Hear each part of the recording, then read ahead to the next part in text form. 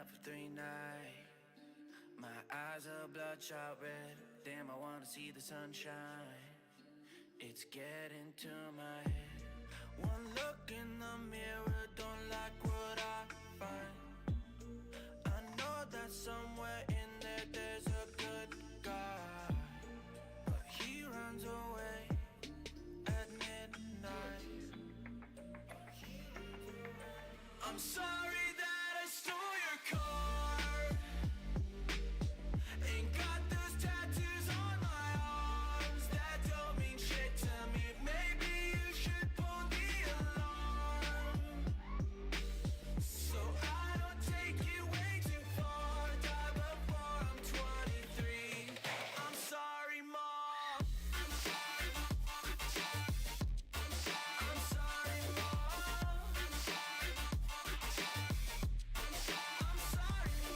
My siblings are perfect and I wish I were the same. Making bad decisions, it should be my middle name. I love playing with fire, it's my favorite.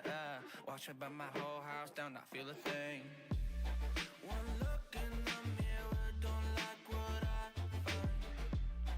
I know that somewhere in there there's a good guy, but he runs away at midnight.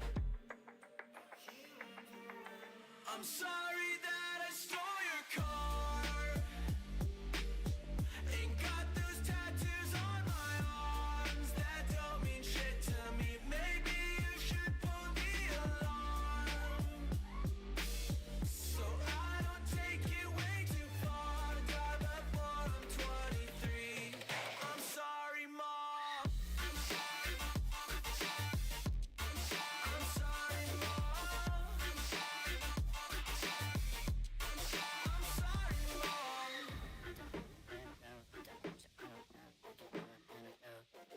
Well, this is what happens when I'm out of my medicine. There's collateral damage, I gotta go. I'm sorry that I stole your car. Ain't got those tattoos on my arms that don't mean shit to me. Maybe you should pull the alarm, so I don't take it way too far. Die before I'm 23. I'm sorry, Mom. I'm sorry, Mom. I'm sorry, Mom.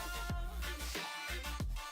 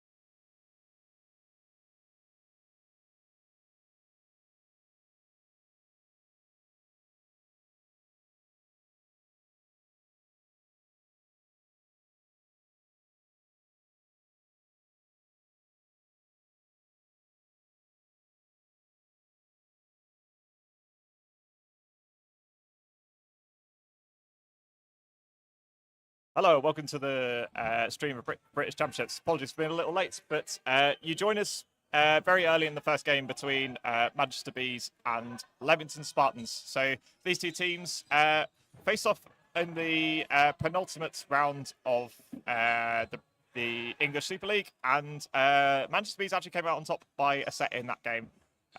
Currently, Bees with a 2-player deficit, but a hit from Millward onto Doherty reduced that deficit down to 1. Bird takes a pot shot at Richards. Spartans with 3 to play with a player advantage. I was a little late on starting this clock, so we're probably about a handful of seconds out of sync on this one, but still plenty of time left in this set. Bees with no need to rush at this point. Exchange in the middle results in a hit from Bembridge onto Whitelaw. Richards elects to hold that final ball, hold that extra ball. Spartans have 4 to play with, they're level. Bembridge entrusted with the last ball from Bees, pre-throws it, and a good 2-ball attack from the 2 former Warwick alumni in Mans and Keys. Take out Bembridge. 4-3 in favour of Spartans. Great take from McGuigan. Good fakes from McGuigan, and Bird baits out the effort from Ovenden. And McGuigan draws his ball to take a very nice catch. 1 player advantage for Bees is retained with a trade between Key and Richards on the right-hand side.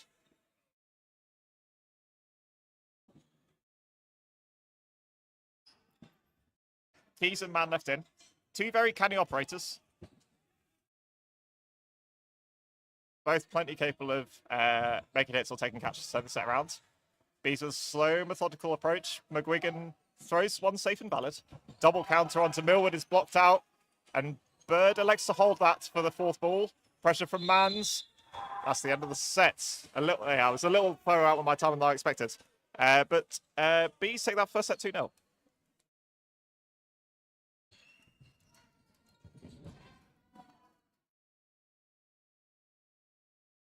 Yeah, so bear that in mind when we come to the end of the half that this clock's a little out of sync.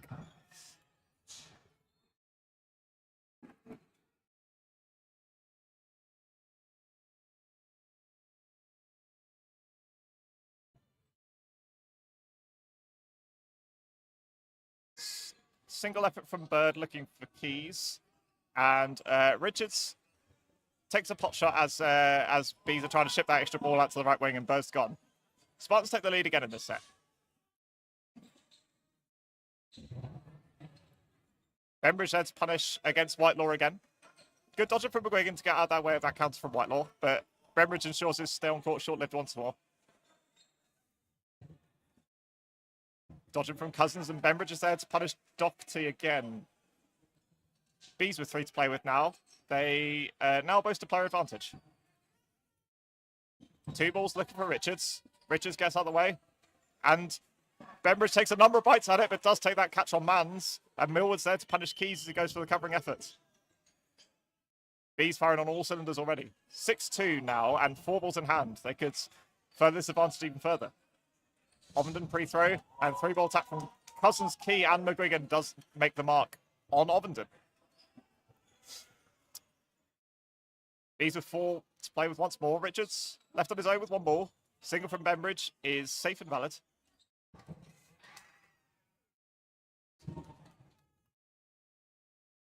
Plenty of pressure coming in. Locked out from Richards. Bembridge elected to hold that final ball. Probably a wise decision. Plenty of time left in this set. Bees don't need to force this yet. Locked out from Bembridge once more. Bembridge sends one back.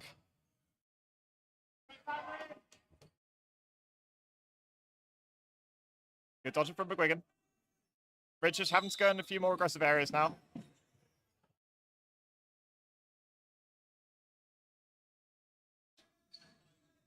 Double pre-throw comes out from Richards.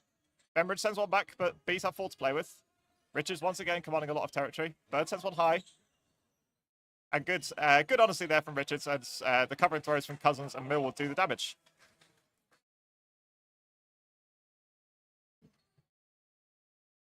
These are the 4-0 advantage.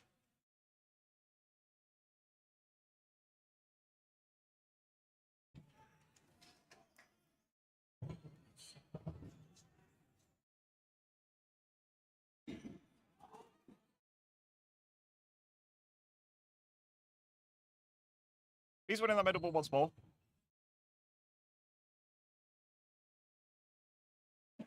Good pressure from Keys and Whitelaw on the wings.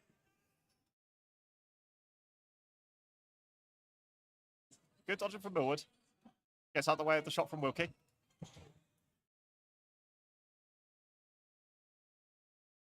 Good pressure again from Doherty and Richards.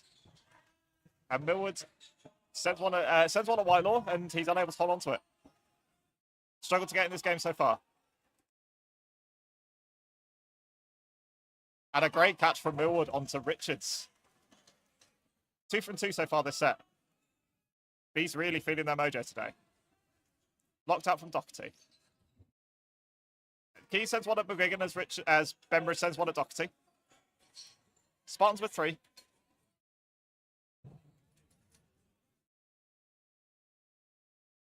Doherty sends one at Bembridge again.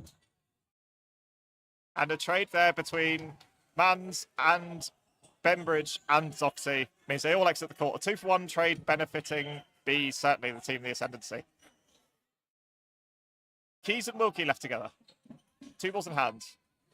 Cousins sends one towards Wilkie, and Wilkie repays the favour onto Key. No hits made. Halfway in this set.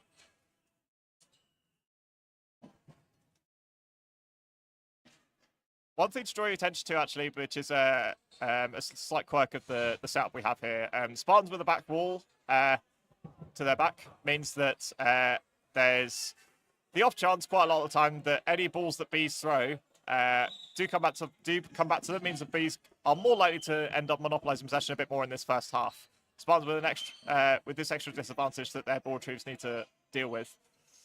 We'll change it at half time, so the advantage will be short-lived for bees. But a great 2-ball counter from Bird and Millwood take out Wilkie. Really well executed from the bees. Keys left on his own now.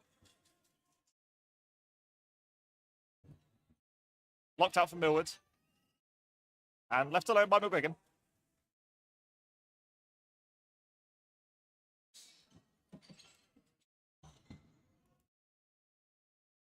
Plenty of fakes coming in.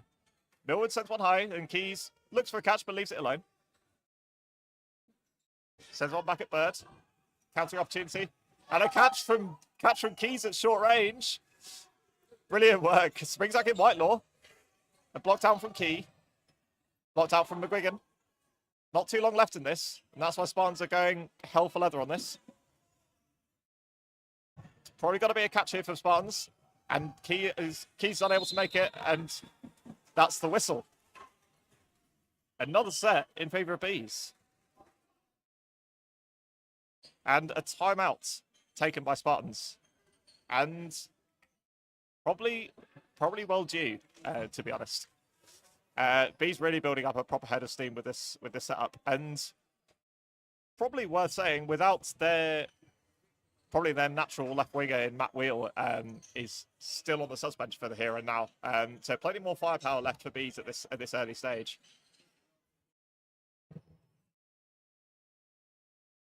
Bees certainly winning certainly the single ball exchange game as well as the set play game. Spartans yet to get going in that respect, but certainly more than capable of doing it. Made a few nice catches to bring these sets around, but yeah, Bees certainly posing too much firepower at this early stage. So we'll have 2, if not 3 sets left of this half, and Spartans will certainly be looking to win, probably ideally at least 2 of them to stay within touching distance of Bees.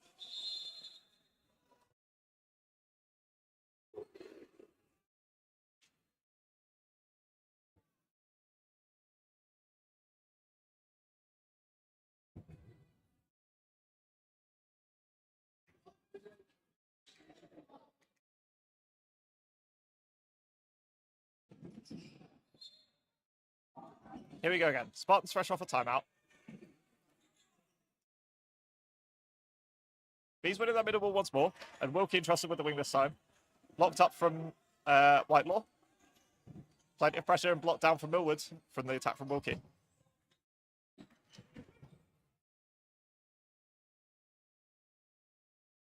Signal from Bird, looking for Richards. And he does make the mark on the England international. And Bees recycle 4 balls after the counter from Whitelaw. Two-ball attack. Make the mark on Doherty. Brilliant timing from Bembridge and McGuigan. The B set plays once again doing the damage. Pressure from Mans and Wilkie. Bird sends one towards Mans, and Wilkie sends one back. Spartans this time with 3. 2-player advantage still in favour of Bs. Cousins finds himself on the wing now. Key goes high over Whitelaw's efforts.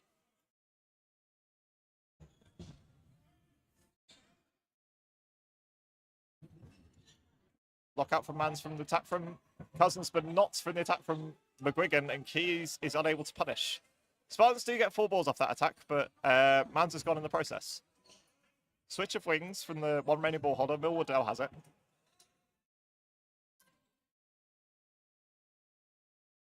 And Bees do manage to retain that 3rd ball.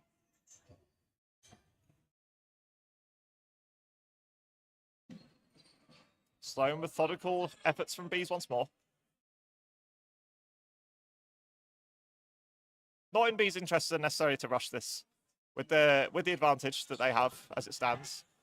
But a solid effort from Wilkie does start retaining the advantage, but a brilliant shot from Millwood onto the toes of Keys restores the 3-player advantage in favour of Bees. Block down from Bembridge. Blocks out from Wilkie. And block out from Cousins, straight into the grateful arms of Millwood. Yeah, tough one for Wilkie to take that one, but Bird gratefully rejoins the fray, and Whitelaw's left in a 1v6. Blocks out from Millwood, and he looks for the catch from Cousins, but it's just out of reach. 30 seconds for Whitelaw to make some magic happen. Been played with injury throughout this season, but good to see him back in a Spartan shirt once more. Free throw onto McGuigan, and free throw onto Millwood. Play ball onto Bees, and they send them all safe and valid. Whitelaw's going to have to work a miracle here. Bembridge with the final ball for Bees. Use it well to block the attack from Whitelaw. But not that one, and good honesty from Bembridge to take that hit on the shirt. But that's time. Bees take an 8-0 lead here. So I think there'll be under 3 minutes left, with us being slightly out of sync with our overall time. And Spartans really need to win this one. Poole enters the fray. Whitelaw's taken a bit of a breather after that effort. Bees still yet to make a sub, and why would they? Bees do with that middle ball, and Millwood sends it at the huddle of Spartans. Great effort from Keys onto Key, apologies. And then Bembridge finds the toes of Pools not long after getting on. Pressure from Doherty and Richards. Makes it difficult for Bembridge to recycle that ball. McGuigan sends one towards Richards.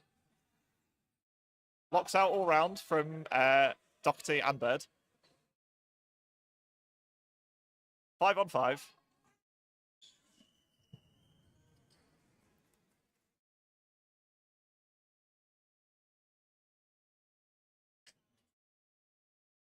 Slow again from Bees. Methodical walk up. Good efforts from Wilkie to get out the way from the attack from Cousins. Exit here is crucial. Blocked out from Doherty from the attack from Bembridge. And Doherty sends one back with interest. Both teams relatively comfortable playing with 2 balls rather than 3. More than happy to send these counters out. And Keys unable to hold on to that attack from Cousins. Good punish from the Northern Irishman. And as Bird blocks his pre-throw. Doherty and Richards. Richards does make the mark on Bird. And Cousins sends one back, but is unable to make the mark. 3 balls now for Spartans, 4-on-4.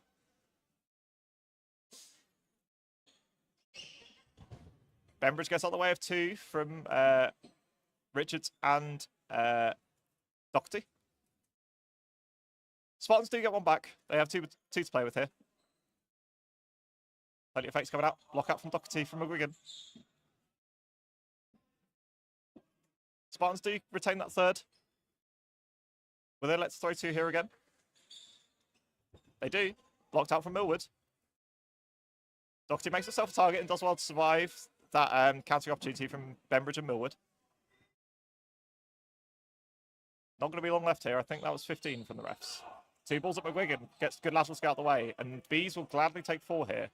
Next hit here is crucial. Doherty looks to make it. Blocks out from Bembridge. Hits from Millward and Cousins onto Doherty. And that will be the end of the half. Ignore the timing on the screen. But there's a stoppage of play there to work out. Doherty, I believe, thinks he's hit Bembridge. It looked like it was block. It was ball and floor and body in some order. But that'll be half-time nonetheless. Just waiting on the clarification from the refs about whether that was a hit on Bembridge. And if so, whether the hit on Doherty should still stand. Which it should, I believe.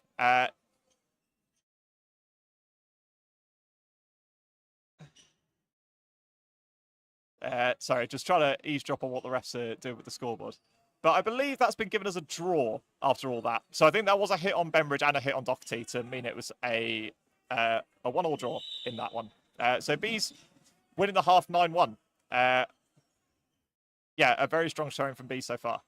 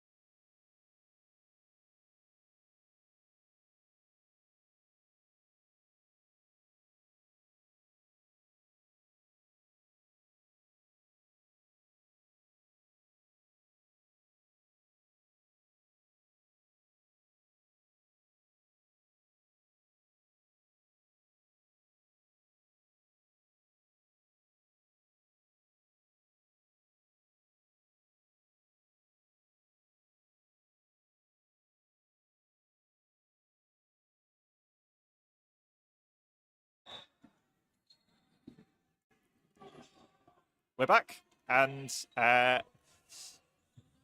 early introduction for Neil, who came on at half time, is to go over the middle line rather than middle ball. Unfortunate for the Englishman.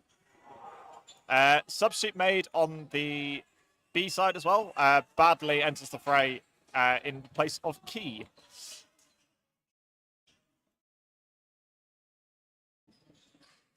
Early advantage for Bees once more.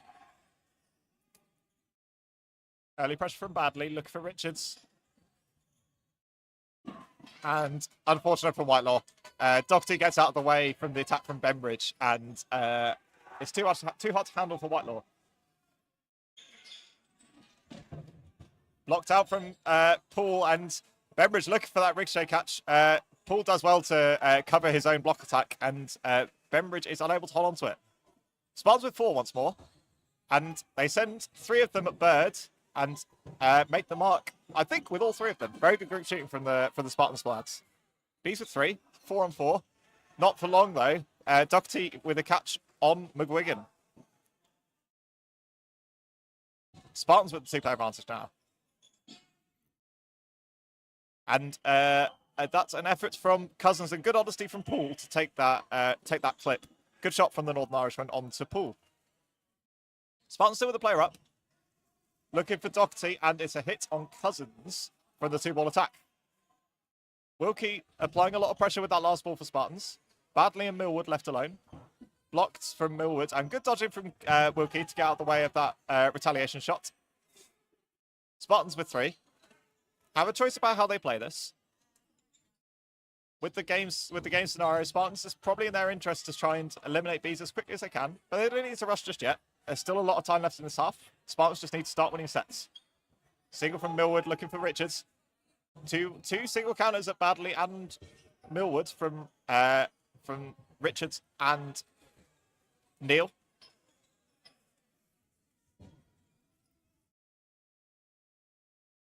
Safe one from two safe from Badley. Not within a meter, so not within a meter of a live player. So Badley has gone for an invalid attempt. And a shot from 3-ball attack from Spartans finishes the job, and Woogie's not in the mood to hang around. Spartans reduce the deficit to 9-3.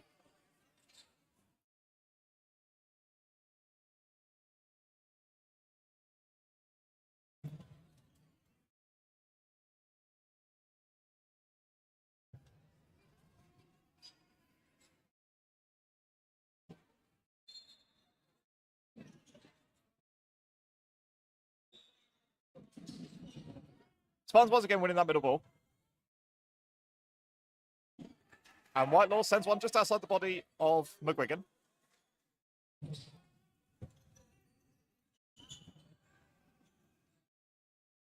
Poole applying a lot of pressure onto Bembridge.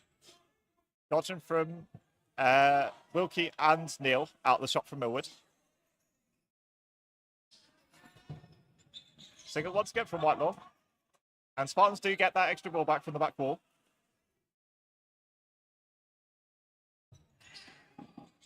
Plenty of fakes coming out. Good movements from Badley, getting out the way from Richards. Poole concedes the wing to Whitelaw. Gives Bembridge something else to think about. Single from Cousins. And a trade between Whitelaw, Richards and Bembridge. Bees, as always, are super quick on these punishes. Basically saying to Spartans, if you're going for my player after they throw, then believe you me, you've got a ball coming straight at you. Spartans not doing well to survive these trades at this point, but it's a good 2-ball attack from Spartans, take out Cousins. And Doherty entrusted with the last ball for Spartans. Plenty of pressure coming out. Bird, Millwood and Badley unfazed. They send 2 at Poole and they make the mark. I think one of them had bounced, but one of them was definitely a hit. And Doherty caught napping, unfortunately, from that pot shot from Millwood. Bees retain the player. Bees get a player advantage. Good height from Bird on that effort.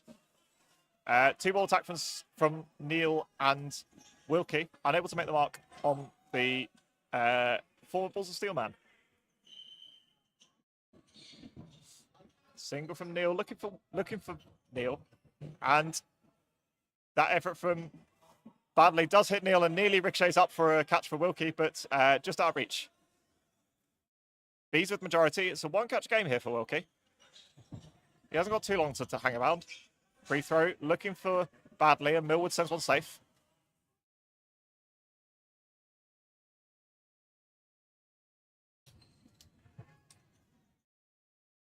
Bird sending one this time. Smart gameplay here from Bees to try and draw out this set as last as much time off the half as they can. Ensuring Spartans don't build up any kind of momentum after their final heroics last game. And a great final hit from Bird. A good decision there from Wilkie to look for that catch, but the shot from Bird is too good. Bees take yet another set. It's 11-3 here. Crucial one for Bees to win there. A win there for Spartans and the whole momentum shift of the game is very, very different. But as it stands, as it stands, there's a 4-set lead here for Bees, and if they last them all to time, then that might be it. And that is a hit on both sides. Yeah, Paul just about releasing his ball before he was hit by Bembridge. So if Bembridge had thrown that a little bit earlier, then Paul would have been hit before he'd released that ball, and it means that the dead ball that would have hit Bembridge wouldn't have actually taken him out. In amidst all that, a cross-court hit from just grazes Bird on the way through. Bounce in front of Richards.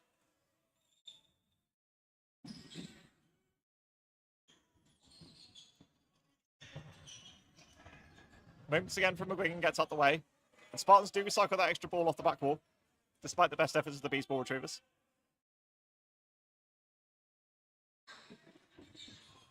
And, yeah, unable to block that one from Badley. Good shot from Whitelaw going through the block of Badley. Slow, methodical pressure again from Bees, and a good accuracy once again from Cousins, just outside the body of Whitelaw. Unable to hold on to that catch. More than capable of taking them, but not on this occasion. 2-ball attack. And the follow-up shot from Millward goes straight into the grateful arms once again of Doherty. Been playing well, the Scotland international.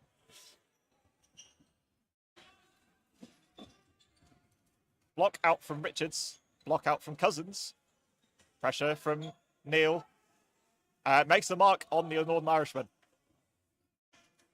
McGuigan sends one back towards Wilkie. Neil, who's changed his shirt at this early stage, entrusted with the last ball.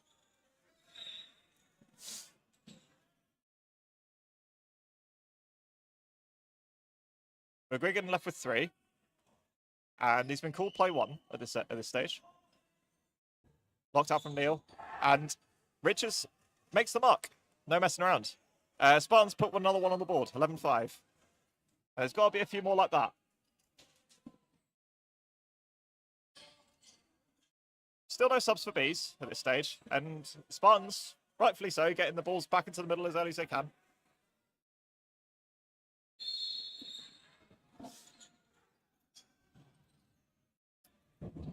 Bees win in the middle. And, yeah, indicative of the kind of game Bees like to play. They're not looking to mess around, not looking to hang around here. But an early hit from Bembridge onto Whitelaw once more. And the retaliation shot from Richards gives away 4.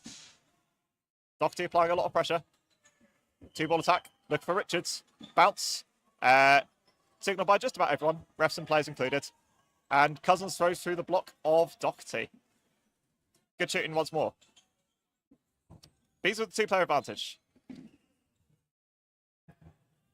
Wilkie, Poole and Neil coming up. Wilkie sends one towards Bird. And a good hit from Millward gets through the block of Neil. Bees once again with 3. In terms of balls and a player advantage. And that's a bounce in front of Poole. Good idea is to look for that early catch against Bembridge, but Bembridge sends it just outside of catching range. Pre-throw from Poole, blocked out by Bembridge. And Wilkie and Poole both caught fishing for Badley and Bembridge. Richards left on his own in a 1v6. Bird sends one safe. And Richards sends one at Bird and grazes him on the shoulder on the way through. Richards got about halfway left in the set, but he can't afford to hang around. Sends one at Bembridge. Sends one at Cousins. Makes a mark on Bembridge. Cousins gets out the way. Richards with 3 to play with. Sends one towards Cousins. Millward sends one back. Blocked away by Richards. Bees now with 3. Different kind of game now. Badley sends one safe. Richards tries to make the mark on Cousins on the way through. But Bees once again with 3.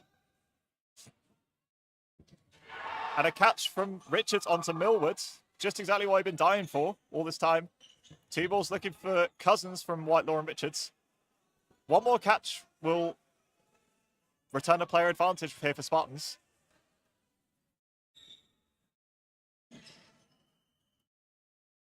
They don't make it. A good 3-ball attack from Bees. Take out Whitelaw. Richards again in a 1-catch game. Looking for Cousins. Good movements to get out of the way. And McGuigan and Badley Badley sends one safe and gets out the way of the effort from Richards. Not long left here. One catch here. Needed for Richards here. Block out from Cousins. And he does take the catch off Cousins. It's level. And level probably isn't good enough, Spartans here. They send one at Badley. And it's a loss of control of the ball, I believe. Yeah, it's been given. And Spartans take that set. Great effort from Richards to bring that back from what I believe was a 1v6 in the initial stage. 11-7. And a timeout. So, we have a shade over 3 minutes left. And that timeout from Bees is basically guaranteed that we're going to get at least 2 more sets here. So, yeah, I think Bees doing everything right for the first 2 minutes of that set, but some last-minute heroics from Richards really taking the mantle. Catches on both Millwood and Cousins in that effort.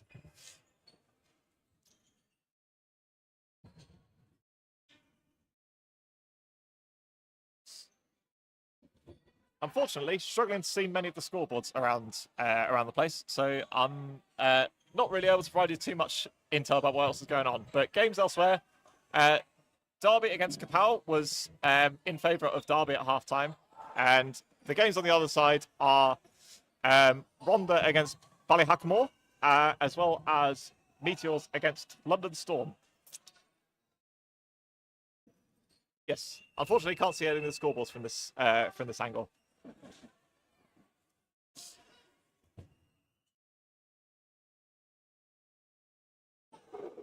But yes, I think particularly that last game, both of those teams.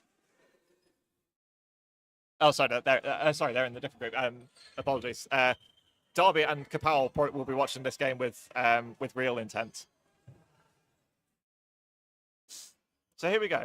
We're going to have a shade over 3 minutes left. So we're going to have this set and at least one more. So Spartans know they don't need to necessarily win this with time remaining, but they do need to win it. Here we go.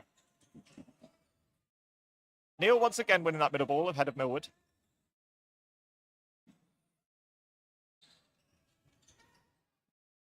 Single from Poole, blocked out by Bird.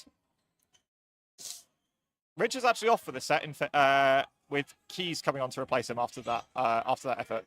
Blocked out from Whitelaw from the effort from Millwood.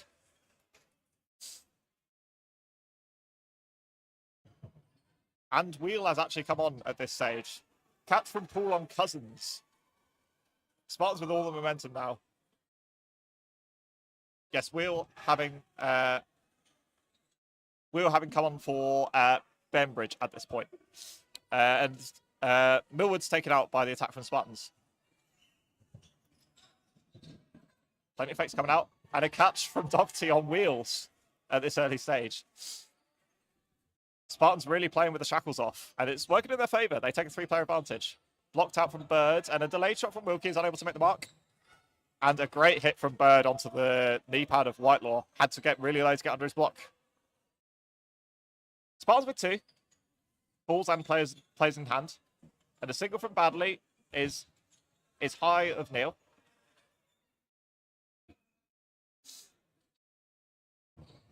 Two-ball attack, and that's a hit on Badley from Poole. Great shot on the trailing leg. Bird does take out Wilkie, but Spartans won't be too unhappy with that trade.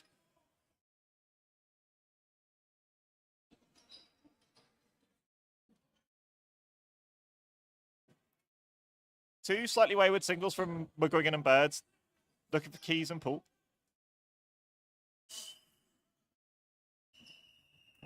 Two-ball attack. Block out from McGuigan. Double counting opportunity. And Neil does some of his classic gymnastics to get out the way of those counters. Still 4-2. Spartans doing much better in surviving these trades from Bees. Bird tries doing the same and does well to get out of the way of the two-ball attack from Keys and Neil. Spartans with 3. Poole takes the centre. And block out from Bird. And a hit onto Poole as well as a hit onto Doherty from McGuigan.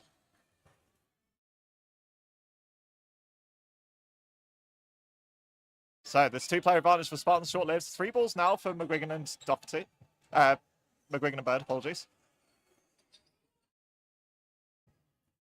Bembridge has come up to me with a very sad look on his face and a slightly bent finger. So I'm wishing him all the best.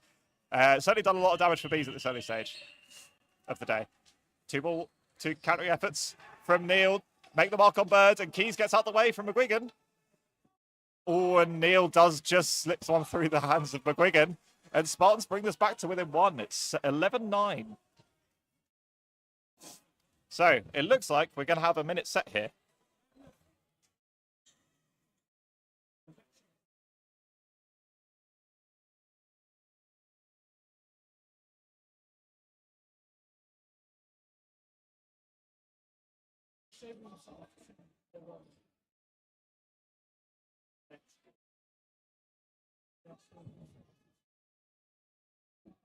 Yeah, this will be a final minute set, and Spartans need to win it to secure a draw in the game. Bees know that a win or a draw of this set will mean that they are the victors of this game. Here we go.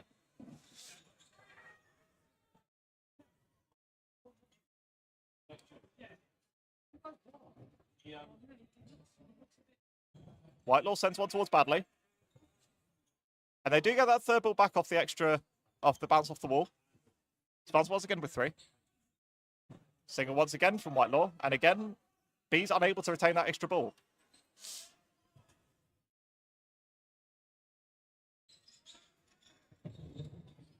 Poole looking for Wheel.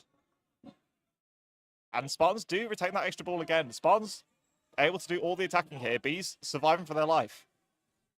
They're doing well so far. 6 on 6 again. A hit onto Millwood for the attack from Richardson. Whitelaw. Bird makes the mark on Whitelaw. There's a punish there from Neil onto Bird, as well as a follow-up hit from Cousins onto Neil. 4 on 4. Spartans need a hit. They make it onto Cousins. And there's a hit there from Wheel after time, as very much indicated by Wheel. And Spartans, from the jaws of defeat, have managed to secure a draw here. It's 11 apiece, I believe. Quick confirmation from the refs that that's exactly how that panned out. But that was what was initially signalled. I think that there's general unanimous agreement that the hit from Wheel was after time, but just double checking that we're getting this right, because this will basically decide the game. Yeah, all the refs, all the line refs coming in just to ensure that we reach the accurate conclusion here.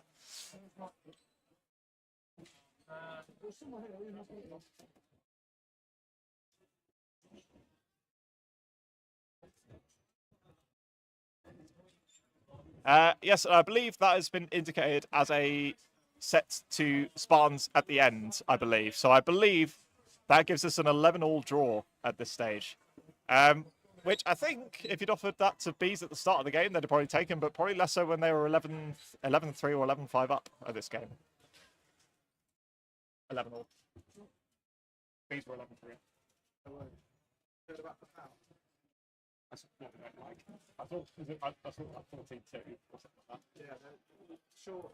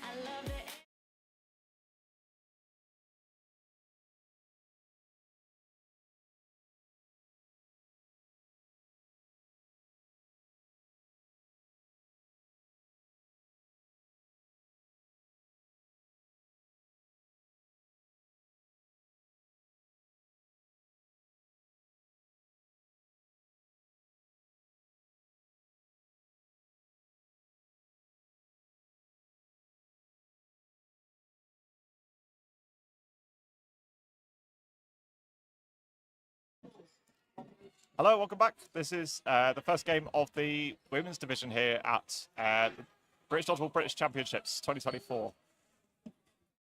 In front of us, we've got Derby Phantoms ones playing off against Leicester White Tigers. And Phillips making an early hit in the centre for Phantoms.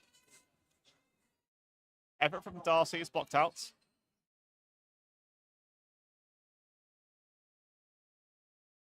Single from Lynch, looking for Allen. Played in good areas, but left alone. Phantoms fresh off their Super League victory. Going through without losing a game for the entire season. A very, very momentous achievement for Phantoms.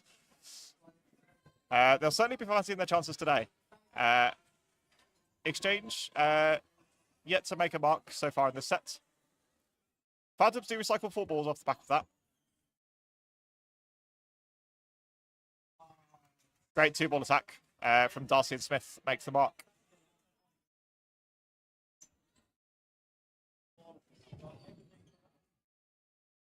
Free throw looking for Allen.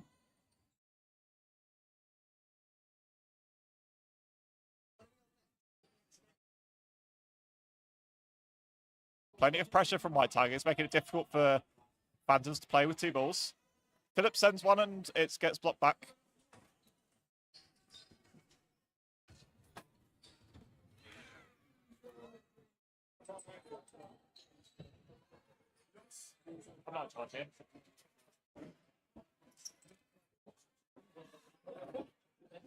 Apologies, hopefully we're back. 2 balls and a hit from Allen onto Lynch.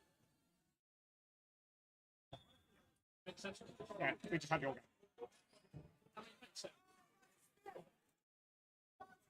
2-ball attack. And it's a 1v6 and Allen finishes the job. Shit, missed timer.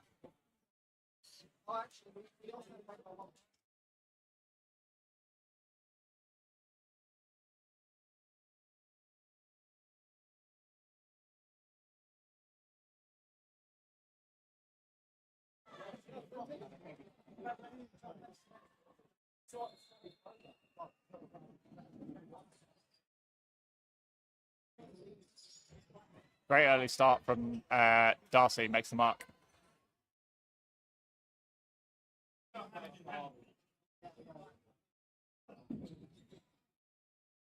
And I think there's a bit of dispute about whether that was a catch or a bounce, but good honesty from White Tigers calling that a bounce on their own player. Darcy looked more than ready to walk for that catch, but it was very much not. Good honesty. And that's exactly what I'd say at this highest form of the game.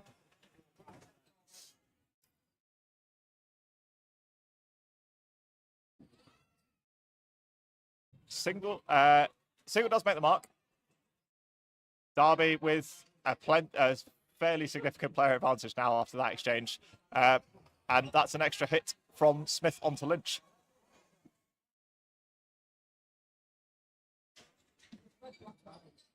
Single look for Allen. Double countering opportunity.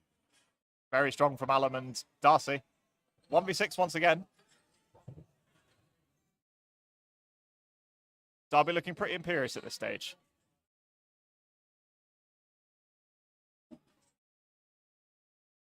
Locked out from Phillips. Double counter. Too hot to handle. A very business-like set there once again from Phantoms.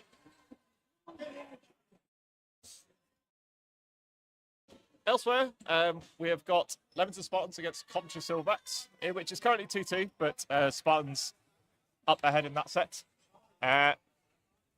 Elsewhere, London Storm against Ballyhackamore Amazons and Derby Phantoms 2 against Bedford Eagles. Complete the set of winners' games. Apologies, can't see the score of the latter 2.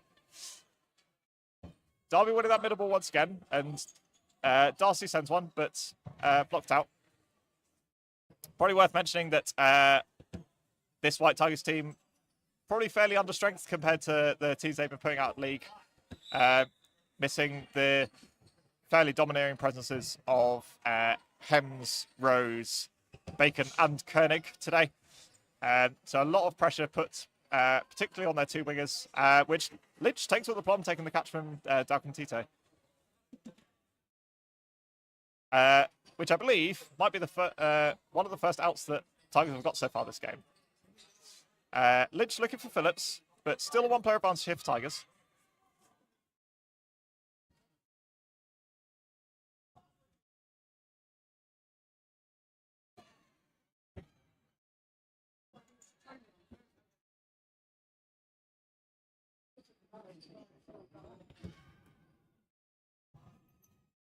Lynch looking for Altonols, and Alan repays the favour.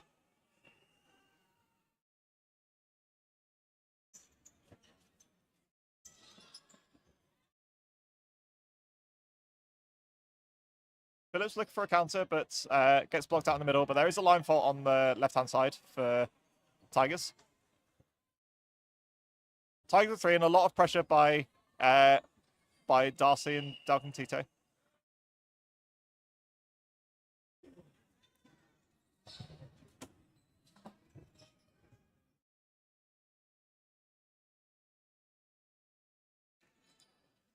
And another single finds its mark once again from Phantoms. The bread and butter plays for Derby really proving too much for Tigers to handle. And I believe that is a good take, but yeah, no catch and out given. It was difficult to tell whether that was catch and out or hit first from here, but a very strong catch made from the double counter.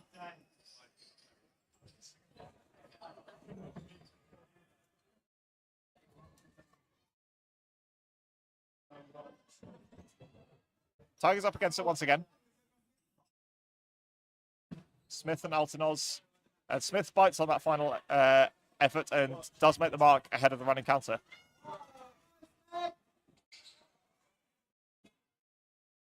Ball's here for Tigers. Blocked out by Allen.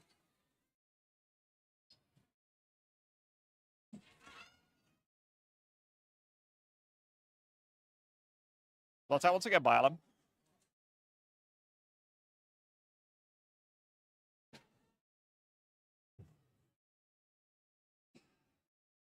That's third ball in a bit of uncontested territory, but that's time anyway. 6-0 Phantoms. Looking very much forced to be reckoned with today.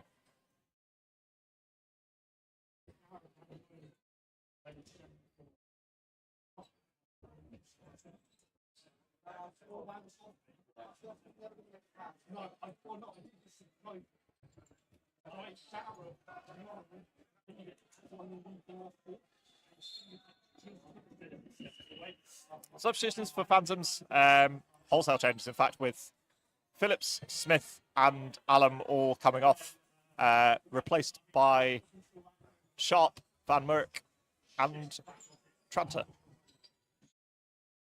Sharp finding herself on this left wing, basically immediately facing off against Lynch. And a single effort from Darcy is makes one hit. It did bring Shay back up into her adjacent Tigers player, but via the floor. Single attack from Tranter is blocked away. Lynch sends one back. And the effort from Sharp is enough to force Lynch off court.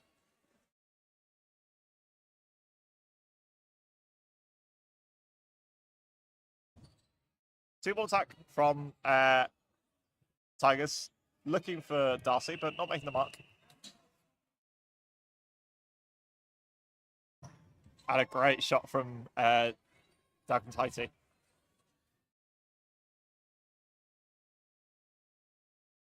Tigers struggling to live with the Derby set plays so far. There's a cross-court effort from Tranter. Doesn't make the mark.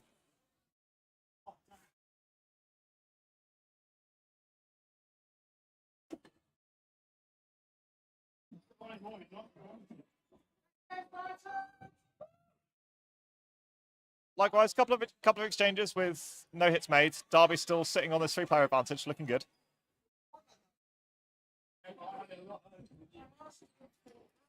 Two-ball attack, look for Tranter.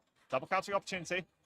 And that's hit first, given by the referee. Yeah, and I believe that's the correct call. It's a great take from the effort from Tranter, I believe it was. But the counter opportunities from Dragon Taito, too much to handle. Tigers look to do the same, but don't make the mark on that occasion.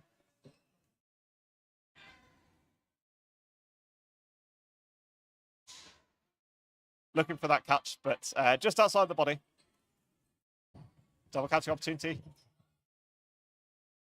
Good timing from Darcy and Sharp. Trying to entrust it with the last ball for Phantoms. Phantoms now with 2. They got one of their trademark double counters available to them if they wish. Just like they do. And Sharp and Tranter do the damage.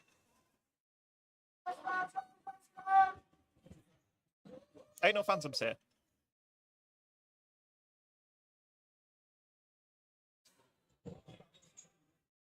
On this adjacent court, Spartans taking an 8-2 advantage over Coventry Silverbacks. Newly formed this year and promoted to League One without losing a game from League Two. But here we are.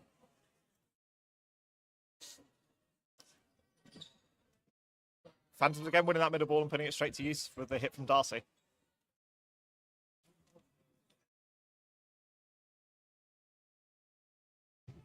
Tigers looking to do likewise. And the effort from Sharp is too good for Lynch, and blocked out from Darcy from the subsequent counter gives 4 balls to Phantoms. Put it to good use, making 2 hits.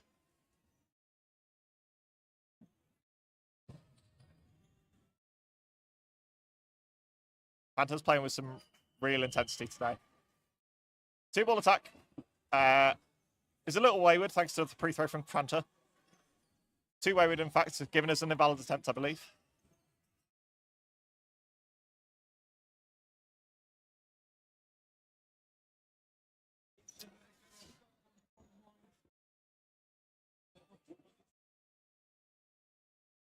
Fans will have a choice about how they want to play this. Might elect to try and finish it here. And line fault off the back of the court. Another set in the bag for Phantoms.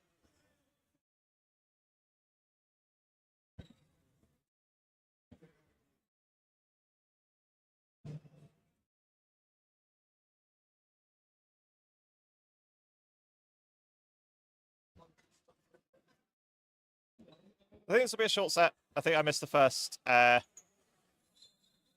think I missed the half-time clock, so I think this is going to be a short-ish set here. With the way Panthers are playing, they've all been pretty short sets, to be honest. But going to be less than 3 minutes on the clock. Tranter making the mark early doors once more.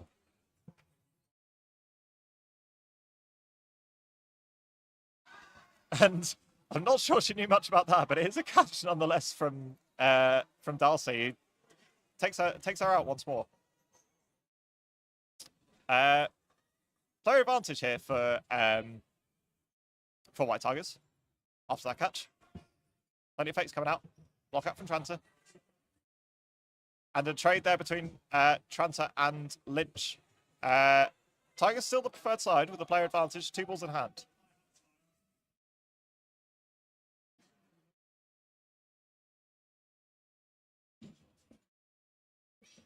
Single effort is a little wide of her opposing winger.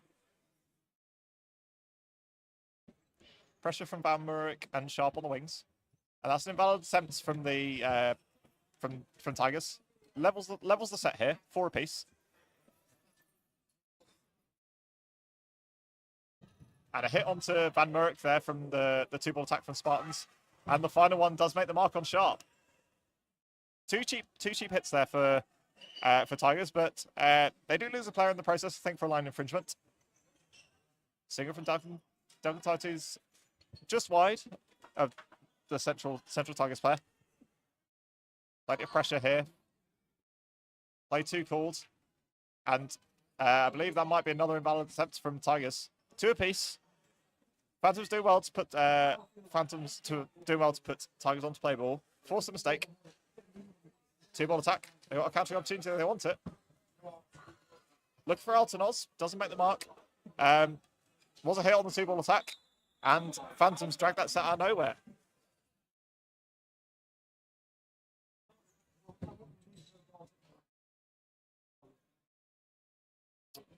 I believe that might be half time. And Phantoms very much in a dominant position. 12-0 at the half.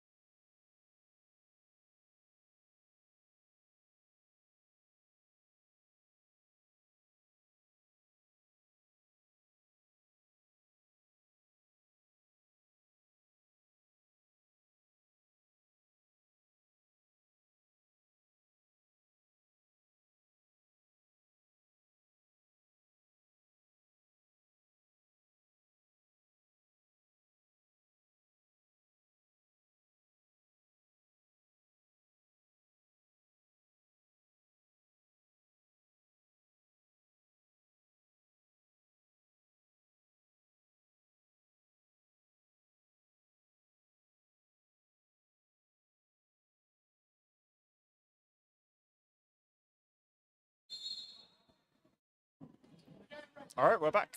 Phantoms with a very dominant 12-0 performance at the half. And Sharp makes the early mark from the quick start. Phantoms very much carrying on where they left off. Bit of rotation for Phantoms at the half as Smith, Allen, and Phillips all rejoin the action in the place of Darcy, Dalcantite, and Altinos. Good dodging from Van Murray, getting out of the way of the single from Lynch.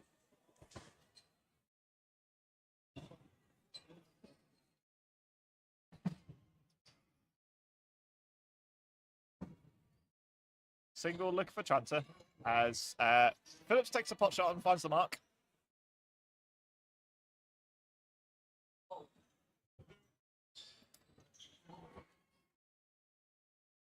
Score elsewhere.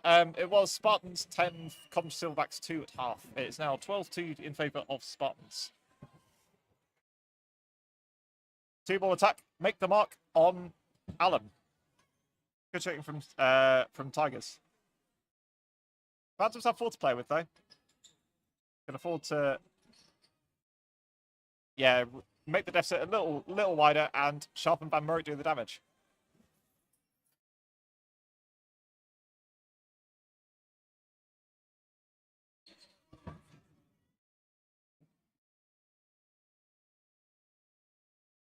Free throw from Chandra was unsuccessful. Great double counter from Tranter and Sharp. Make the mark, and Tranter leaves that one alone. Probably a wise decision.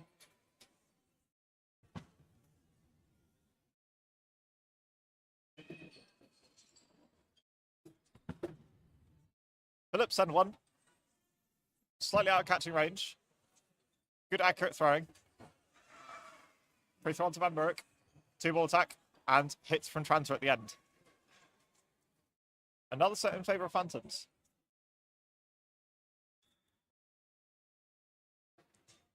Shall I leave you two for this one?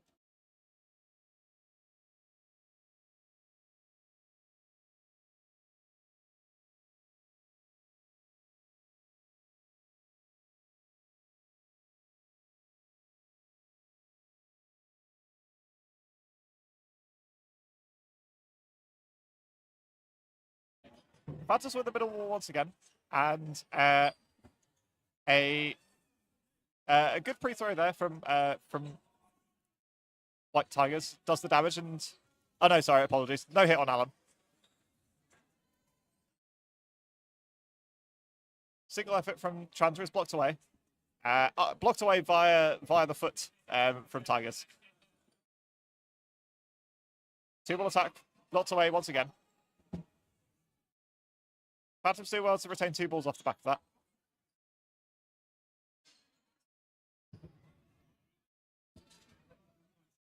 Single ball effort, and the counter from Tranter is too good. Getting through the block from the Central Tigers player. Tigers a little bereft of ideas, it feels, when they going up with 3. Good effort there from Lynch, and the effort from Sharp once again through the ball holder.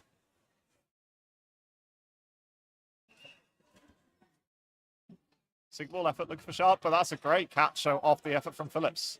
Reduce the deficit down to 1 player. Tigers again with 3. Throw 2 of them at Allen. Phantoms elected 3 set with 4.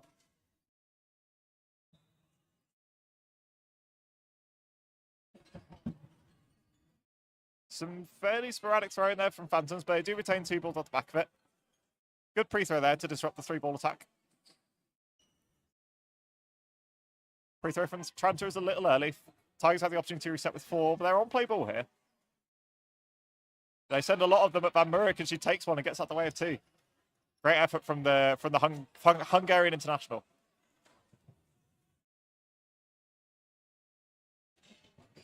Single from Allen. And Van Murray does trade herself with Lynch high up court.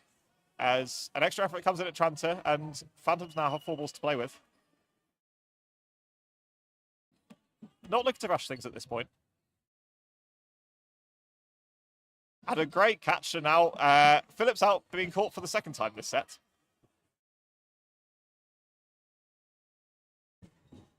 Still with a 2-player advantage here for Phantoms after making that hit. 2 balls in hand. Single effort look for Tranter, double counter opportunity. Looks for a catch, but can't quite take it, and Smith is there to cover just in the nick of time. 4-1 here for Phantoms in terms of players on, and not long left of the set. And Tranter finishes the job. Another one on the board here for Phantoms, 16-0.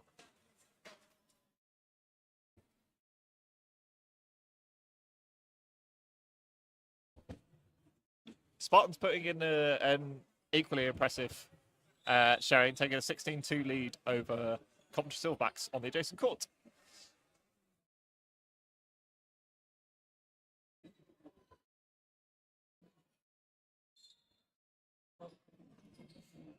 We go again.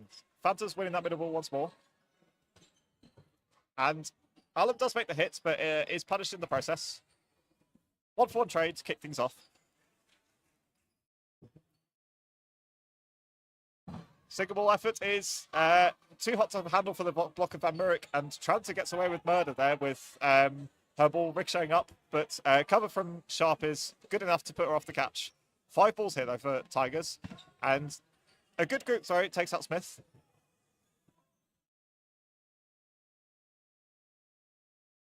Teams matching each other blow for blow here in this set.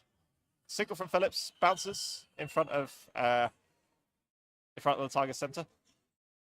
That ball's gone a long way. It'll be a little while before we get going again. Here we are.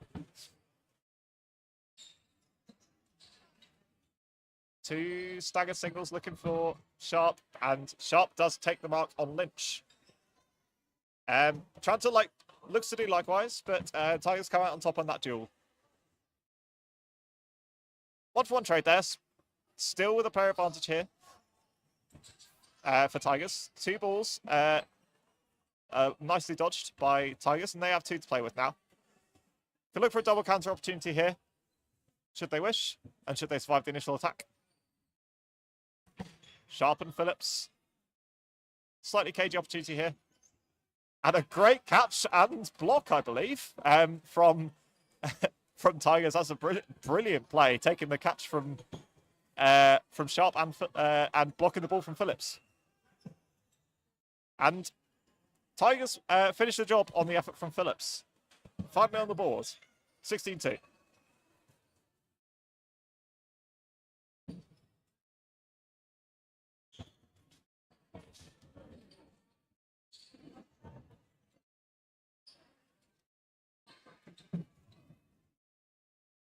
Derby posing once again very fluid for substitutions in this early game. It's going to be a long day for these teams, as a triple sub once more with Van Murk, Tranter and Sharp all coming off for Darcy, Duncan Tite and Altonos.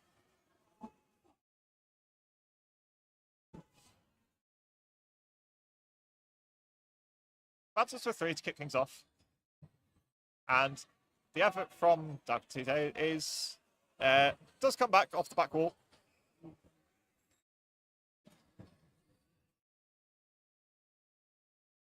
And a good pre-throw there onto Smith.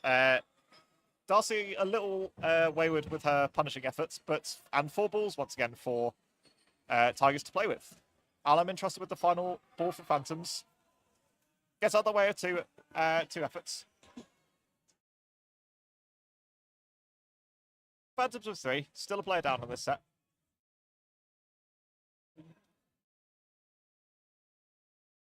Altonos looks in the middle. Good movements from Tigers to get out the way and to retain that extra ball. High pressure again from the Phantoms wingers.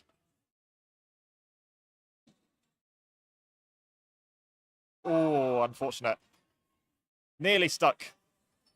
Good good tempo on that counter from Duncan Tite. Just enough to make it too hot to handle.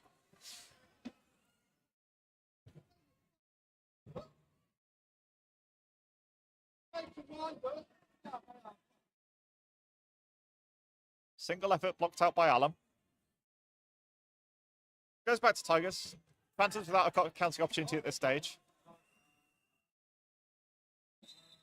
2-ball attack blocked out from Alam once more. And 4 balls for Phantoms to play with as a result of that.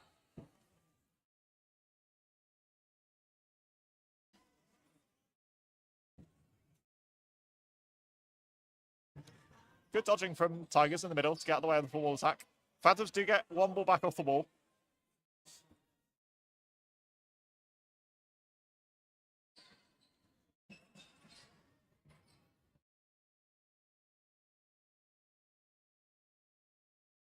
And Phantoms with finally an extra kill on Lynch.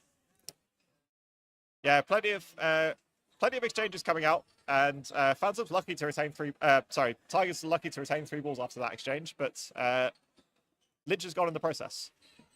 Single ball effort, and it's a catch from Duncan Tite. Smith re-enters the fray. And 4 balls here for Phantoms. Look for a trade, and Darcy makes the mark and gets out the way.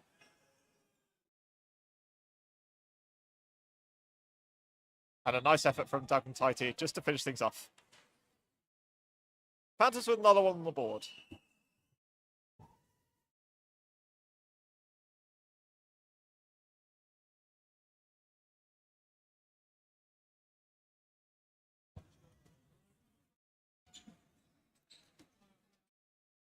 On the adjacent court, Spartans doing a real job on Silverbacks. 18-2 on that court.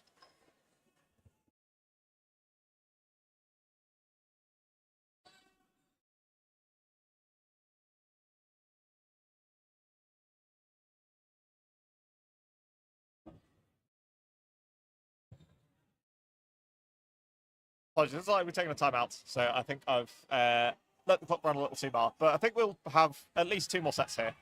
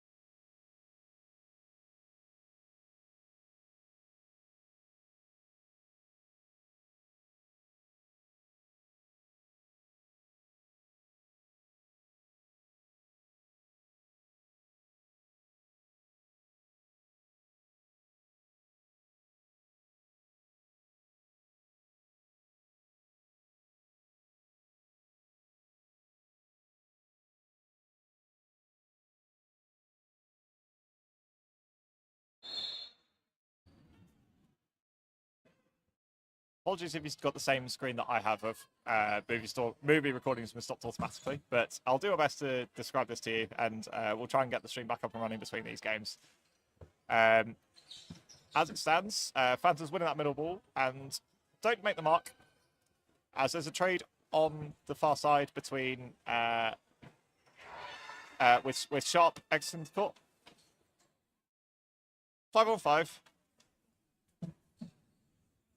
Plenty of pressure coming in, and a little bit of a lazy dodge after a fairly brutal game. Another cheap hit from Derby. Single blocked out from Darcy.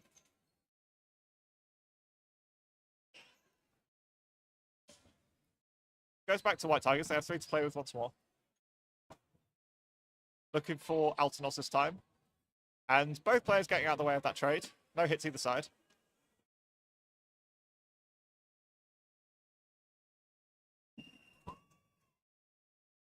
Lots of pressure again from the Phantoms wingers. And a superb catch once again. A good counter from Darcy. It was hard and low, but a very nice catch once again from Tigers.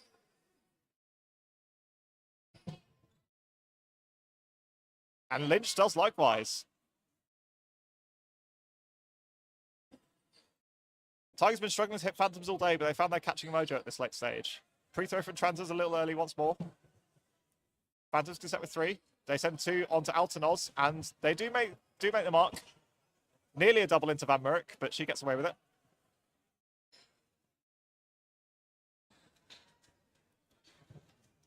Single for Transer is nice and accurate. Makes the mark on the shoulder. 3-player advantage still for Tigers.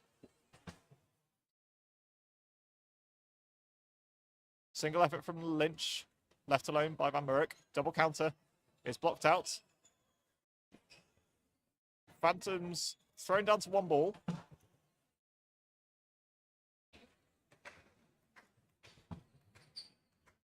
And 2 safe balls.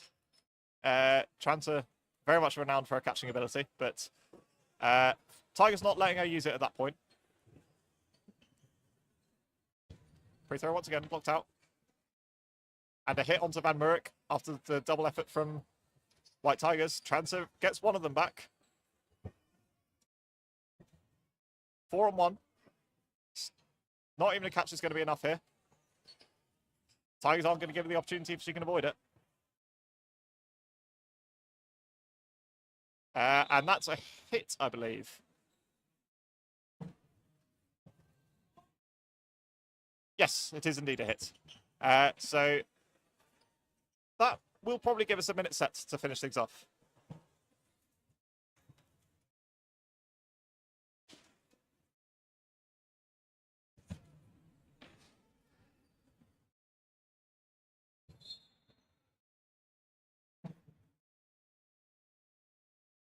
Panthers winning that middle ball, especially important in a short set.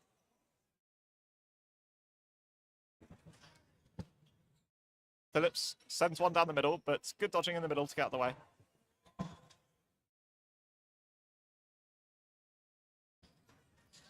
Single is too hot for Allen to handle. Tranter looks to revenge, but unable to make the mark. Tigers take a player lead in the set. Free throw is blocked out by Van Murk, and Tranter is there to punish. Level here. That extra ball in uncontested territory. Panthers doing all they can to make sure that Tigers can't reclaim it, but they'll find it a lot easier now with 3 balls in hand. Sharp doing all she can, but Tigers do recycle it. They send plenty of them, and it's a catch from Van Murk. And that's that. Phantoms roll the dice, but some heroics from Van Murk makes the final score Phantoms 20, White Tigers 4. And that concludes this game. Elsewhere, Spartans look like they beat Coventry Silverbacks 18-4 on this adjacent court. And next up, we have got a very interesting looking tie between Meteors and Ballyhackamore Barbarians. We'll see you in a bit.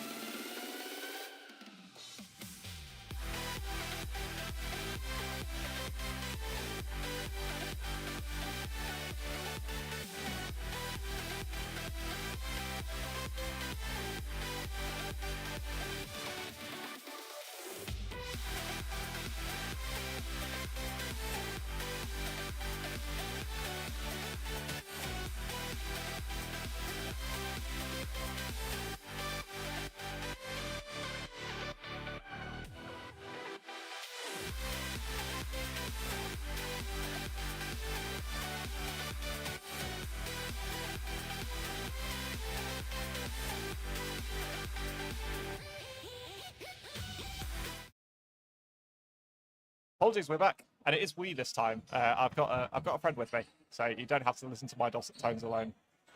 Hello. So that is a big hit from Koenig on Hill. So that, I believe, put Meteor's one player up, but then we have Christopherson has been hit out as well. So we're back to 5-on-5. And we are trying to monitor the chat as well. So if anyone has any questions, please do shout us out and we'll do our best to answer. Slow down slightly while the balls come into court. Meteors with 3. David sends one at Johnny Hill this time, taking the wing off his brother after he was fairly unceremoniously hit out by Koenig to start things off. I think that duel on that far side is going to be a thoroughly interesting one throughout. And Hill does make the mark, as well as a hit from a hit onto Mester on the far side. Yeah, I think Koenig for Meteors be relatively annoyed he didn't make that catch. That does tend to be his thing. We got another 1-for-1. Hughes for Jamie Hill. Johnny Hill.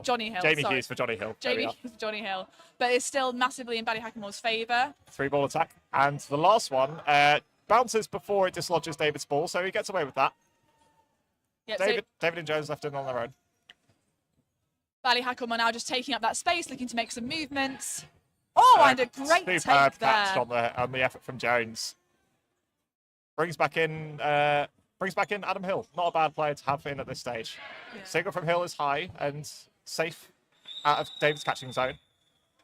Yeah, at this stage, of course, we've not played very long at all, but Ballyhack can take their time. But there we are. Just a block from David, I think. Block downwards. We've got clear indication there from the ref on the right, which is appreciated. Good dodge there. Yeah, doesn't need to take any doesn't risks. fancy another catch. Blocked out from McElroy. Yeah, McElroy very happy to waste a little bit of time with the fake running counter. Murphy doesn't fancy that one, leaves that one well alone. We've just got about 125 left in this set, so it'll be interesting to see. A little shorter. I was a little late on starting that one, I'm afraid. Apologies. But plenty of fakes coming out. Block out from Hill. And the effort from Murphy is in zone for David, but too hot to handle. Ballyhackamore will take that first set 2-0. So I think that probably sets the tone for what we're expecting to see from this match. This is both the respective winners of the Northern Irish and English leagues facing off here in Nottingham today. As a matter of fact, I think Capel won the Northern Irish League for. Oh, I do apologise. In a relatively rare turn of events, Ballyhackamore winning it for a number of seasons on the bounce, but not this time. They did win the mixed nationals though earlier in the set, of which both the Hills and McElroy and Murphy all played, and there's a block attack from Hill into the grateful arms of Murphy. As you can see, some fantastic covering plays there from Ballyhackamore means that there's lots of people looking for those options. Those ricochet balls are catchable until the ball hits the floor. So that's a great play from Murphy. Lots of balls from Hill, takes out Jones. Yep, good dodging on the Ballyhackamore side ensures there are still 6 players on. Well timed from Nathan Christopherson, finds Murphy there in the middle, but again, the number's still very much in Ballyhackamore's favour. Meteors can take this slow and steady though, try and whittle that 5 down to something more to their convenience. Good hit from Mester onto Hill, and good dodging in the middle from Ballyhackamore, gets out the way of the effort from Christopherson.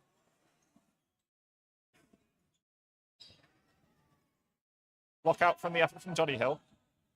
Another good block in return. You can see how effective these fakes are in forcing some movement from the players who are being thrown at. I personally was convinced there were 2 balls from Ballyhackamore going there. Another strong block from Nick Mester.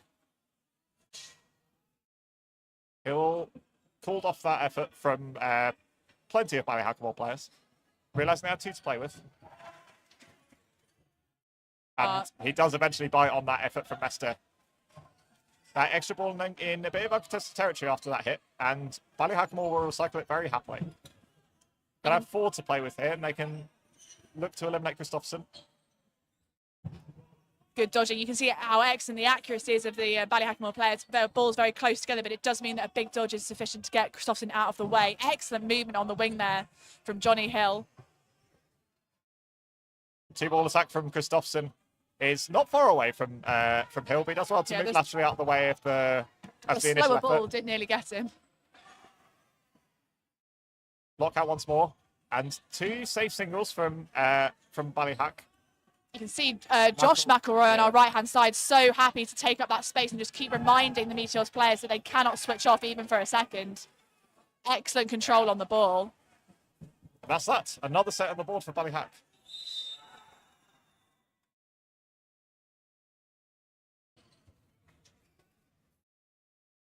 Two sets in relatively short succession here for the Barbarians, and Meteor's a little lackluster to get going at this early stage.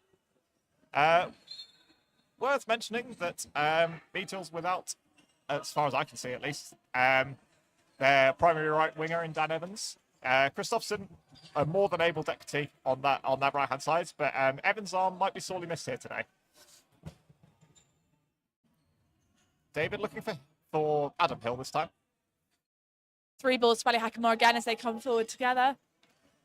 Plenty of fakes, some good movement from David. I'd have thought if I were Meteors, I'd be looking to maybe settle into this set a little more. You might see a bit less of the sort of chaos and multi-ball releases just while they try and assert a bit of a presence in this game.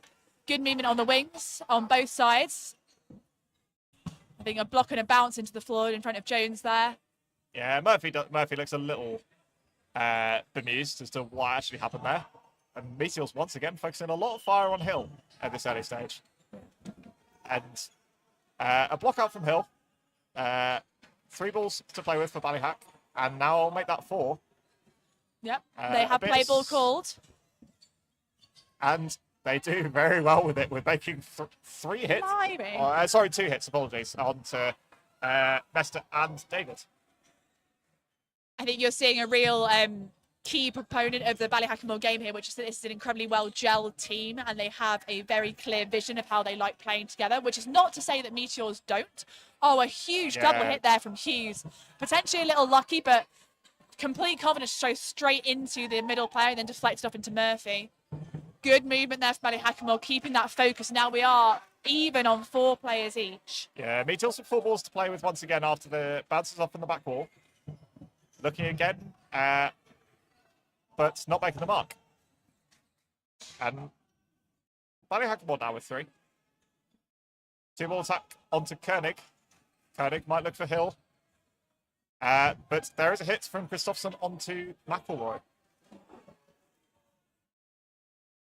That 6-3 player advantage feels a long time ago now. Block out from Hill off the effort from Jones.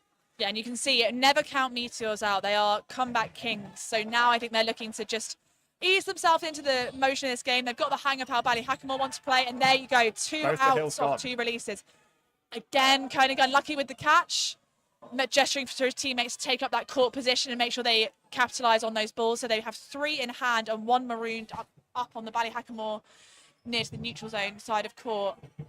3 balls, don't make the mark. Ballyhackamore have 5 to play with, so 1 at Christopherson. And now the tables have turned. So with approximately 10 seconds left to go in the game, Meteors don't need to end this. All they need to do is not make any mistakes. So they're going to keep 2 balls in hand, which suits them just fine. And the set goes to whistle. Meteors on the board, 4-2 here.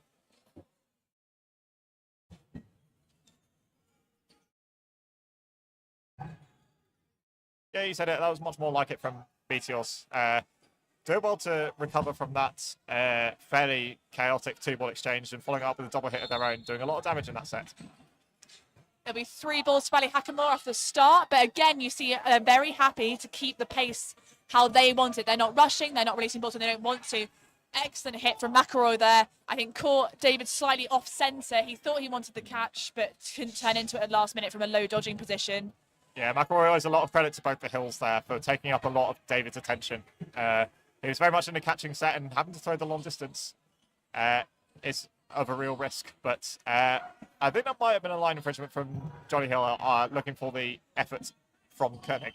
Yeah, the smallest of clips, but everyone seems pretty happy with what's going on. Another strong block from Adam Hill, which is really a key part of his game, in that he's just, for a tall and powerful man, incredibly difficult to hit because he's so confident with that blocking. Great hit from Koenig onto McElroy, but Murphy is there to punish, and Hill unceremoniously disposes of Jones this set. 3 balls for Hughes and Christopherson to play with. I think maybe Meteor's slightly shaken by what they'd have thought, having taken momentum back in that previous set. Clearly, Ballyhackamore have not been phased at all. Hughes looking for Murphy. 3 balls again with Ballyhackamore. Block out from the effort from Kristofferson once more, and Murphy sends one safe. Yep, so Meteors now with majority possession, which we think is what they've been looking for. Two balls on Hill, 2 balls on and Hill. they managed to make the disarm, and Hughes gives away 5 to the 3 remaining Ballyhackamore players. Sorry, commentator curse there, just having mentioned how strong Hill is normally at blocking. And the 3-ball attack, big moves from Kristofferson, but great tracking from the Barbarians. Make the mark. It's a one-catch game here for Hughes. Yeah, you can see He's him got a lot of time apologising to his left. teammates for giving away that 5th ball. Good. And, line fault. That is unfortunate. Committing heavily to the dodge, but yeah, needs to stay on court, unfortunately. Looks like we're going to have a change here for Meteors in the shape of Day coming on for Jones. Yep, so that I would say, so Jones, I think, while he's got an excellent arm, that it's a very talented team, the Meteors team, I think we've mainly swapped some throwing power for some catching. So we'll see if they can capitalise on that. Apologies, we're a little behind on that 3-minute timer there, but only by about 5 or 6 seconds. Too much multitasking, I'm afraid. Johnny Hill makes the early mark on Koenig. Yeah, so I think we can see tension starting to rise on the Meteor side. That strong... And a great hit from Hill on today. Yeah, the strong presence on the Ballyhackamore wings is pinning back any chance of retaliation. So they're losing a player without getting a ball off to get the hit in return, which is costing them dearly. Great hit from David nice on work from Murphy. David. That's what they've been looking for. And if they can get a bit of confidence, I think, we'll start to see the tide turn slightly more in the Meteor's direction. Lockout from David. Yeah, the Ballyhackamore cover is certainly one of their main strengths that goes quite often quite unnoticed. But Meteor's doing well to throw through a few of the ball holders at this point, and a trade between David and McElroy on the far side. Which leaves it 3-3. I think that's an excellent tactical play from David to take the opportunity to take McElroy out. Yeah, David doing a lot of damage in that set, taking out Murphy and McElroy so far in this set. 3 balls back with Ballyhackamore. A 1-for-1 Kristofferson. exchange, no hits.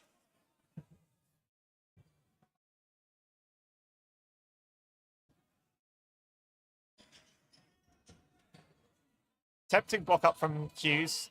Something Mester or Kristofferson might have been able to go out for looking for a catch, but elected to stay alive. 2-ball attack looking for Hill, and he again gets behind. Uses that ball excellently to block. Yep, 3 balls on Ballyhackamore again. Plenty of fakes coming out from Mester. Props some slightly sporadic throwing there from Ballyhackamore, and he does survive the 2-ball attack. Hill entrusted with the last ball for Ballyhack. Fake coming out. 2-ball attack. Make the mark from Hughes and Kristofferson. I think a very wise choice from Meteors there to go for a player without a ball, in that they know that Hill's a threat on the counter, but they need the hits at this stage. They're now 1 player up. Going for Hill this time, though. And Meteors get one back off the back wall. So it means that Meteor's still in a strong position here. They have a countering opportunity should they wish to take it. Kristofferson does. Yeah, huge movement from the Ballyhackamore player on the right there to get out of the way. You can see they do take the threat of these counters very seriously. The Meteors have faked some really good dodging work out of the Ballyhackamore Barbarians. 2 balls on the left there, and a clip on the ankle. Excellent conversion there for Meteors to win that set from a 3v3. I think we'll have a short set here. Quite how short, not entirely sure. We're a little slow on the timer on screen. I believe they've just indicated a 1-minute set. There we go. Yep, confirmed by the referees on court. I'm sure we can hear that slightly better than you can. So here we go. It's a minute set, and one that will greatly influence the momentum going into half-time. David, you can see the frustration as he falls backwards, tried to tombstone that catch from Hill. Yeah, that quick start from the Barbarians, really something to be reckoned with. Kristofferson sends one back at McElroy, and a trade between most people, but I think Adam Hill, the only person to make the mark on Koenig. Some excellent dodging from the Barbarians to get out of the way. Yeah, 2-player advantage. So we're about halfway through, so it's 30 seconds played. We're fairly on the nose with that 30-second timer, so do watch that countdown. Meteors desperately need something out of this play. Oh! And I think they might have got it with a hit from Day. Yep, so they're now only 1 player down. I wondered whether that had ricocheted into I think indicated as Johnny only Hill's one beat. hit and then a bounce. Yeah, that was Murphy a bounce sends before one at ankle. Lockout from McElroy. Meteors might Yeah. need to go here, and that's not our whistle. And they do make Oh, a hit. a hit And and a a catch catch. from Mester. And a And hit. Meteors, I think, have won that set as a result of that catch from Mester. But Yeah, I that's think what you like. We'll have a small stoppage here just so the refs can unpack that. You can see the Derby Phantoms women's first team line refereeing for us, and you can see confidently walking over with their hands, with their fingers in the air for how many players are there, and that's what you want to see. And they're clearly watching the game very closely. I think you had not a capitulation, but a nods from Adam Hill to say that he also reckons that they were pipped by one player at the end there. So no hard feelings. It's, I think, knowing how to deal with those literally final seconds of a game, of a set like that, is so important at this level. And yeah, I hope you're having an exciting time watching along. I believe we're now up to over 40 people watching on live screen, so do say hi in the chat if you'd like to. We will try and give you a shout out. And yes, thank you so much for joining us at British Championships today. Yeah, indicated by the refs to us in the commentary box. We're a long way away, but that was indeed a draw. It's 6-all at the half. Sorry, that was indeed a set to Meteors, making it a draw. Apologies.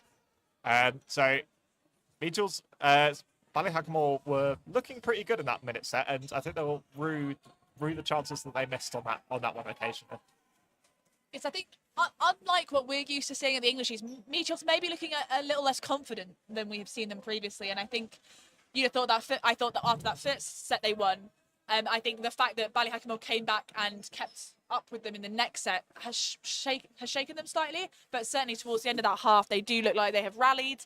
I think a bit more confidence, and I think maybe just a bit more freedom to go for those hits on Ballyhackamore rather than try and hold possession. I think they've used possession brilliantly when they've been down to get back into sets, but I think when they're more even and early game, Ballyhackamore are fearless in trying to hit people, and even people who many of us would think twice about because of their catching ability. They're just putting their entire arm behind it. They know they've got good cover on their side and good faking alongside, and it really has been paying off. So whether we'll see a resurgent Meteors who want to take control of the pace of this game, or whether actually Ballyhackamore have got their number, but I think whatever happens, we'll be sure to see a very close second half.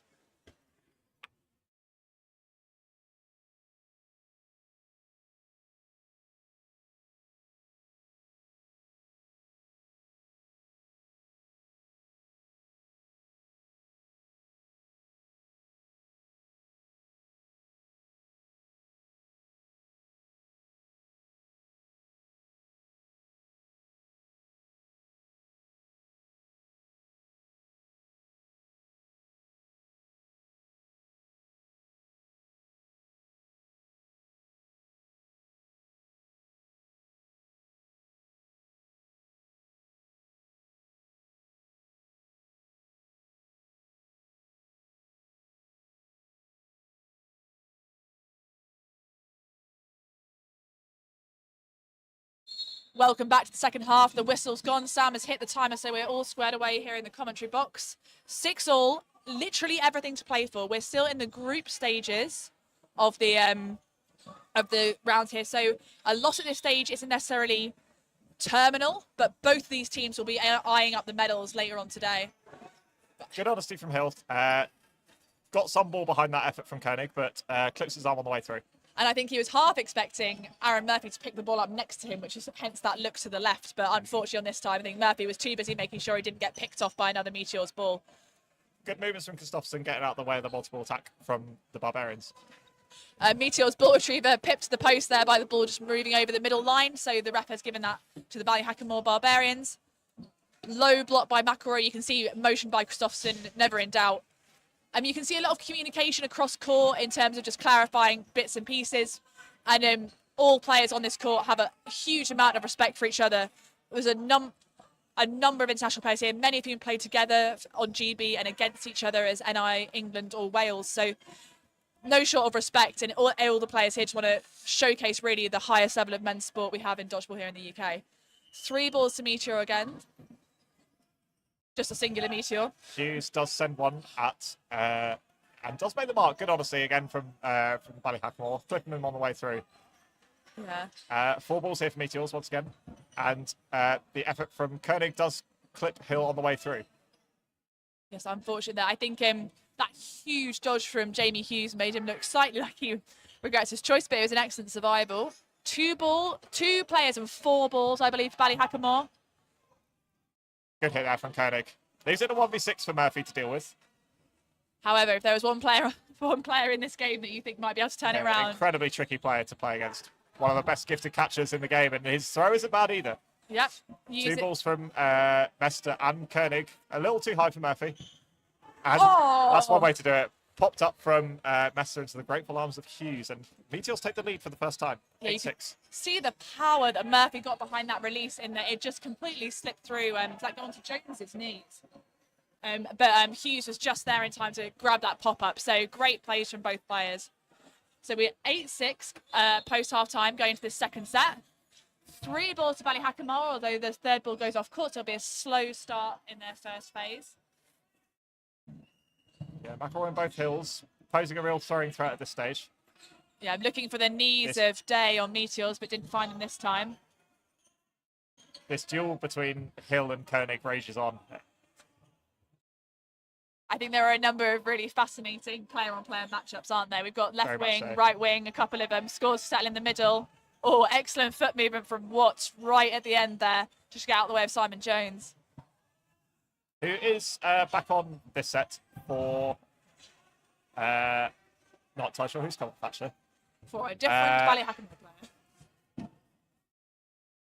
Oh, it's Jamie Hughes has come off for Jones.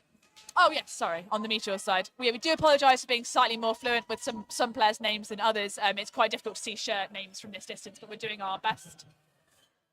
3 balls again to Ballyhackamore, and they are 1 player up. Nathan David getting caught next to Brett Conard. Oh. It does, yeah, get through the block of Hill.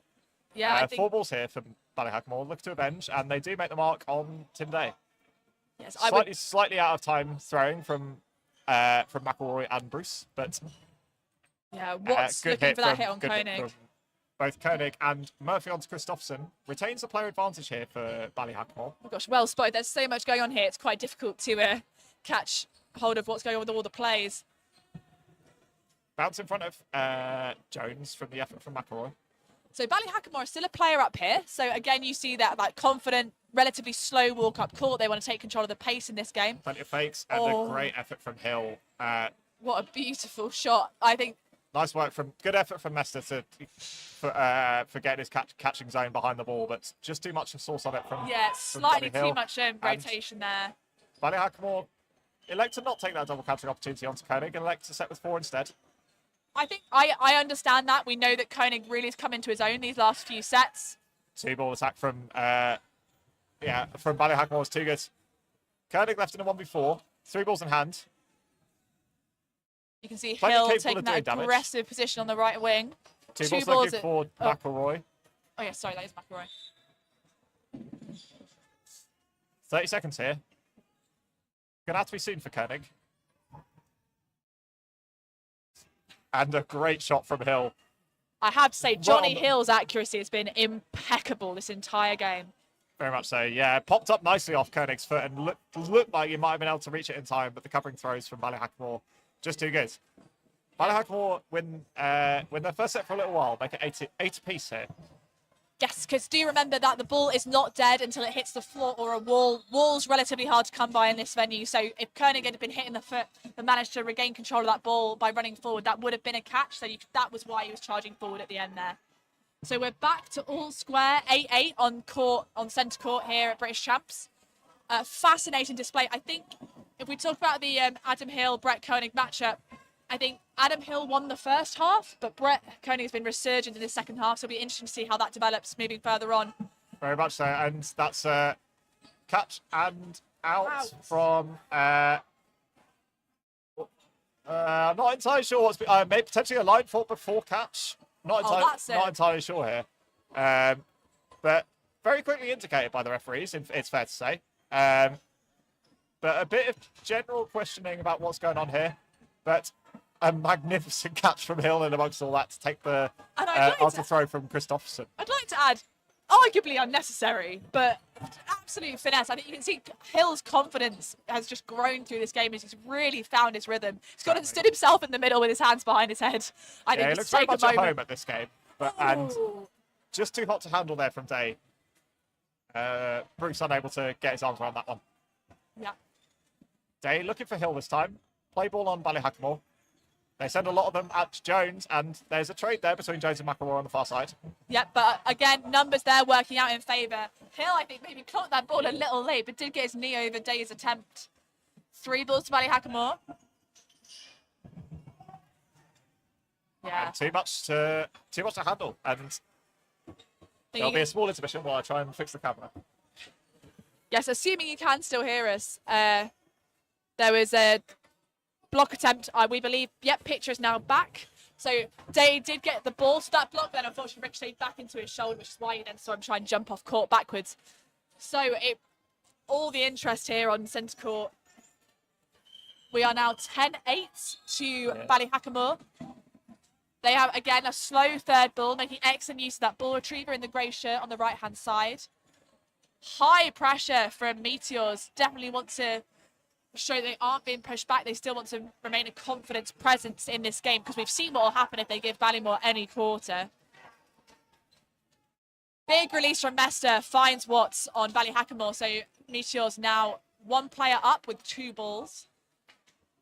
Yeah, that high pressure on Meteors is pretty necessary as well. Their middle really hasn't been surviving particularly well from the set plays from Meteors, especially not when Ballyhackamore have 4. Put into good use taking that Day.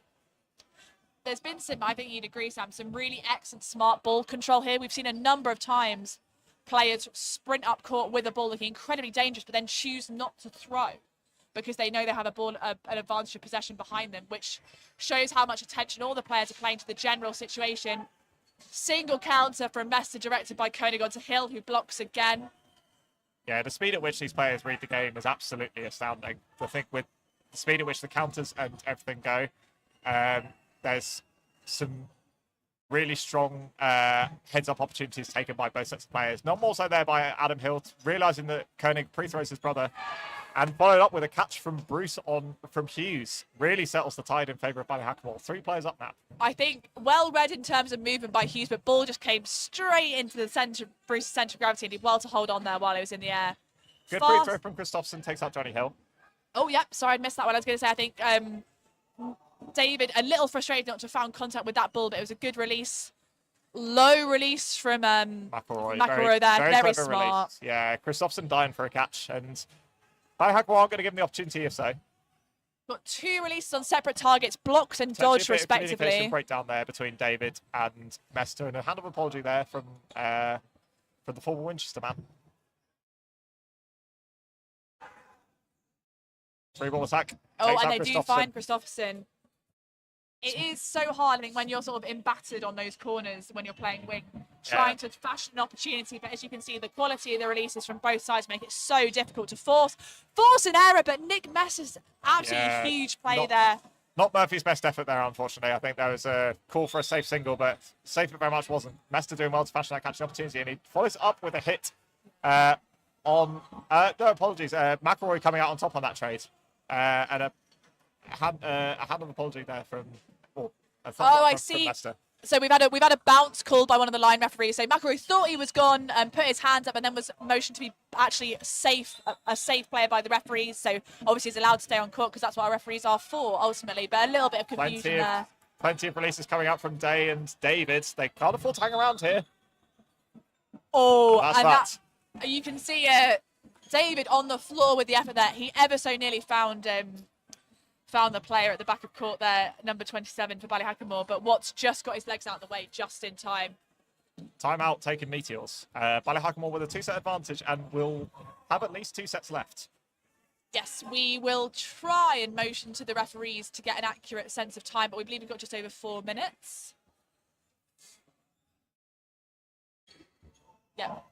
And 8-12, so Ballyhackamore just pointing out that, yes, the scoreboard will need to change at the end of that one. So 3 sets and just over 4 minutes, we reckon, to go. So because obviously if you wipe out your opposition, we will reset and go again. There is time to fit 3 sets into this and bring it back to 12-all. We could then force...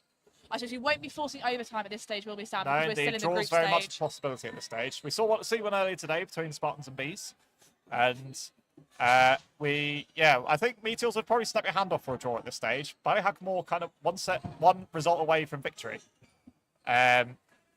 Elsewhere, on the adjacent court, the only court we can kind of see the score for, it's London Storm 9, Ron the Dragons 7. A slightly understrength Storm today, lacking Stephen Dumbe at a minimum. But yeah, Ronda as recent promotees into League One, certainly more than holding their own on this day. So we're just about to get restarted. I'm going to do my best lip reading for you all. I think that was 4 minutes 26, so I think we're about right. Again, slow third ball. Hill has been fantastic getting that third ball and giving the initial momentum to Ballyhackamore in every set, I think, this half. Not the most accurate release potentially, or indeed, I suppose at this point, all Ballyhackamore need, if they take these 2 sets to time, they have won, regardless of the outcome of those sets. What's looking for that? Not necessarily. They guarantee a draw at least, but we'll have 2 sets left at least. I'm so sorry. There's only 2 sets in it. Sam's a mathematician, for anyone wondering. My engineering degree does not do well with Good movements from counting, it would Hughes, seem. getting out of the way from Murphy. And a lot of pressure once again applied by Koenig and Kristofferson on these wings. Yep. Day gets out the way. Likewise, McElroy. And Koenig sends an extra one at Murphy, and Ballyhackamore will have 4 to play with. You've got to just appreciate how light these players are on their feet. They're able to generate such power on the releases, but the movement, even when they're And a pitching superb catch mid-game. from Day. Not from the coach's textbook in terms of catching technique, reaching outside his body to hold on to it, but hold on to it he does. Yes, I think potentially he himself wasn't even expecting that, but an excellent pluck from the air. Really just shifts momentum. 3 players left by Hackamore. Hill's gone for a line fault as well. Ooh. Exchanges in the middle between Koenig and Murphy. I think Meteor's will be very happy with that. Yeah. And great work from Kristofferson taking out Hill. And McElroy left in a 1v5, and probably it might be in his interest to last as long as he can here to make it increase the likelihood of at least securing a draw in this game. See that signature safe low ball. Big movements, lots of movement. He Nice doesn't even lateral from necessarily need to... And another slightly more conventional catch from Day this time. So I think he's certainly found his spark, hasn't he? After a few unlucky attempts at catches earlier in the game, he really has swung that set hugely through his catching efforts. Yeah, he's been really relentlessly targeted by Ballyhackamore so far this set, but he's managed to deal with it by the old-fashioned way, by catching it, and means therefore that Ballyhackamore will have a slightly different thing to think about with their initial targets. Now that Day's clearly having a catching day, testing out Mester this time, and they get it back off the wall. Yes, I think Not quite actually. Like Kristofferson does well to recycle that third ball. Yeah, very well read. I think when you look at the wing pairings comparing Meteors and Ballyhackamore, it's just interesting to have Kristofferson and then Day with the taller player who now has taken the wing, often being a larger target, of course. And unlike Hill, Day hasn't had a ball in hand for a lot of this game. Lots of pressure from Meteors, making sure they can get that third ball in. Quick release from Koenig, trying to take advantage of people not quite paying attention, but Hill's ready for it. Oh, we have time here. 1 second. Yeah, very interesting point around the around who's on what wing, with Day and Kristofferson providing McElroy 2 very different headaches to deal with. And I think there's a quick query about whether that was a block, bounce, or hit on Hill from the centre effort from Koenig. Initially registered as a bounce and clarified as a bounce after that. Yeah, and no hard feelings there. You can see Brett Koenig on the Meteor side motioning a bounce as well. But of course, it is important that these calls come from the referees and not the players, because that's how we remain impartial. While actually, I think we've had an incredibly honest and closely fought game. Yeah, I think Watts will be a little frustrated with that. That's the second time he's gone for a catch in the last couple of sets and unfortunately not been successful. Big fake, and David still managed to get underneath it. Yeah, Meteor's kind of winning the single ball efforts now. Their set play is very much ousting Ballyhackamore's, whereas it hasn't been the case for most of the game. Block out from Hill from Koenig. Yeah, we'll put that down as a 0-0 in the Koenig-Hill battle. Oh, semi-cross court swings in from Day. Also doesn't quite find Hill. Good movement of the ball there while he was low to the ground. Block out from Koenig. Hit on McElroy. Yeah, but McElroy kind of had to throw that to preserve Adam Hill's life. But they're going to have 4 balls to play with here regardless. Yeah. And they send 2 of them at Bruce. Does well to get out of the way from the efforts from Hughes and Christopherson. Oh, I think we are slightly behind on the score. I do apologise. So for context, it is 10-12. Huge hit on Koenig. Right, you are. Fixed it. Yep, thank you very much. Just to make sure everyone's got the full picture. So we have about 20 odd seconds left in this set. Meteors are 2 players up, and if they win this set, we will draw overall, unless, of course, we finish before time, So Bruce and then we can force another got a set. decision to make here, whether we want to try and finish the game or take a draw. What do they want to do? I believe the call is coming to just settle. And it's a hit. We might get another set here. In fact, we do. 12 a 12 apiece, and it's a 1 minute minute set. set. Oh, well, we said it would be exciting. We hope you are enjoying watching along at home, or indeed watching along after the fact. I know there'll be a number of players here today that will come back and watch these back. If your name is Dave Prestage and you're watching without sound on, what are you doing? Can't blame you, to be honest. Yes, he does get plenty of our voices in his ear at training, so we'll forgive him just this once. So we really are at the knife edge, everyone. So it's 12 all, 1 minute to go. You will see a lot of acute attention from our referees in that whatever the player count is at the end of 1 minute will determine who has won this match. It could, of course, still, after all that, be a draw.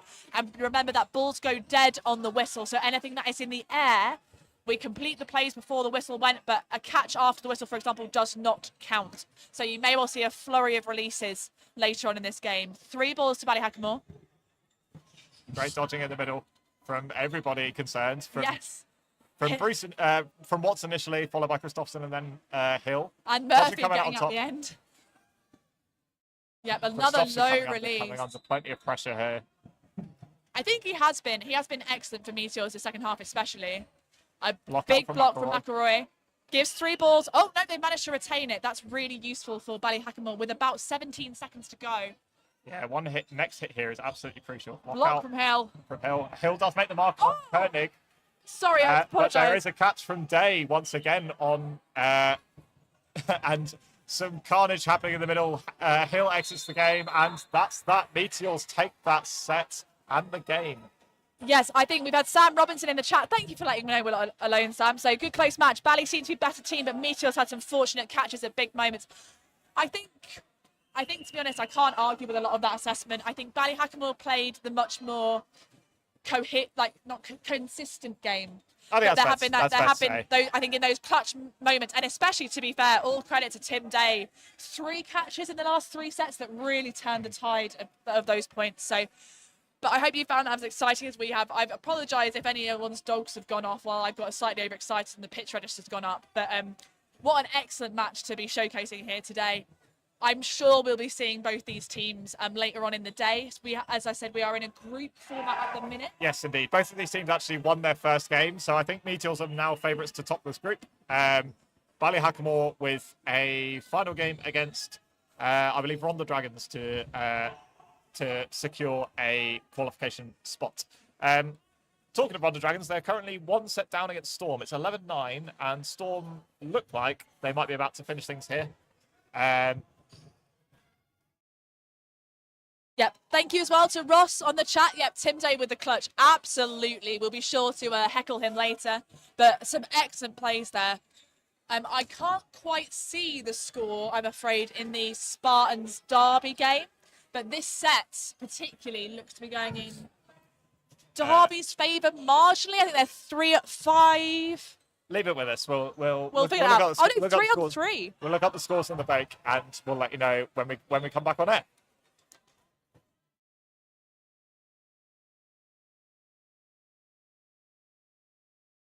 Things and back to me you'd crawl. Puppeteer your love for strings, but it's not love at all. My ego's still providing. I'm not the one who's driving, but I can't find the brakes. Yeah, girl, there's no denying that even though I'm trying, I'm your next mistake. I'm falling in deep. You should take me at my word. It's not too late to let you know that you're in love with a ghost. Run! Pack up your bags and run. Once you see the truth, you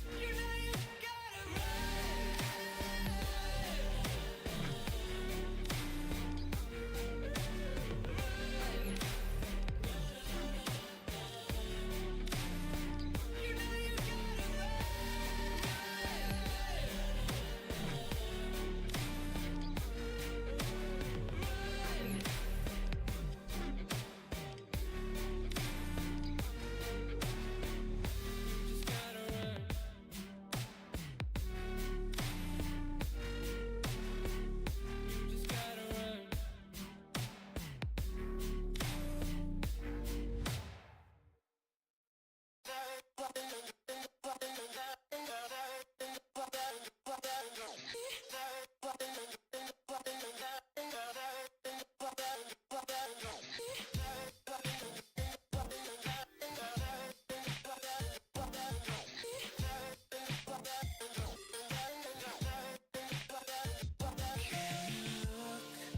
me, in darkness when there's no more light that you can see,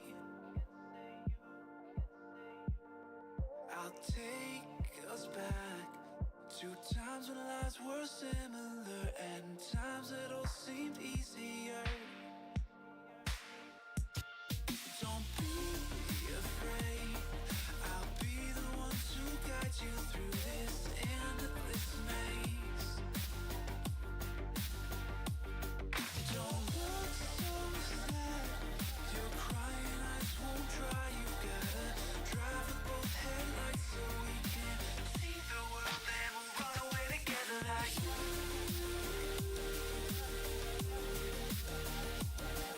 Like you.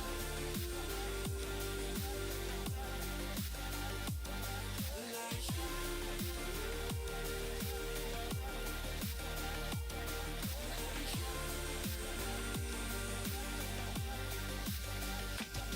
Like you.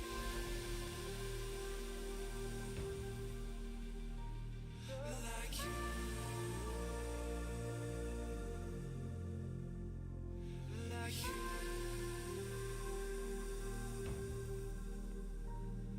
Like you.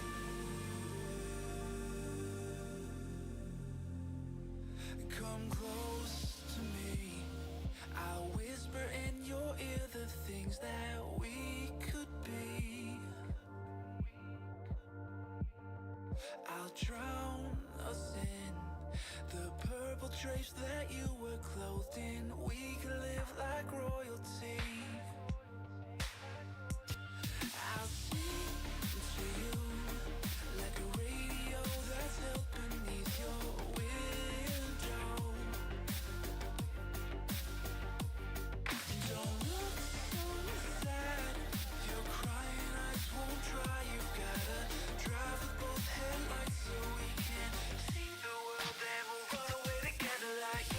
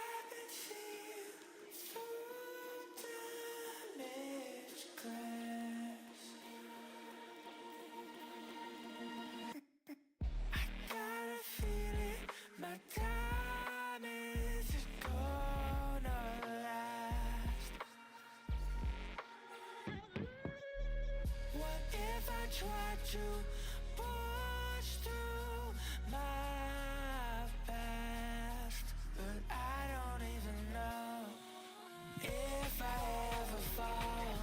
Will they even notice? Never get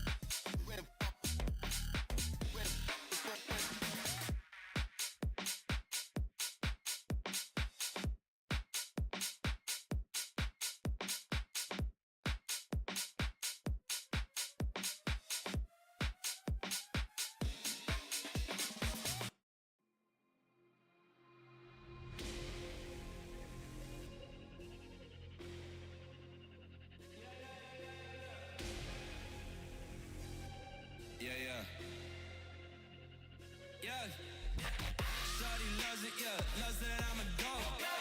They don't want it, yeah, they scared of what I know. Told you the budget, yeah, I gotta get my own. Shout out my bros, this right here deserves a toast, yeah. A lot of people back home on my back and they know. Trying to get on my line, cause the people I know. Manifest this year, 7 plus on the ropes. They ain't doing this shit, tripping over my flows. Yeah, I'm on the way, tell them I don't play. Yeah, I'm on the move, trying to get my pay. I might just move on and watch and pray. Yeah, I'm on the way, I'm on my way. Yeah.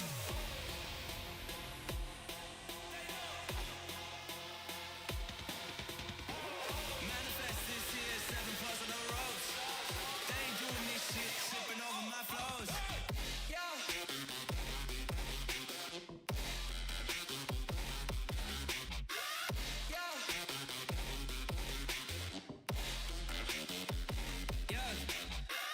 Shawty loves it, yeah, loves that I'm a goat. Yeah.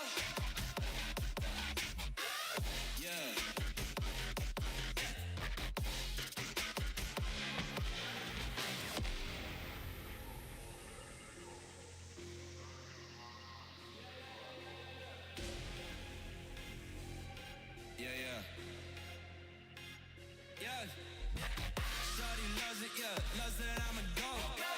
They don't want it, yeah, they scared of what I know. Told you the budget, yeah, I gotta get my own. Shout out my bros, this right here deserves a toast, yeah. A lot of people back home on my back and they know. Trying to get on my line, cause the people I know. Manifest this year, 7 plus on the ropes. They ain't doing this shit, tripping over my flows. Yeah, I'm on the way, tell them I don't play. Yeah, I'm on the move, trying to get my pay. I might just move on and watch and pray. Yeah, I'm on the way, I'm on my way. Yeah.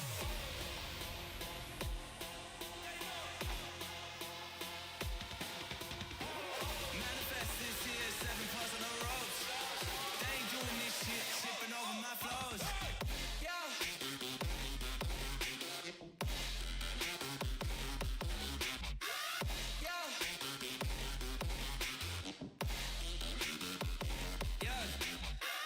Shawty loves it, yeah, loves that I'm a goat. Yeah.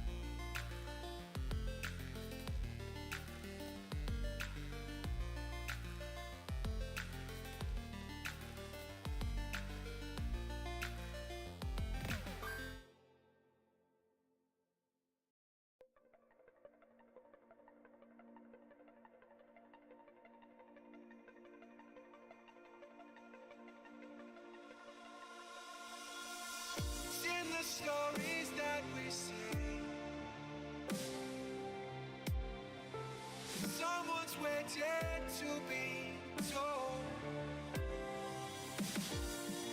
The acting compass says the lane.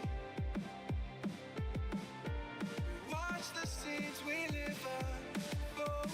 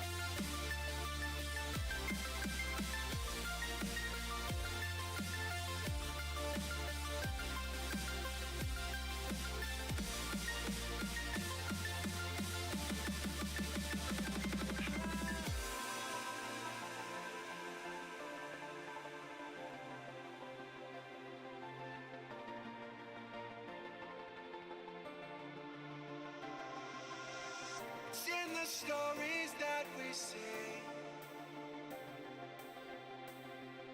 like someone's waiting to be told. The acting compass says the lane. We watch the scenes we live unfold.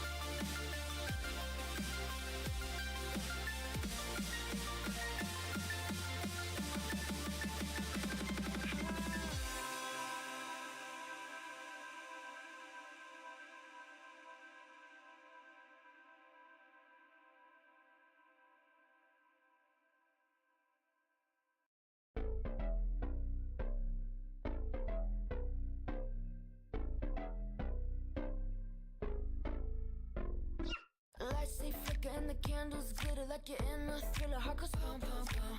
Ghostly figures they can get so bitter. Show you want to until you can survive. You don't know where I've been. What's going on inside? Where the monsters like to come alive, come alive. Do you really wanna know me? I'm really not that cozy. It's up to you, so you decide. You decide. Would you love me up my words till the coffin's in the dirt?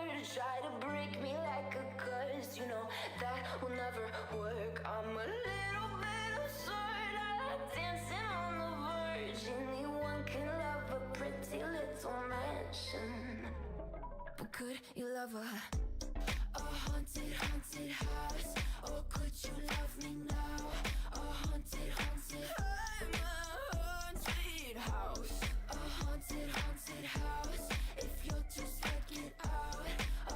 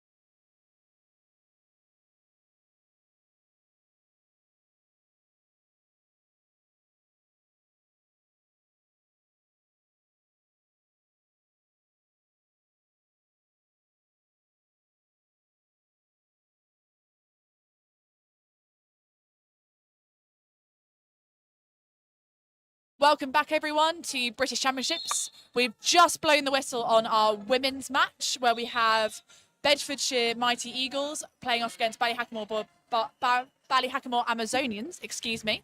So that is Bedford Mighty Eagles came second this year in the English Women's Super League and Ballyhackamore Amazons were the winners. So a high quality game is sure to follow. Quite a measured start. You can see both teams looking to take control. I think we had a very, at some points, fast and furious men's game just before, and this might be slightly more Tactical, moderately paced, yeah, very street, and sure to be some excellent dodgeball on the way. Yeah, good shot from Town to take start things off with the hit on Hill. Yeah, Murphy taking up a lot of pressure on that left wing for Ballyhackamore, just shutting down Gower. Yeah, tons of pressure applied from the two. Looks for Bedford Eagles Gower. players. Oh, finds the ankle of Webb. Good honesty from Webb. Thought she might have gotten away with that, but Gower finds the mark nonetheless.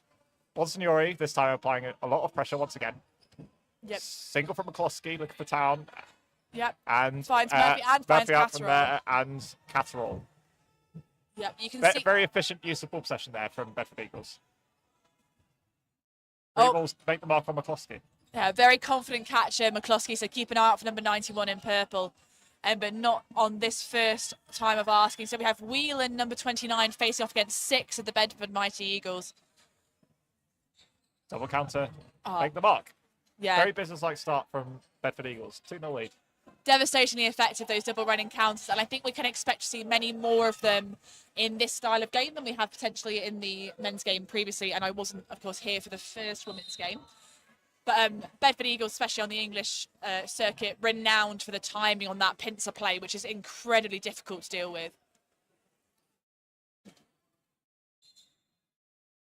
Back on the way again. Ballyhackamore hoping that that's merely a blip in what they hope is going to be a slightly more close-fought affair ongoing. Single from Bonsignori, looking for Catterall. Block out from Harper in the middle. Yep, Hill searching for that hit through a block, but unsuccessful on this occasion. Big release from Josiah, blocked by McCloskey. Yeah, neither winger wanting to back down in this duel between McCloskey and Town on the right-hand side. Single from Catterall. Harper leaves it well alone. And a good trade between Gower and Hill sees them both exit. Yeah, I think that's going to be a battle to watch on that right-hand wing there. Both Gower and Hill are renowned for both their throwing power and their agility. Unfortunate from Bonsignori, blocked straight into the ankles of Harper, who, to be fair, had no warning that was about to happen. It's an occupational hazard of the game, I'm afraid. And that's the other thing that can happen, an occupational hazard of the game. Block up from McCloskey into the grateful arms of Webb. Yep. And a nice hit from Catterall on, and some slightly sporadic throwing from the Amazonians, but they needed to. They were on play ball there. They had to release 3, and they did so. 6-2 in favour of Ballyhackamore. Yeah, so anyone thinking, good honesty again from Abby Davis from the hit from Hill. Charlotte Josiah in the right-hand corner for Bedford Eagles, a player that you don't really want to come up against at any point in the game, but we'll see what Ballyhackamore can do with 3 balls, and unfortunately... One catch from Josiah and an out. So the maths checks out for Ballyhackamore. Like, unfortunate to give away the catch, just a little high there, right in Josiah's centre of mass. But Gower's now got a chance to try and make something of this. Hill electing not to take that single ball counter, which is probably a wise decision. Gower still has 3 to play with here. But does pull the trigger on that occasion. Good movements from Gower, but clips are on the way through. Good finish from Ballyhackamore, 2 apiece. Yeah, so anyone that thought that actually this might be a bit of a one-sided affair with that sort of demolition in the first set from Bedford Eagles have been proved wrong remarkably quickly. I think we should be in for an excellent game here, folks. Again, do check in on the chat if you'd like to say hello. We'll try and give you a shout out. If you've got any questions, we'll try and answer those. And we will, of course, try and update you on the other games going on when we get to half-time. Huge jump from Murphy. Very nicely done. Town takes her exit. Yep. No, you can't catch yourself back in. Nope, indeed, yeah. Bit of a brain fade from Murphy essentially there. But he said apologise to the referee. Play 2 here from Ballyhackamore after that completion. Free throws coming in, makes the hit on Hill. Oh, double hit onto Hill and Catterall, unfortunate. Yeah, Bonsignori apologises, but she'll be pleased with that result. An excellent accuracy on the original hit on Hill. 2-player advantage here for Bedford Eagles after that.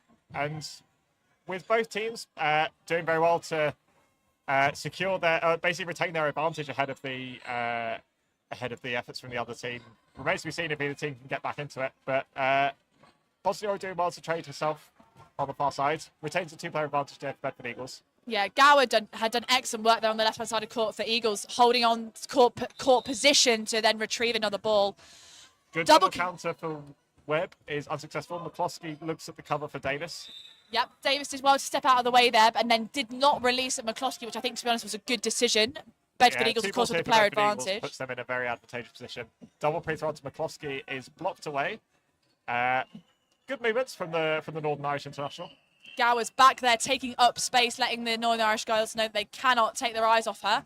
A block on the floor, confidently gestured by our refereeing team, which I think we have the Spartans men's first as our line referees for this match. Oh, good excellent time. Good commitment to that attack from Josiah, throwing straight through that free throw from McCloskey that was well timed, but a trade definitely benefiting Eagles. Would rather be 3-1 up than 4-2 up, certainly. I think that's the second time that Eagles have done well to move those balls away from McCloskey's centre of mass. They know what she's capable of, and they're not giving her any easy catches. Webb now faces down 3 of the Bedford Eagles. Yeah, the 2 Abbeys commanding a lot of territory here. Oh, Harper's desperate for that catch. Oh, and Webb nearly took that higher ball, but couldn't quite hold on to it, number 24. I think nice finish from Eagles. Nice finish from Eagles. I think we've had a few sort of chest-high releases that I'd expect on both sides. I'd expect to be tightened up as we move through this match, because those will start to be converted into catches as everyone gets into this games. Tournament play is, of course, quite challenging. Sometimes they need a very stop-start. So you do need to get your head in the game very fast immediately after you coming back on. So I think the likes of McCloskey, and then equally a number of the Bedford Eagles girls will be looking for those catches later in the game. Of course, we saw that excellent diving catch from Murphy, but not much else so far. McCloskey gets a bit of a rogue hit on Gower at the back of court, dodging out the way from Harper in the middle, and it just catches Gower on the way through. Yeah, I think both teams very aware of the dodging prowess that each other possess, and therefore I think both teams will be looking to fire these balls in relatively aggressive areas. Very good dodging as demonstrated by Bonsignori. And I think that aggressive throwing does mean that you do suffer some catching opportunities every now and then. I think I'd also say that, especially on the Bedford Eagles side, those high jumps are a real hallmark of some of their players. So it's difficult as the opposition to work out quite where to release, in that you don't want to give away catches, but also if you know people are going to jump, you are forced to throw higher. So it'll be interesting to see how the Ballyhackamore girls adapt to that. So Catterall got the ball away, but then was picked off by a by a sideline throw from Josiah. Although we are still 5-all because Gower went in the early seconds of this set. 3 balls on Bedford Eagles. Oh, great hit from Hill. From Hill. Good change of pace that Bonsignori just caught a little by surprise. And I think Ballyhackamore will have 4 to play with here, as well as having a player advantage. They can look to further it here. I think there's some really smart play going on from Ballyhackamore about movement around court in terms of drawing out some of these releases. You saw both Hill and McCloskey go low to the ground, sliding out the way of these opportunistic releases from Eagles, and both of them survived. Unfortunately, Bedford did find... And a great hit. What a trade! Hit and catch from Hill. Makes what was a 1-player advantage into a 4-player advantage. Yeah. Excellent play from the Great Britain International and Northern Irish International. Yeah, so you can see why she's such a value player. Sarah McCloskey as well, incredibly experienced at all levels of play, playing for retention and possession, and put a really safe throw in against Josiah, just to make sure they're not giving away a catch this time. Learned her lesson from last time. Yeah, good discipline again from the Barbarian, the Amazonians. Apologies. Good, and Whelan late on the release. I think that by design or accident, not entirely sure, but all nice and low. I think they're on play 3, so I think that she had to go one way or another. Good movements again from Josiah. Good timing on those counters from Hill and McCloskey. An apology from McCloskey, but I don't think it really hurt the Amazons at all.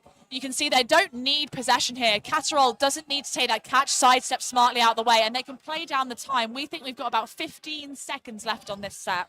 Play ball here on Ballyhackamore. Even 1 catch won't be too problematic, but Josiah can't quite make it. She needs to make something happen, couldn't quite make it this time.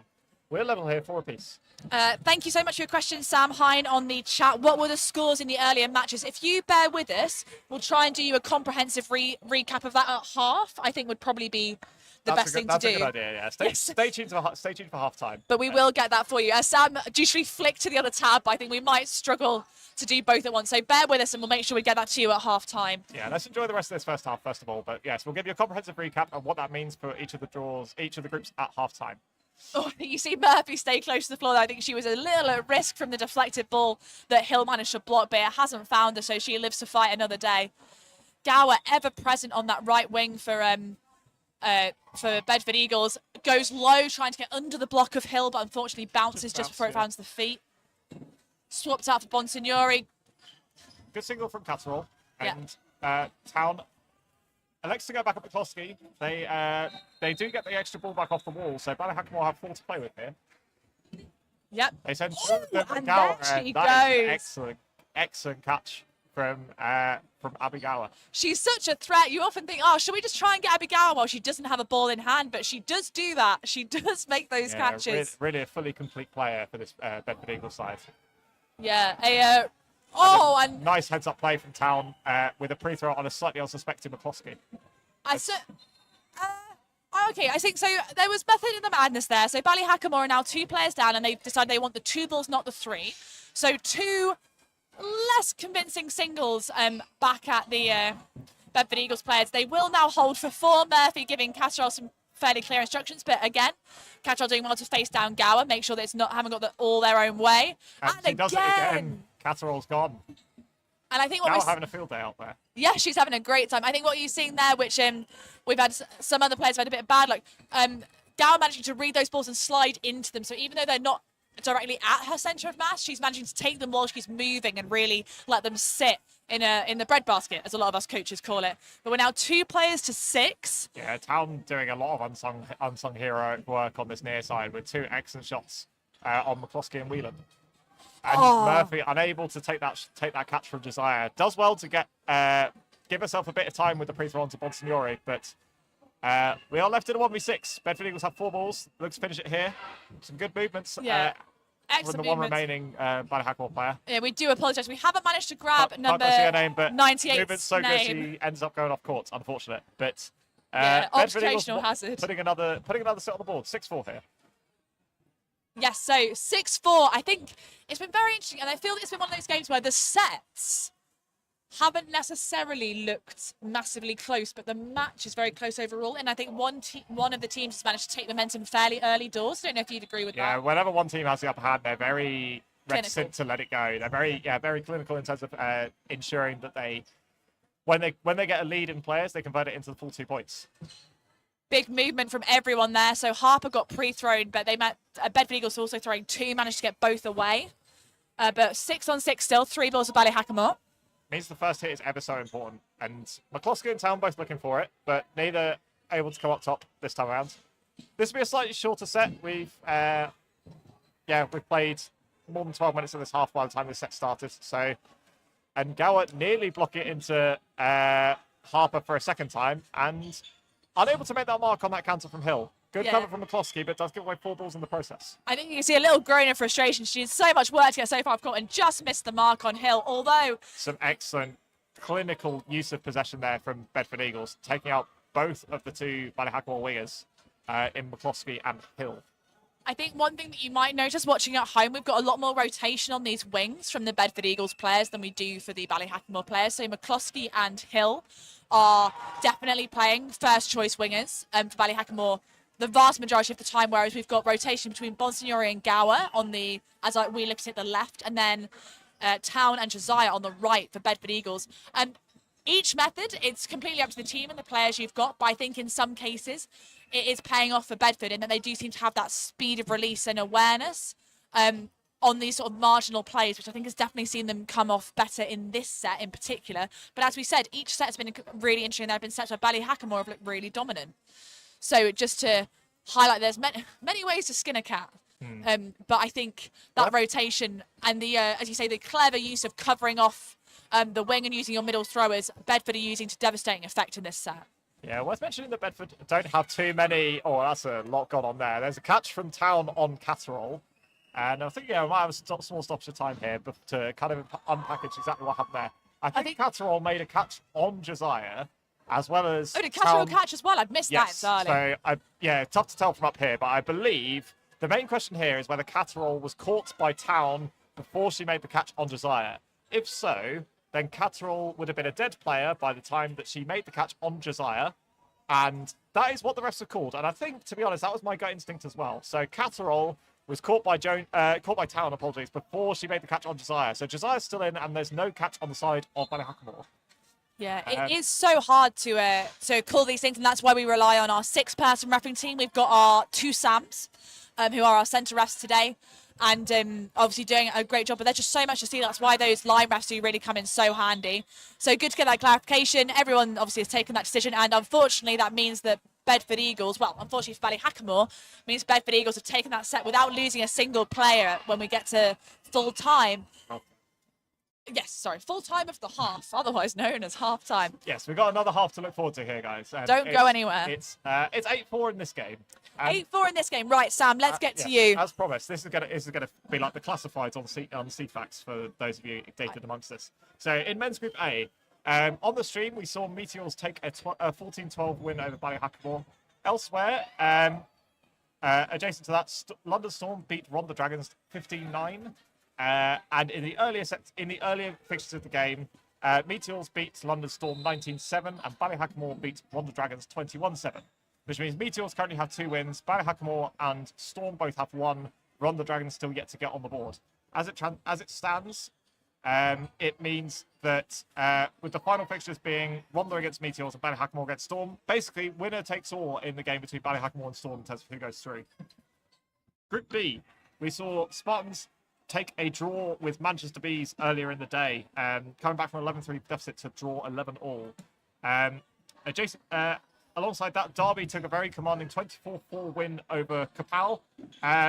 Some really unfortunate travel issues for Kapow means they're relatively understrength today as it currently stands.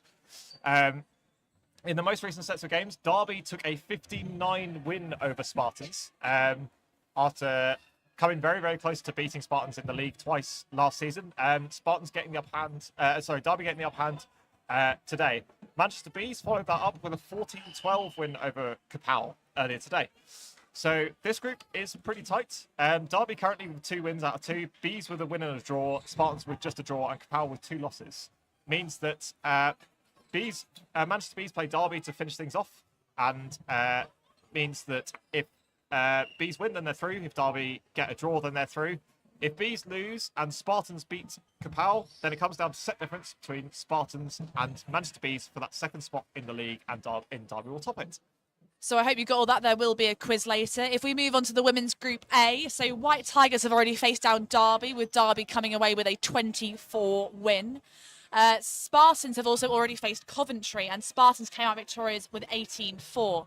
So the women's games having not played quite as many iterations yet. So that basically leaves Derby and Spartans both have a win, and White Tigers and Coventry are yet to find a win. So Derby and Spartans on 2, White Tigers and Coventry on 2. At half-time, we have, I'll do those other results in a minute. On to women's group B. Again, so only 1 round of matches played so far. Derby 2 came away with a loss against Bedford Eagles, 22-2, and Ballyhackamore and Storm drew 10-10. So that's Bedford Eagles in first place, Ballyhackamore and Storm drawn on 1 point each, and Derby seconds, bottom with 0. I said we were going to try and update you on other scores around, but I think we're lining up to start the second half. Tough to see. Tough to see a lot of the scores, but we'll try and keep you posted. But we'll do a comprehensive roundup at the end of this game as well, Sam. I hope that's helped you out, and that's a massive info dump for the start of the second half of this game. But here we are again. We have not seen a quick start yet this game, Sam. Do you think we'll start seeing them in the second half? I would say probably not. I think both teams more than happy to elect to more than happy to trust their set plays, at least early on in these sets. Both teams clearly have boasted a lot of dodging and catching finesse, and it's a very that's an excellent shot from Gower, to be honest. But Hill repays the favour. But yes, the dodging tends to have come out on top, at least in the early game, and I'm not sure a quick start is necessarily the answer to that. That's an excellent second shot from Hill. Oh, Hill's not convinced. Or was it? No, I think, yeah.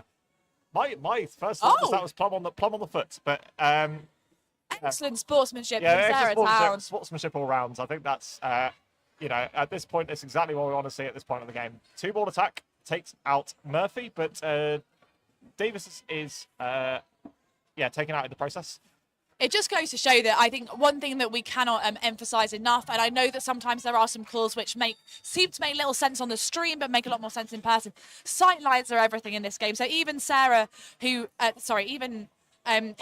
Shannon, who has thrown the ball, is convinced the ball is bounced, but Sarah, who's seen it come onto her own foot, it has the honesty to take that hit and take her out. Good honesty from Bonsignori, yeah. I think that clip the ponytail all the way through, yeah. Oh, is it now time to move to the low bun, we ask ourselves, but I think she's got plenty in the locker. Asking the real questions. Yeah.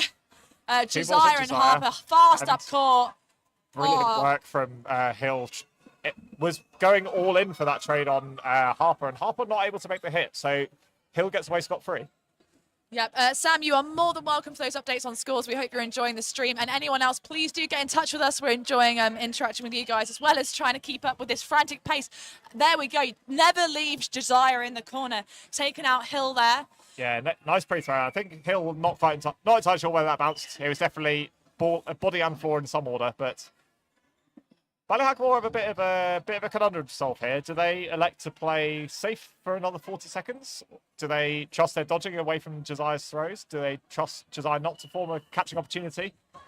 That's a little indicative, I think, from McCloskey, putting one nice and safe on the way out of Josiah. Yeah, making herself very small behind that ball. You've seen these pinpoint perfect accurate shots from McCloskey. She does not need to hit Josiah. They just desperately need Josiah not to catch anything. And then also to survive, of course, when they're in this position. There we go. Josiah looking for other options, going for number 98, who is an empty, not holding the ball. And again, excellent movement, no risk taken. Smart play there from Ballyhackamore. Gonna need some magic here from Josiah. We think she's got, no time at all. So I think Ballyhackamore happy to sit there. They've now decreased that deficit by only 2 points, so one set. So we are 8-6 in Bedford Eagles' favour. And again, I think you'd think for 1 minute, actually maybe Bedford Eagles have sort of tightened their grip on this game and Ballyhackamore aren't going to get back into it, or vice versa. And there's only a few plays and then it swings totally. So we're just waiting for that whistle. We're expecting no quit starts. Let's see if we're correct. Gower always winning that third, which in fact Ballyhackamore are not contesting. Okay, Bedford Eagles do change up the pace on that occasion. So Bonsignori spotting that with Ballyhackamore not contesting that middle ball, she has a relatively risk-free effort where she can cover Sarah Town. Plenty of pressure again from Gower, blocked out from Hill. You can see Hill being very decisive with that blocking motion. Getting that ball down and away. She's a little frustrated by that slightly wayward response because Gower wasn't looking when she let go. Yeah, but unfortunately, if you're going to... Hannah Catterall, what a take. I have to say, I think Catterall's had an excellent game so far, which is not to say that other players haven't. Bonsignori's made some excellent plays, but the awareness there to just sit down comfortably and take that catch. Let's that swing. And does this now open the setup for Ballyhackamore? Still only one player advantage. The catch in the early stage, not too detrimental with already 6 players on court. 2 balls looking at Hill, some excellent movements to get out the way, and strong ball retrieving as well to not quite retrieve that extra ball. Yep. Oh, and it's gone back. That one. There we go. No, they've got hold of that one. They got 3 to play with here, Ballyhack. The battle between Hill and Gower rages on now on the right-hand side of your screen. I think quite a lot, you'll see a lot of the players, they're very canny, both these teams, about what they want out of ball possession. So you will see some throws that are not intended to hit anyone, but you will also see balls thrown when there's a perception that their opposition is not paying attention, where they're looking for those opportunistic shots.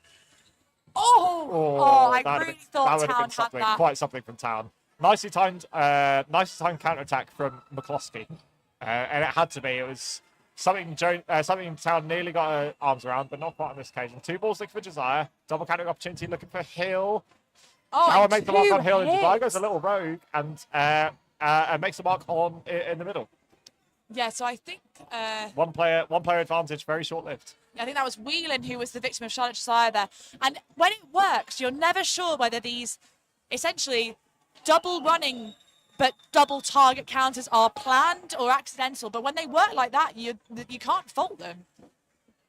Yeah, very much so. I think Bedford Eagles very canny operators, and Josiah knows exactly when they weren't paying attention. But the play from the coach's book there would have been to put 2 balls on Hill, very much like they just did on Murphy there. Huge movement from Murphy. She's moved herself sideways and then raised her legs in the air, going down to the ground. You can see why so many of these players are wearing knee pads. Do spend a lot of our time sliding around on the floor, playing dodgeball. Josiah's up on that wing and decided that she will give away the third. Again, with a 1-player advantage, she doesn't need that hit, but I suppose what she also needs is to give Cattrall something to think about, such that they're not in a position to pick off one of their other players. Big movement from Harper. And gets out the way of it, and that ball's gone into the crowd, so it might be a little while to come back. And there we go. and there isn't that much time. Bedford Eagles doing very well to just grind that set out and take another 2 points on the board. One thing we haven't spoken that much about, or at least while I've been here with Sam, is the role of the coaches in the box. So you can see that I believe that the Ballyhackamore Amazonian sub has the time, and you can see Jonathan Rutland is on the far left-hand side of your screen in the grey. Both Rutlands, in fact. I think both him and Liv are there. So what they're doing is providing valuable information, mainly, to be honest, about the time left in the set, because as you can appreciate, how long you have left tells you a lot about the amount of risk you want to take in terms of getting those hits. Ooh. Absolutely incredible. Oh, good honesty again from Bonsignori. Unlucky for Bonsignori. A huge Excellent movement. work from Hill, making that hit on the England international. And I don't know if you could hear her explanation of sort of excitement as Bonsignori got so low to get out of the way of that ball, but didn't quite manage it. And Hill, 2 for 2, has managed to take out the entire what is now the right wing. Town does make a revenge hit on McCloskey on the far side. Okay, so we're 2 for 1 on can you take out your opposition's wingers. As I said, a fascinating game all round. At the moment, the player advantages with Ballyhackamore. They have 5 players on. Searching single, Hill just blocks low and is happy to let that ball go back. We've seen both teams use directional blocking to retain a ball, but I think at this stage, Ballyhackamore happy to see where we go. They're having such success, not that time on Davis, but they're having a lot of success on pre-throw. So I wonder whether that's going to become something we see more as they try and just close up this 2-set gap. Yeah, good movements from Whelan in the middle, and excellent ball retention there from Murphy. Commitment from Murphy. Won't necessarily get the recognition from that, but I think her teammates will certainly thank her for getting that 4th ball. And there she is again. Josiah tries to punish. Oh. And an excellent heads-up play there from Cattrall, going slightly off script because she sees the hit available on Josiah, and certainly a play definitely won out at this stage. 2 balls looking for Harper, and I think it's a question about whether she was the first ball definitely hit her, but it was a question about whether it bounced or not. It was a hit before catch, very quickly referenced by our referees.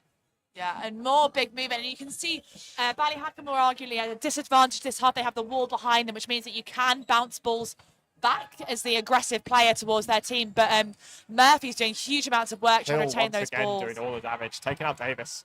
Davis dropping her ball looking for a catch, but the Hill accuracy comes with the name, to be honest. And there we go again.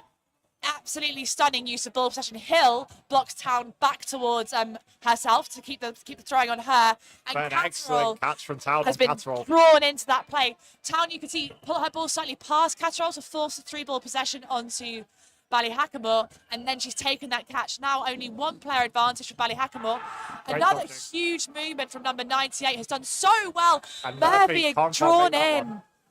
I think you have to say credit to Town. She's read this game so closely. 2 hits, as a matter of fact. Oh, we're just going to fix that camera. We have 14 seconds left. Pink should be back with you in seconds. There we go. Now, and you just missed that hit, which has brought it to 2-1 to Bedford Eagles. And they really do not have long. We've got about 2 seconds. That's that. There we are. So that's a massive set in the grand context of this game. 2 hits on Ballyhackamore means that 1 player advantage is reduced to a 1 player deficit, and unable to turn it around. Bedford Eagles change it from being what could have been 10-8. It's now 12-6. It's a much more comfortable game all of a sudden for Bedford Eagles. Yes, because we think we have 4:40 approximately left in the half. So that if we haven't, I think we've gone to time almost every set, if not every set. It's been pretty close, if not, yeah. Yeah. Oh, we are moving forward with that start. Town and Josiah release. Town and Josiah.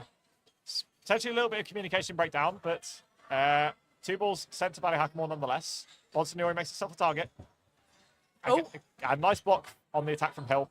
Yeah, difficult to see from the angles there, but jump one, block the other.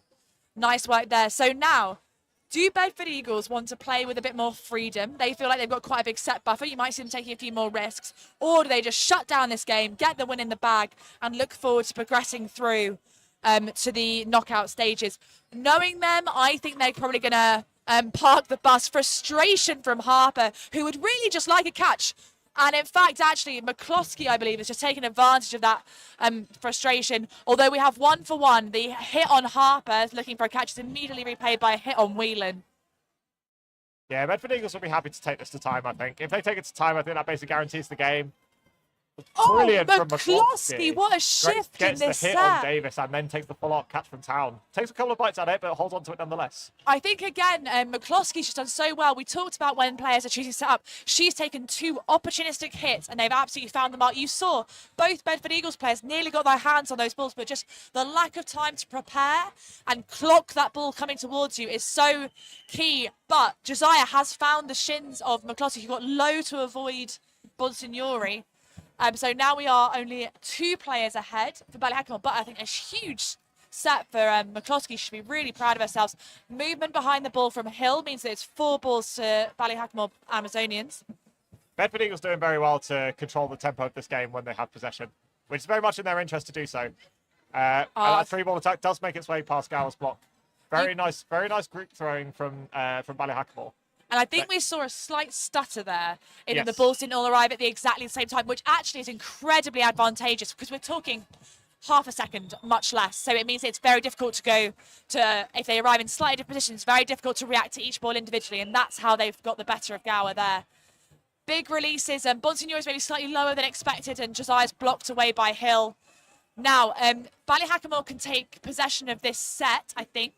They've got, we reckon, about 35 seconds. Don't find Good moves from Bonsignori. Bonsignori. Double counter incoming.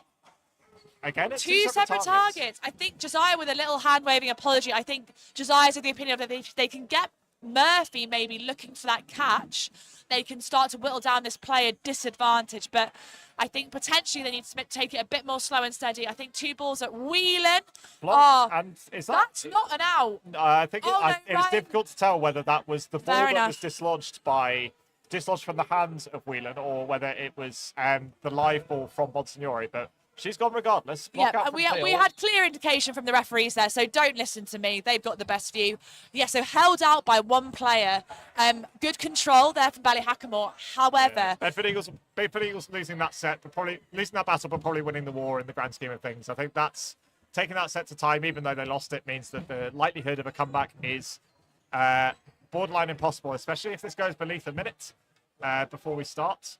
Yeah. No, it looks like it will be slightly over a minute. I left. think we've got 103 according to John Rudden, which is not the referee's clock, so we apologise if that's slightly out. But we It means that if Ballyhackamore will need to win this, eliminate Bedford Eagles within time remaining Yes. to then force a minute set, which they then need to win to draw the game. So a real tough task here up ahead for Ballyhackamore. now you see, is this the time to start throwing singles all over the shop? Yep. Towns found Good the shot feet of from Hannah Town. Catterall, which may well, to be honest, be the end of Ballyhackamore's sort of campaign in this set, because all Eagles know they need to do is have 1 player left in. Excellent. Another catch from Gower. I think McCloskey's been caught on the side, checks with the referee, and Ryan Neal is there to unfortunately confirm. But now I think, unfortunately, we've got about 17 seconds remaining according to the clocks I can see on court. Attack the best form of defence here for Bedford Eagles. Or, you know, keep catching. Bonsignori Never mind. doing likewise on Murphy. Yeah, Ballyhackamore have to go aggressive with their throwing, and Bedford Eagles, knowing that that's coming in catchable areas, doing the damage. And And that's there that. we go. That's What- full time. Well- 14-8 in favour of Bedford Eagles. I hope you enjoyed that as much as I did. I think that's an excellent showcase of the women's game here at British Champs today. Do, as I said, keep your questions coming in on the stream. We are trying to keep up with you guys. We have a number of matches still playing out, so that's to confirm a 14-8 win for Bedford Mighty Eagles over Ballyhackamore. Amazonians or Amazons? I do apologise if I've been getting that wrong. We have 20-2. As in, they are winning by 18 points. Storm against Derby second, so we imagine that will end with a Storm victory. It looks like it's on the men's side. We have got a game between Ballyhackamore Barbarians against London Storm, and it looks like it's 15-7 in favour of Ballyhackamore. Oh, well done. Sam's managed to spot that scoreboard on the floor.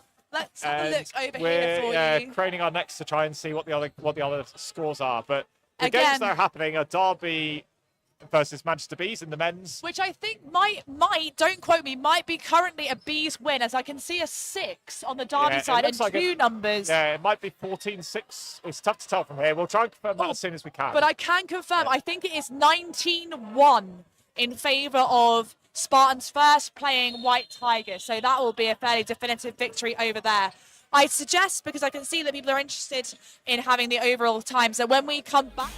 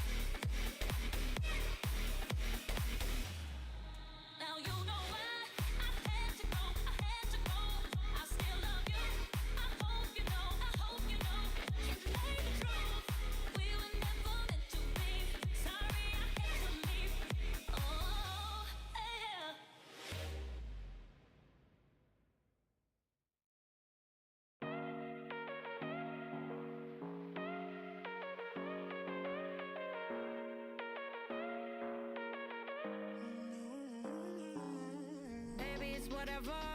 All this ever about you long gone, it don't matter. Ride or die, that's been the deal.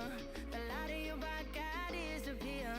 But if you don't play that for me, I'm out of it, I'm out of it. I lick my gun and then I'm done. I'm out of it, I'm out of it. Ain't no man to tell me you're no good. I'm brushing away to you, the weight of you, of my shoulders. Done with my cigarette, and when all the smoke is clear, I'm brushing away to you, the weight of you, the weight of you. Don't need a no man.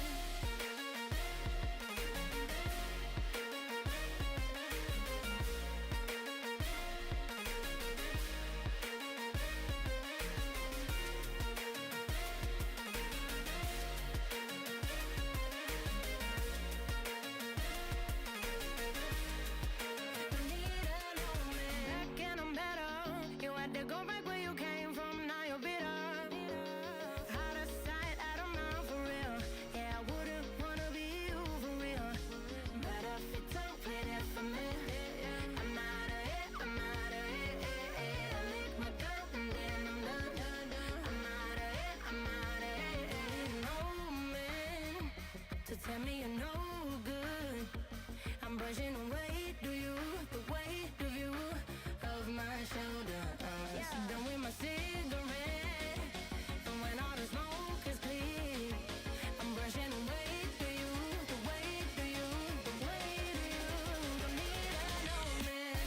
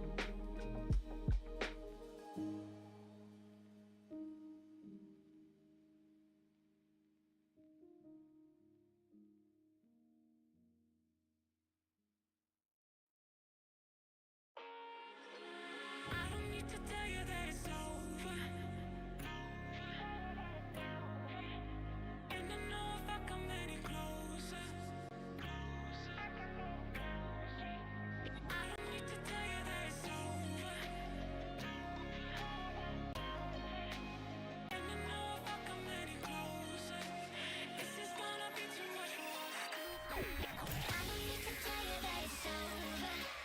You can probably see it in the way I stare. And I know if I come any closer, this is gonna be too much for us to bear. I need to tell you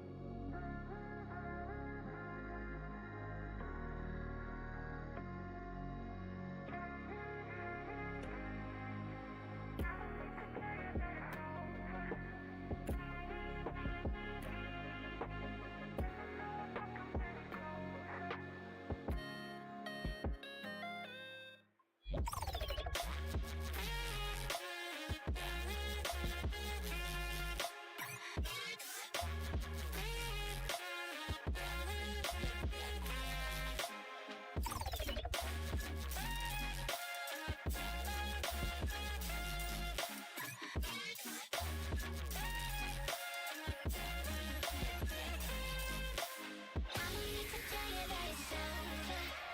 You can probably see it in the way I stare. And I know if I come any closer, this is gonna be too much for us to bear.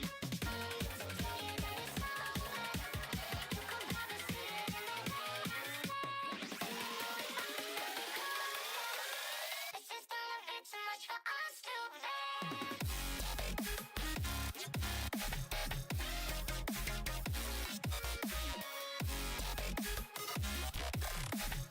It's gonna be too much for us to bear.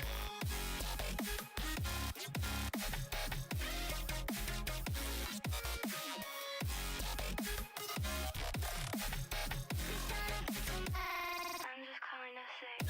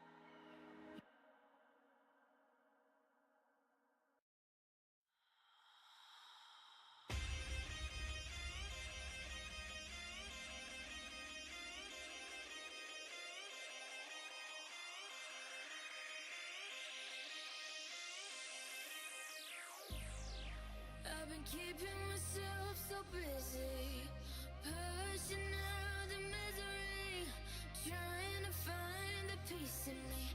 I wanna be, I wanna be, I wanna find myself, but again, it's always a phase. I wanted to stay, no you don't understand. I've been losing myself, I've been losing myself.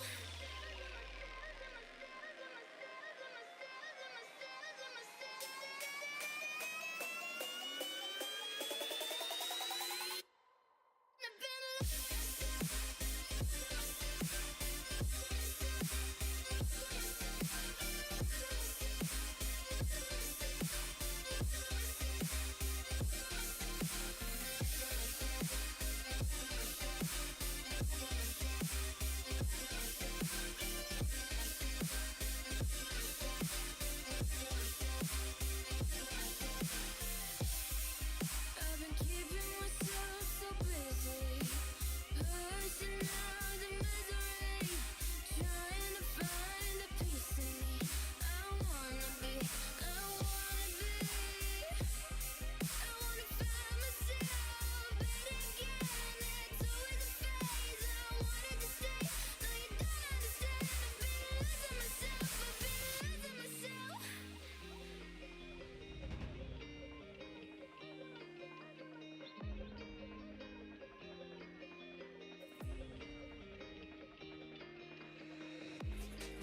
I've been keeping myself so busy, pushing out the misery, trying to find the peace in me. I wanna be, I wanna be, I wanna find myself, but again, it's always a phase. I wanted to stay, no you don't understand. I've been losing myself, I've been losing myself.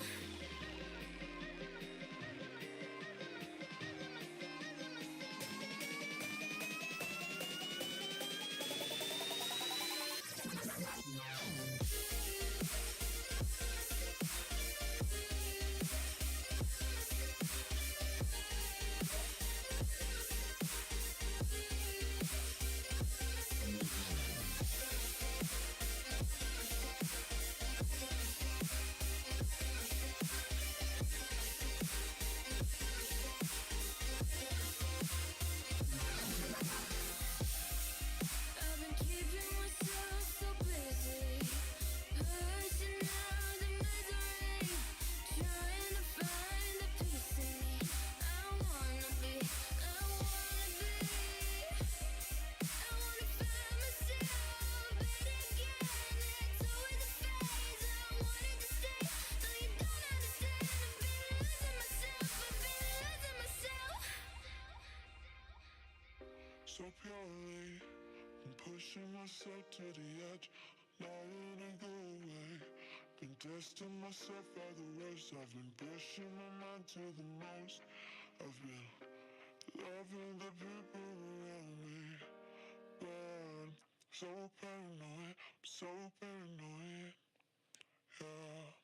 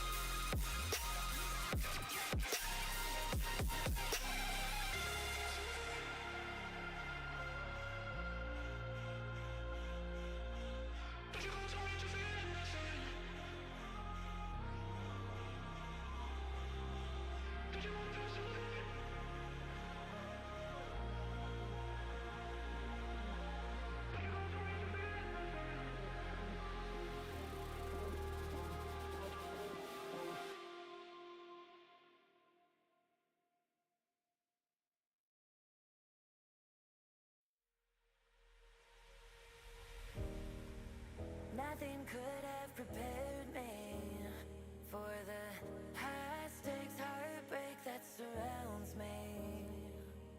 You want me, you won't let me go. So I burn slow. I can feel you coming like a wildfire. I'm just a fuel, baby, you're the light. If I'm not careful, you'll burn right through my soul. Burning like a wildfire, dynamite.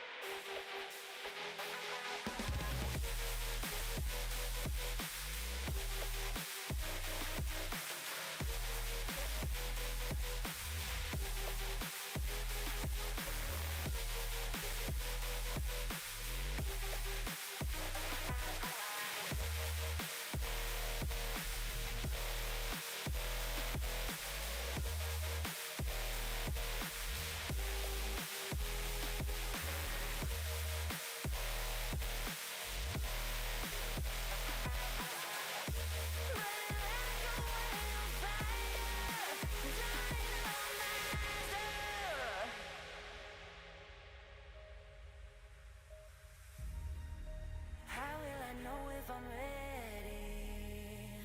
The demons unleashed from your mind hold me steady.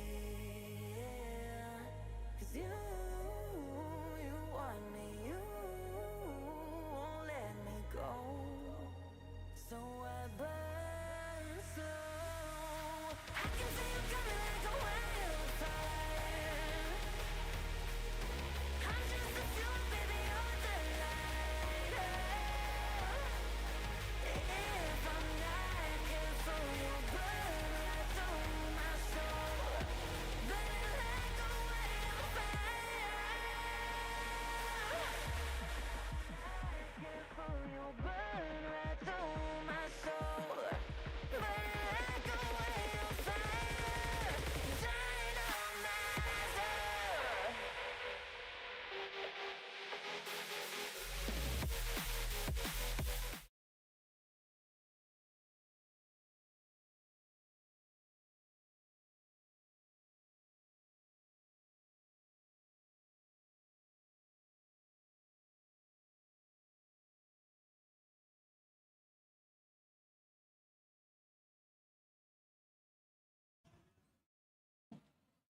Hello, welcome back. This is the final game of the morning for the men's groups. So facing off in front of us, we have got Lutterworth Meteors against Ronda Dragons. Ronda yet to get off the mark so far today, and Meteors with 2 wins from 2. Elsewhere, so in the earlier games, a quick kind of summary in terms of where we are. This is actually the final game of men's group A. Ballyhackamore beat Storm 16-8 in the fixture just now, which means that Meteors and Ballyhackamore both on 4 points, with Ballyhackamore having played a game more, Storm having played 3 games are on 2, and Ronda yet to get off the mark. So this game, pretty much for pride, stands. Meteors will need to secure a draw or a win to top the group ahead of Ballyhackamore. Elsewhere, Manchester Bees secured a 16-10 victory over Derby, which guarantees both teams are through to the... both teams are through. Spartans and Kapow currently are facing off on the court adjacent to us, but both teams are out. Spartans with only a draw to their name so far, with a draw against Bees earlier in the day. And the whistle has just gone. 1. So hopefully that's all working for you on the stream. Do let us know on the chat if you're having any issues. But we have Meteors versus Ronda Dragons.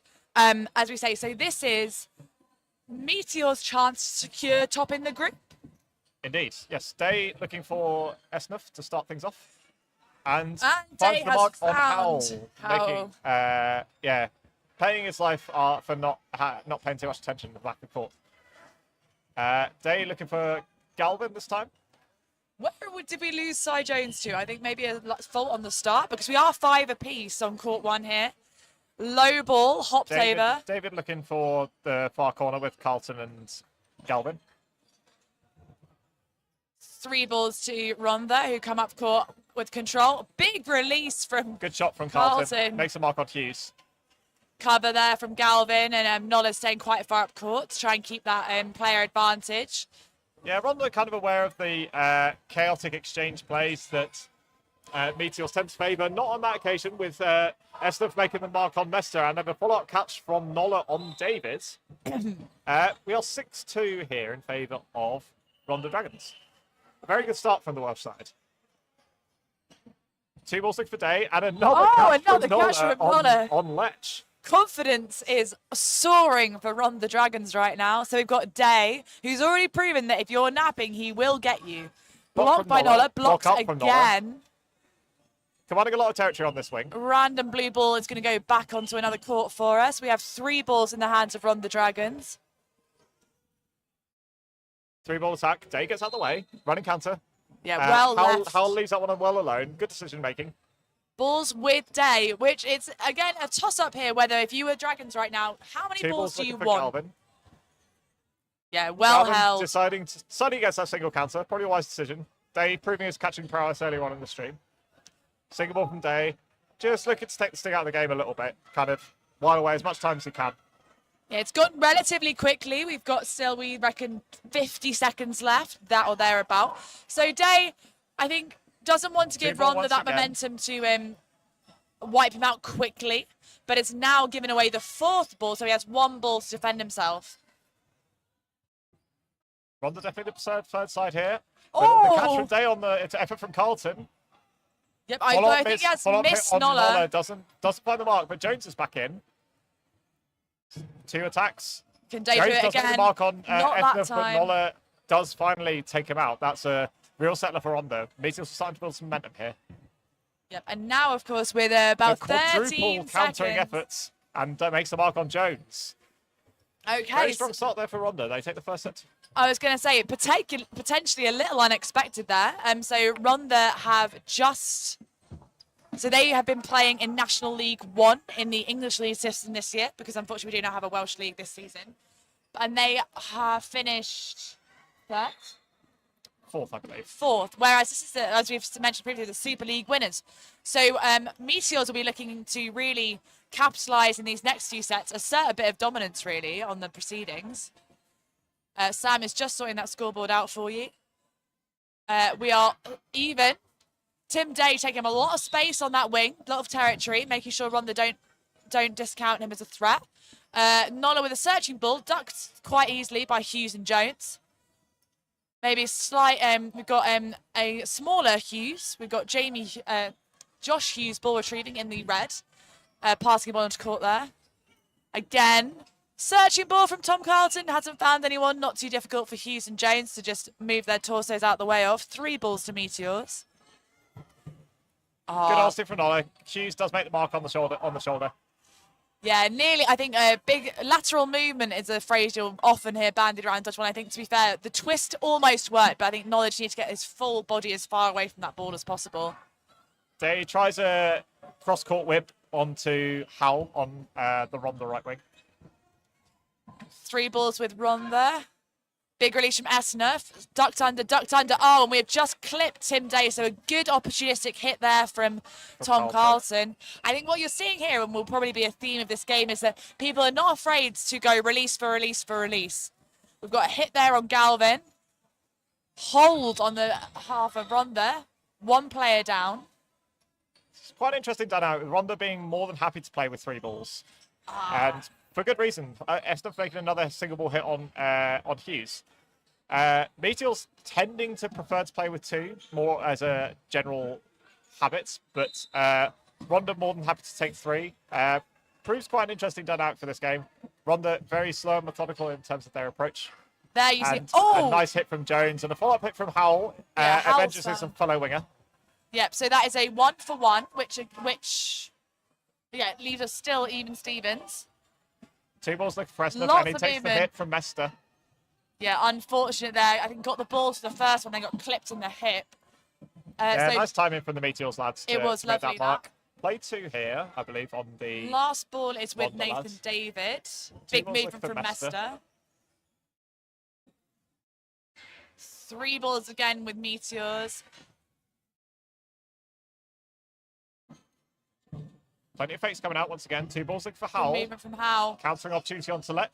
Good Oh, movements. lovely jump there. You could see Howe looking for confirmation from Brown, which is a good idea. You want to get those balls off nice and clean, but I think a really nice compact jump from Lech there means that he's cleared that and makes it look easy. I think that will have found the not arm hit of from- Howe.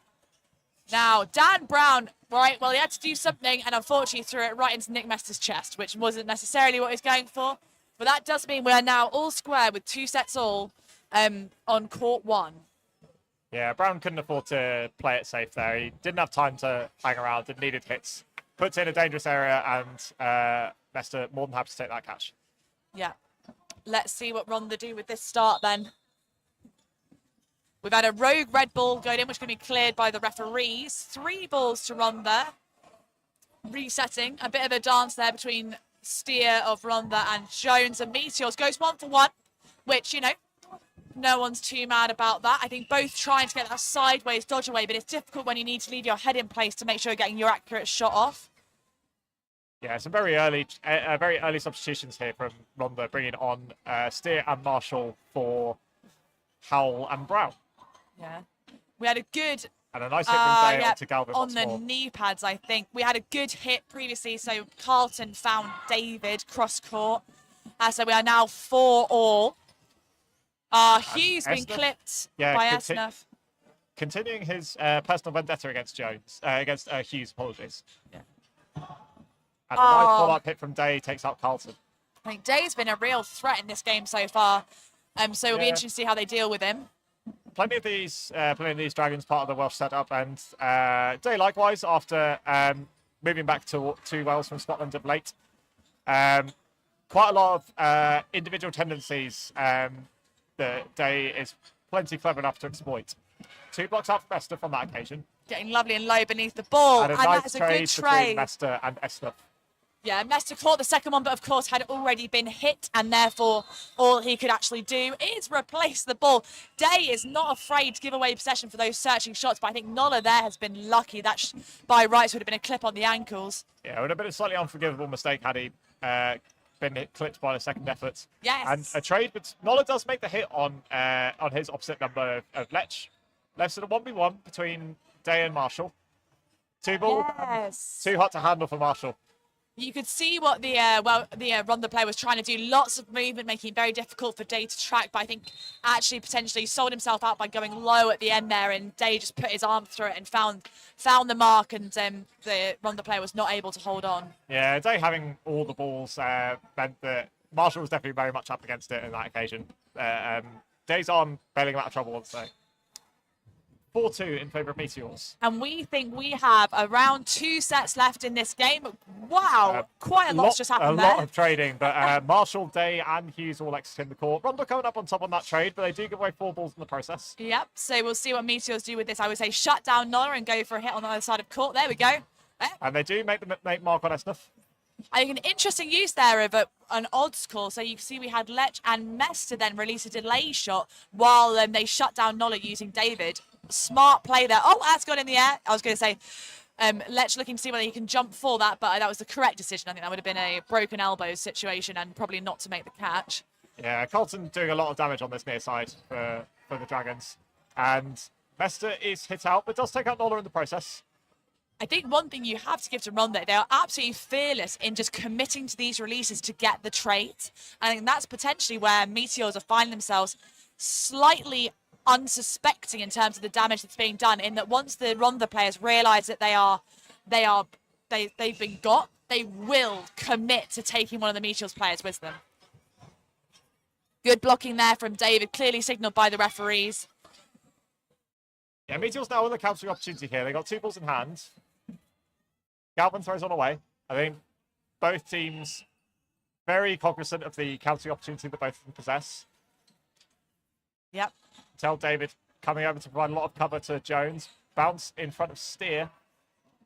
Good David dodge goes from for an extra Galvin. one onto Galvin. Ronda by a 4 here if they wish. They do indeed. Jones concedes that extra ball to David. What was interesting there was you saw both the Meteors player really cluster to the right to get an accurate shot. Excellent opportunistic hit from David there. Good movement from Jones. They do not need that, really, Nathan. Yeah, David will be ruined that one, certainly. Steer against Jones in a 1v1. Yep, nice Steer block. with 3 balls to play with now after that release. They're all in uncontested territory. And Meteors are a set up here, so a draw does not damage them. But Yeah. Steer would really like to take the set for Ronda. You can tell by Blocks his from voice. Jones. And good Oh, on the just a assist there, clip. yeah. I was going to say I didn't even see that one, Nicely but it must have been finished. his trailing hand. I believe so. So that gives Meteors 2 more sets. 2 more set points, rather. And there might be another sub by the looks of things between looking like Brown might be coming back to action. No, not just yet. I think the score, so Meteors now sitting from the score looks like to be a comfortable 2 sets ahead, but I think that belies the battle we're having here on court, because Ronda really have been in this right up until the end. And worth mentioning as well, we have not had a single set go to the referee's whistle. We have been Playing to wiped elimination all out the time. every time, which shows the kind of aggressive style that both teams are favouring in this game. Day looking for Steer, and Carlton looking for Lech. No hits made. Oh! Nice shot from Howell. Realising the Day, having gone for a couple of opportunistic singles, catches him napping at the front of court. Yeah, beautifully timed to take advantage of the fact that Day had to have planted his full weight in order to get the throw away. That was Hughes a sends lovely one shot. high at Marshall, but gets out the way of it.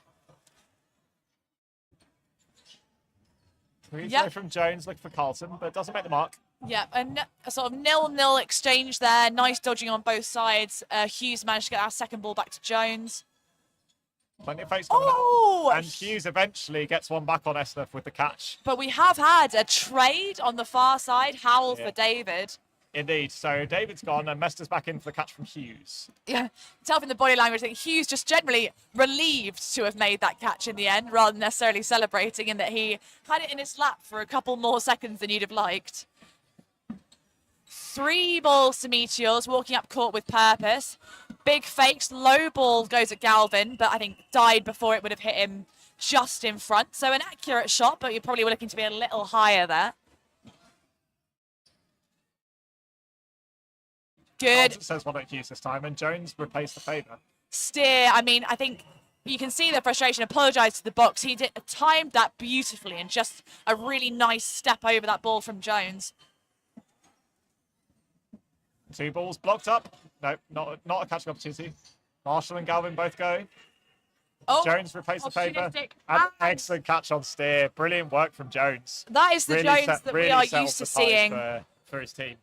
I think we didn't maybe get that in the previous match. He was doing a lot more throwing and hadn't got the success with the catches. Oh, celebration! Yeah, he gets away from all 5 balls, I think, for Marshall. But I think a lot of them have come back off the wall. Meteors might have 4 to play with once more. Handover is up. I think the adrenaline is going for Marshall there. Free throw. Free blocked out throw. from There ledge. will be play ball for Meteors throwing together, and yep, they find him that time. Very business-like performance from Meteors to turn the screw when they were up in that set. We might be left with a minute set here. We will get, I'm sure, a hand gesture from the referees to confirm that any second. I think we're starting to see Meteors settle into this game. Still very close. Lots of really interesting plays from both teams, but I think the momentum is slowly but surely shifting towards Meteors. Hello to, I think we've got about 30 of you guys on the stream with us. So do, if you'd like to know anything, like to shout out anyone, give us a nod in the chat.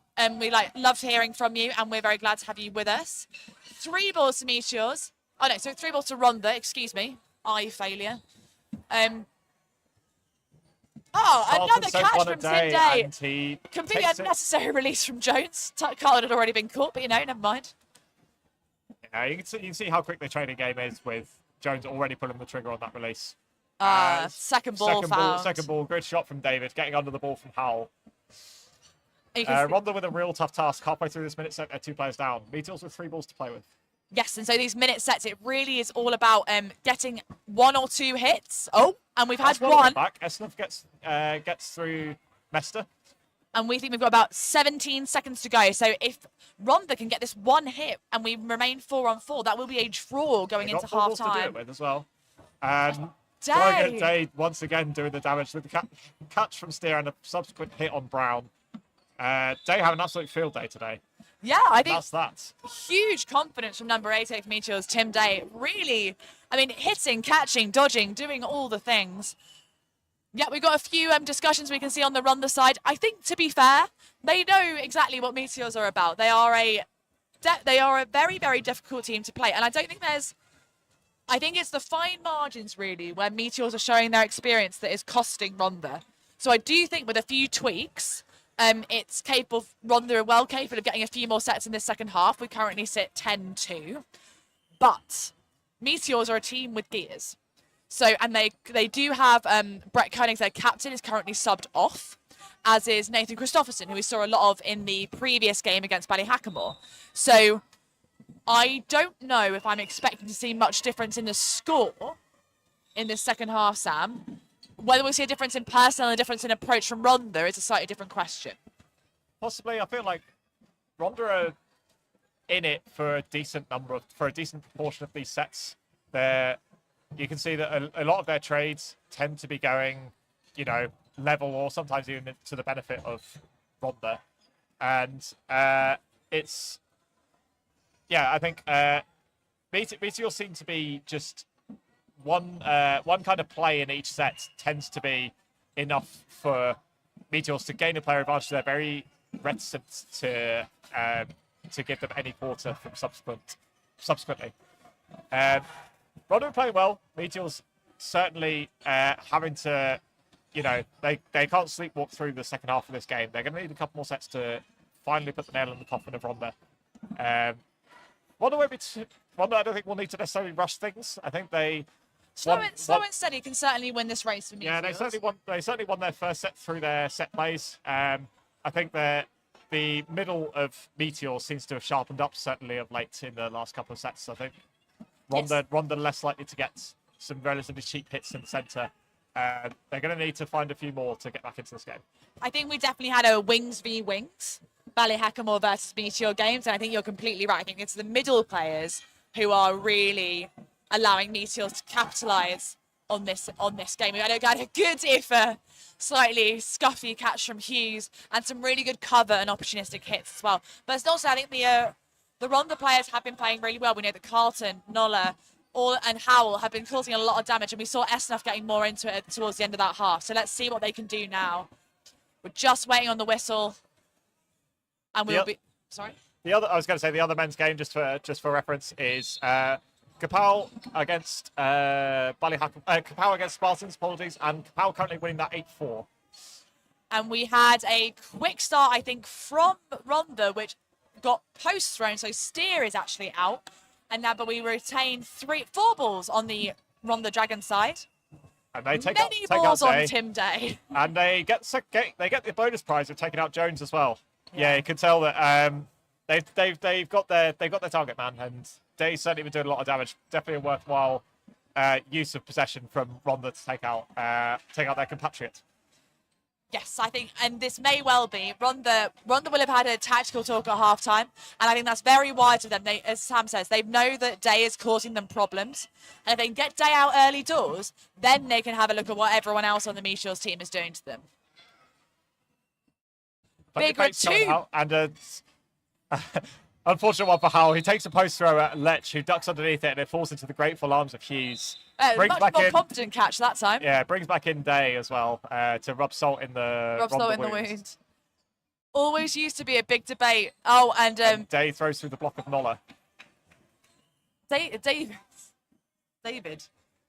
Sorry, did I say Day? You did. Freudian slip. Apologies. Yeah, we're just so obsessed with Tim this Plenty of flakes coming out, and Hughes gets out of the way.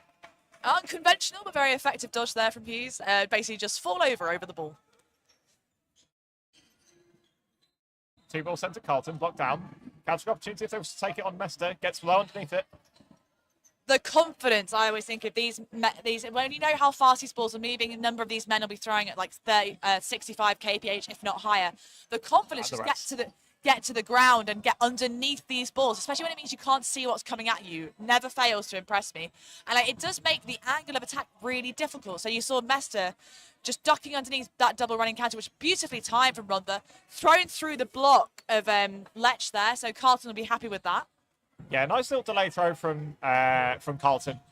Brown's cross court takes the attention of Lech. Oh, and huge play from Carlton. Brilliant work from Carlton. He makes the hit on Hughes as well as catching his ball to take it, and Day's there to punish.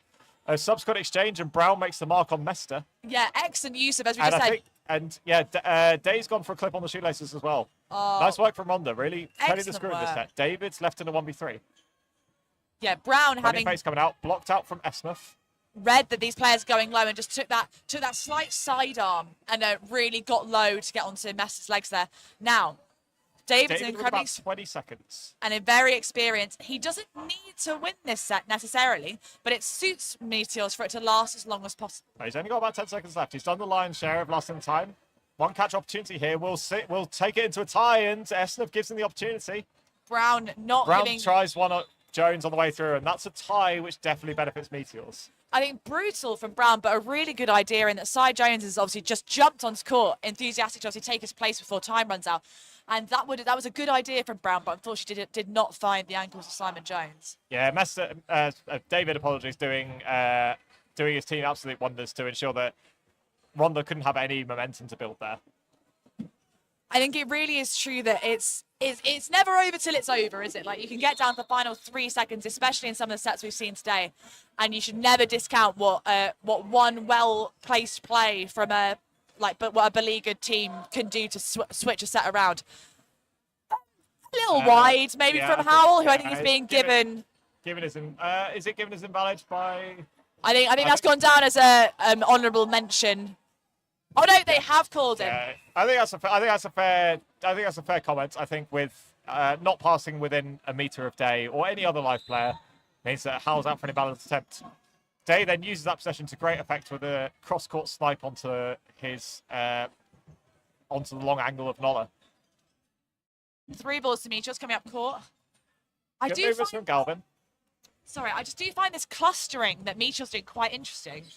Yeah, it means that whoever releases out of those two immediately has cover from their adjacent winger. Yeah, it paid off really well last half. Yeah, certainly. It gives Brown a good idea about who is throwing, but it also means that there's very little he can kind of do about it because he's always going to be shut down by an adjacent ball. Yeah. Plenty of fakes coming out. Steer sends one a Day. Yeah, but it was a good sort of calm dodge from Steer on the previous play just to get under the ball. These Ronda players know that if they can just tidy up a few of these bits, they can be right in these sets to the end. So trying to keep calm and control the pace as much as they can, I think is what I'd be doing in their place. And I think we can see evidence of court on this. Brown again with that. Brown, look for Mester. And a trade in the middle between Steer and Day. And then I thought he nearly got a Mester as well. Subsequent punish from Jones onto Marshall. So that ended up being a 2-for-1, I think, in favour of Meteors. So they further their player advantage to 3. 2 balls. Looking at Galvin and 2 blocks. Yep, I'd agree. And we've got confirmed. But no, apologies. 1 block, 1 hit. I think by single by the referees. Tough to tell from here. Brown left on his own in a 1v5.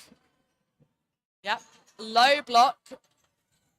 And that's an excellent take. Dan Brown on his ankles. Amazing take there. Brings Howell back. So we are now 4-on-2. Yeah, I think Jones will be remissing that release now.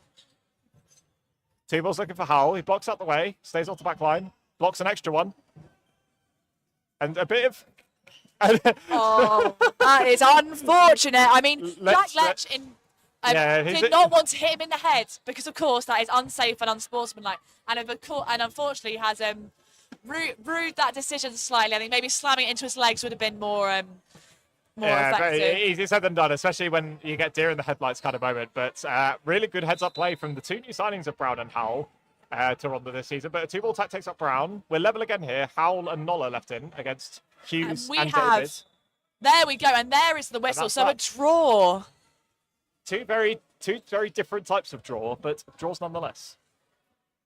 12-4 here. Meteors still retain their advantage from the half, but Ronda certainly growing into this game and finishing the group certainly on a high note. And we've had some quality players from both sides, but there's been a few absolute clutch decisions. I like that catch from Brown at the end of that set. Catch from Brown and Howell, don't forget. Yeah, and so I think if Ronda can just capitalise on these fine margins, we might see them finding a few more sets. But as we've said, Meteor's not to be underestimated. Steer with a point-blank catch from Mester, and can't quite repeat the feat from Lech.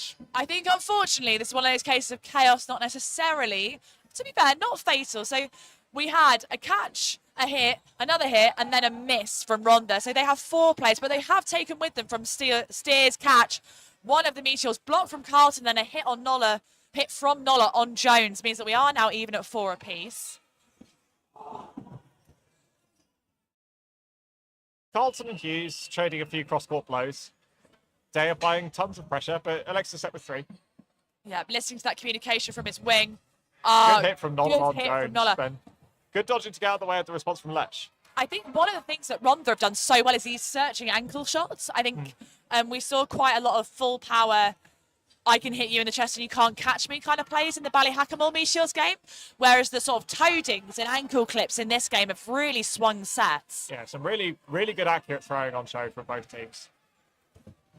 Ronda winning the battle so far this set. Until that point, great take from Christopherson on Carlton. Who has, of course, I think just come on for this set, has been subbed for David. 3-on-4 swing, so Ronda now chasing that player. Tim Day. Block it to the ground from Marshall. Yeah, Tim knew hadn't hit him, so gesturing across, everyone could just get on with playing rather than wondering about what's going on. 3 balls to Meteors. 2 balls onto Nolla, and they do make the mark. That slight delay as well, devastating play from Meteors. So Lech just got the first ball away, and Mess just fractionally behind, I think, got the ball slightly lower. Ball out, stuck in the net. Ball retriever on Ronda's side. Going to get that extra one. 2 balls looking for Day. Ronda trying the stagger this time, but not quite to good effect. Yeah. You can see that as well. Brown caught napping by Day. Not for the first time Day's done that, but to equal success. 2 balls here for Meteors against Marshall. I think maybe having just made that point about ankle shots, accuracy generally has been a real strong point in this game on both sides, because Day would not be having the success he is with these pot shots were he not so accurate. No, very much so. That's why these teams are the best in the country. Meteors taking another couple of set points to further advantage. 14-4 with about 5 minutes left. Yeah. So we'd imagine this will probably go. So we've had 1 set, I think, timeout. We're just going to have a short pause on the referee time. There is a query from one of the linesmen. So we'll wait until this gets resolved. And then, we're just going to fix the camera as well to give us a moment. But luckily, you're not missing anything. So both times have, of course, paused while we have this ref discussion. We will, if anything comes of it, we will... Yeah, not entirely sure what's going on here. 2-2. It's 2 retrievers each. So I think there's an injury to steer, which means that Ronda are short of a retriever. And I think, actually, one of their retrievers is now Brett Koenig, the captain of their opposition. So, yeah, some excellent stuff all round for really, Meteors to retrieve against his team. So because all everyone wants to do is play, isn't it, really? Indeed, yeah. So the reason that the stoppage of time, in addition to, is that the only reason that a team can play with 3 retrievers, as Marshall eventually takes a couple of bites on that effort from Day, but does take the catch eventually. We'll have to have a vote off in the comments which was slightly sketchier, that catch or Jamie Hughes' catch earlier, but both well deserved. I think it's a particular skill to keep aware of what the ball has done after it's hit you. Howell nearly taking Galvin out himself, but they managed to keep each other on court. Pats on the back for a bit of spatial awareness there. Can't quite repeat his heroics, and cover from Jones is too hot for Brown to handle. And that's exactly the kind of play I think that has seen Meteors come out overall on top of Ronda this game. 2 players down, always looking for opportunities and just taking advantage of any confusion. The hits that slightly distracted Dan Brown gave Jones the chance to hit Brown, and now we are even at 4 apiece. Lots of balls went all over the place, but no hits. Was it a 1-ball release either way? I think two at Jones, and then a wayward release from Mester as a cross-court free throw. Huge big jump movements by Jamie Hughes. Gets out the way of Carlton's ball. Yeah, lovely low block by Howell. We are halfway in this set. And Ronda really, if they... Plenty of fakes. Block out from Jones. If you can see here some banging and crashing, we've got some... Block from Howell. Countering opportunities should they wish to take it. They send some at Jones and Mester, and Jones is there to punish Carlton. Yeah, I think a number of players in this game are very confident to do that sort of tombstone-style catch where they throw himself backwards. I think Jones delaying ever so slightly means that he was devastatingly effective against Carlton there. But great counters from Galvin and Marshall. Beautifully and Howell accurate. Throws through the block of Mester. So a two-player swing there. Ronda take the lead again in this set. 50 seconds left, 5-0. So taking the words out of my mouth, any opportunity to catch that? It's up. Oh, and no. Howell goes a hell for leather for that trade on Lech, which he probably had to do, to be fair, because it was a ricochet opportunity catch for... Yes, that ball went a long for way. Lech, so Howell had to go and take his attention as much as he could. Ends up with Galvin against Lech and Hughes. Hughes sends one high, and so does Lech. I think they're on play two there. Yeah. Yeah, good So they just want to smart throwing from the Meteors lads. A block there. Now. That is a hit eventually, I think. Yeah. Yes. Good work from both players to enjoying that little standoff. Hughes doing well to ensure that Galvin's welfare was very much protected, but his life on court very much not. Another couple of set points for Meteors.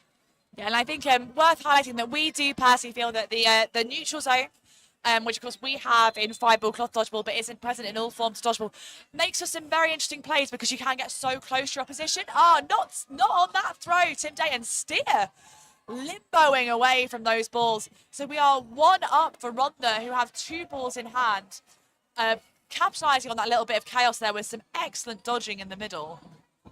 Yeah, I think they probably could have had set for 4, maybe 5 balls there at some points. But I like to throw a couple of counters. Christopherson, who gets out of the way. Huge hop from Tom Carlson to get over that Meteor's ball. Good hit from Carlson. The catch from Howell on Jones. Catch from Howell, love that. You can see sometimes when the players clock the ball come in, he just clocked the ball and turned his entire body. So he was catch or out, and he held onto it beautifully. And Howell does make the mark on Mester as well, doing a lot of damage on this on his right-hand in this set. 2-6 Meteors. Can Ronda see this out to a win? They throw 3 at Christopherson, and he makes the counter-attack hit on Carlton. And Howell tries repaying the favour, but is a little wayward this time. I wouldn't be surprised if he slightly lost grip on that one as he let go of it. Quite Visibly possibly, yeah. frustrated with how short that ball felt. But it was valid this time. Potentially a little frustrated with realising he's thrown away the fourth ball. Ronda Yeah. throw away all 5 as they go. And Marshall with Marshall a with very eyes in the back of his head. maverick, Yeah. Gets out the way. Yeah, Ronda trying to pull out all the stops to try and finish the set. They want to get another one on the board. Yeah. 2 pre-throws. found Make the Nola. mark on Nola, but Howell is there to punish Hughes. Christopherson doing excellent work, And getting hands out baiting of the Howell way. into that. Baiting Howell into that.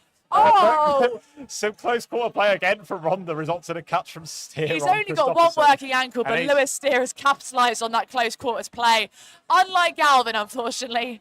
Yeah, nice hit from Day. Good accuracy once again. I think that we would potentially. And that's time. It was a nice catch again from Day, but that was time. And that is the full match there. It's gone very quickly for Indeed, us here yeah, in the commentary flies by. box. 16-6 in favour of Meteors at the end of the day. Yeah, do let us know if you have any comments or questions on the live stream chat. So that does conclude the group games, we believe. Yes, for the men certainly. The other game ongoing is Kapow against Spartans, of which it looks like Kapow have just taken a 14-10 lead against Spartans. So that could consign Spartans to bottom in the group, and Kapow would take third. And In that group, apologies. In that group, Derby Phantoms and Manchester Bees both already through. In the group, in the game we just seen, Meteors now will top the group, and Ballyhackamore will come in second. We have on the women's side, we have Ballyhackamore Amazonians, playing Derby Phantom second, which I believe will have gone down as a 18-4 win to Ballyhackamore. A lovely catch from Hannah Catterall just to finish that match off.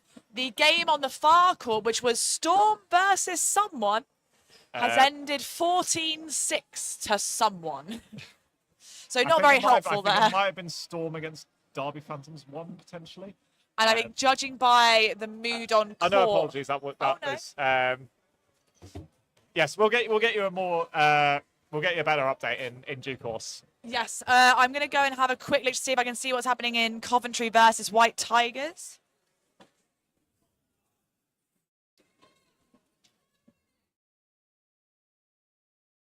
It's, I think, potentially 7-9 to Coventry Silverbacks. Hopefully you can still hear me. I did wander off a little bit.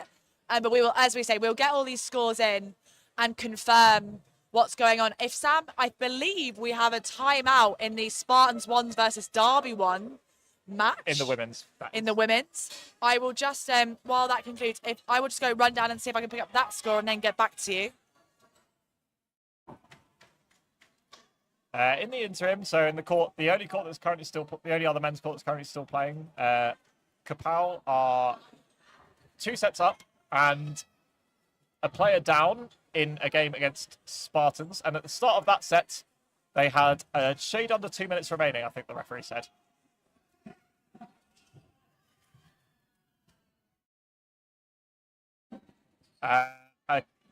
A hit and a catch from Kapow on that side has actually turned the favour in that set very much in favour of the Northern Irish team. So it looks like Kapow are going to take that victory over Spartans today.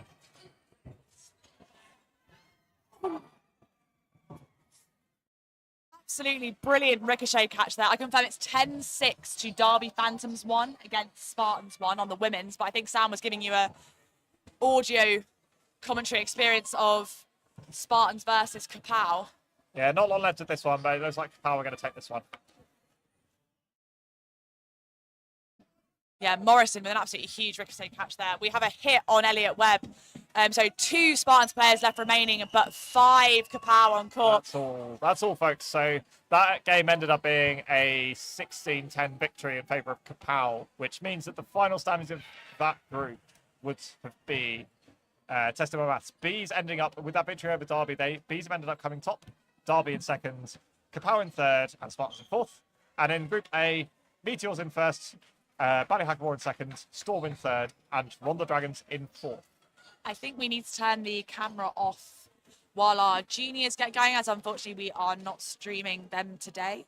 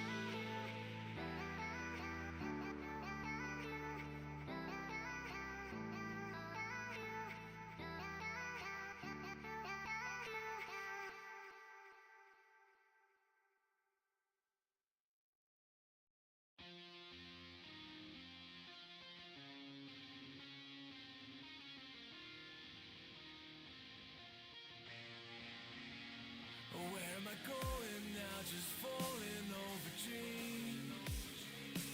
Now I'm just so far gone, this isn't what it seems. Taking me so damn long, it's fading from belief. I need to slow this down, it's burning from beneath. Come break this line, this wounds in my own sights. Holding on for what is worth my life. And now it's time, I'll make it up the vine. Find my way to giants in the sky. Tonight it comes alive.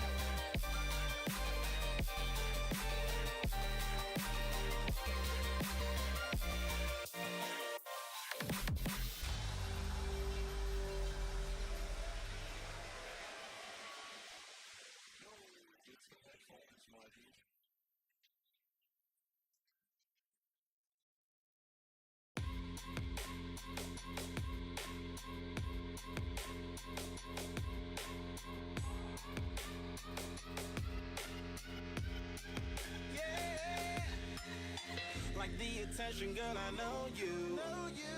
But you're everything I want in life. We're fighting danger like kung fu. The love I feel is deep inside. The others don't matter. It's honestly us against the world. We're the perfect team. You're my dream, and I just want it. Can you see myself? Can you see myself? Can you see myself? See myself? Can you see myself? Can you see myself? Can you see myself? See myself? Can you see myself? Can you see myself? See myself? Can you see myself? Can you see myself? Can you see myself? Oh, baby, if you ever need a helper, you should know that I'll be there day and night. Nobody else can love you better.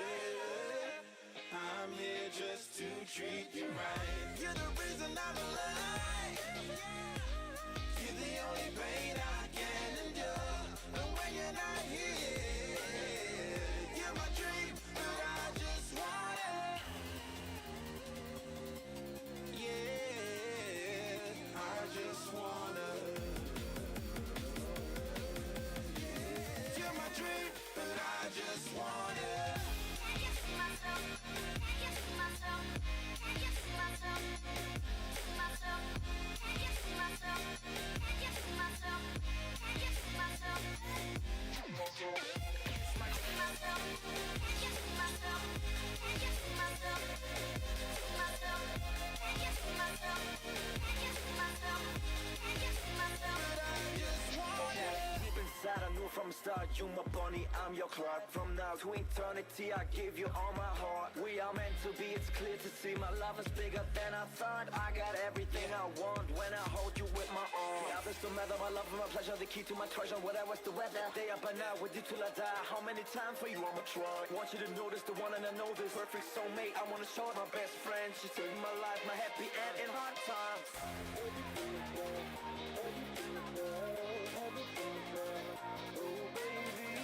Hug it to myself, hug it to myself, hug it to myself. I just want it.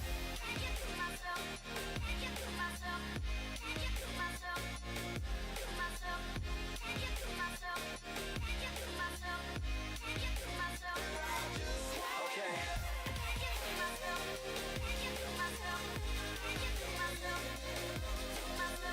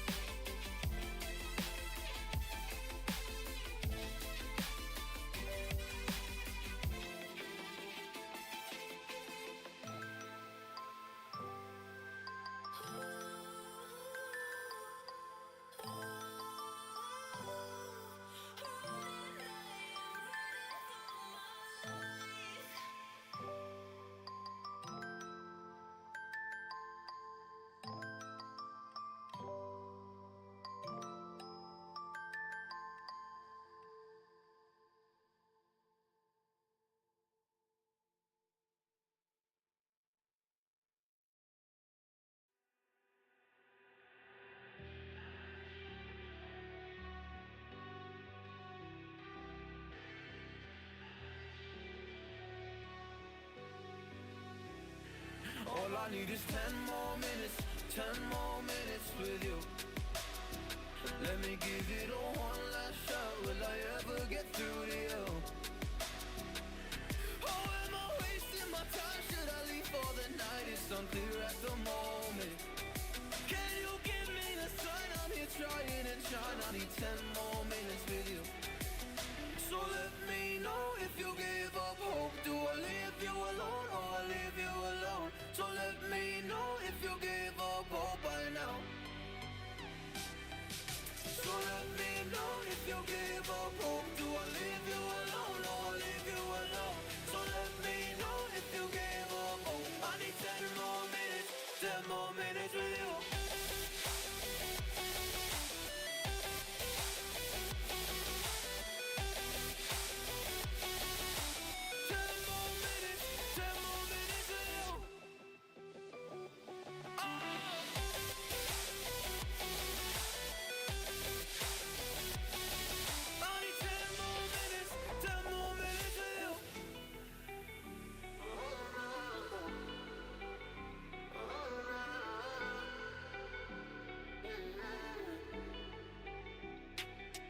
Yeah, I just wanna go back home.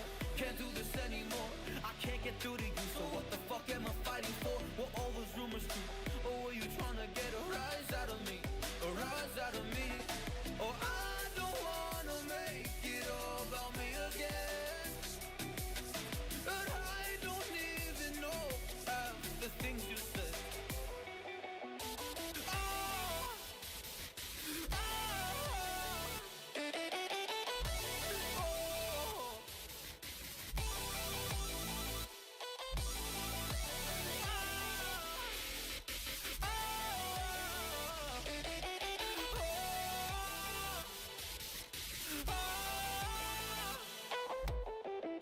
So let me know if you gave up hope. Do I leave you alone or I leave you alone? So let me know if you gave up hope by now. So let me know if you gave up hope. Do I leave you alone or I leave you alone? So let me know if you gave up hope. I need 10 more minutes, 10 more minutes with you. 10 more minutes, or 10 more minutes with you.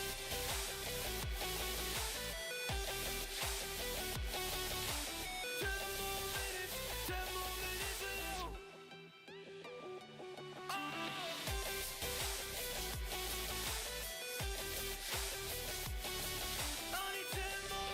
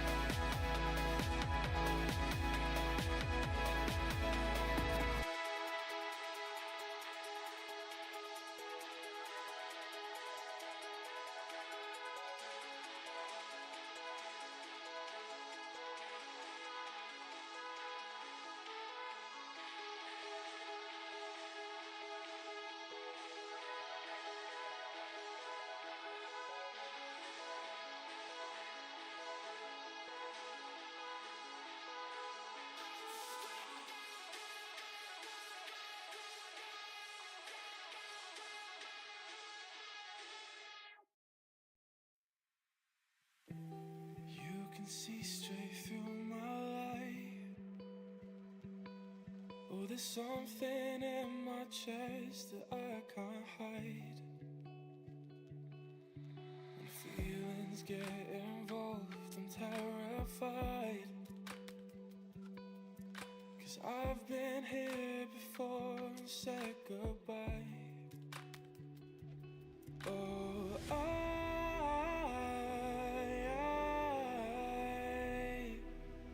are you the one when I try look I wish I'd find? Oh,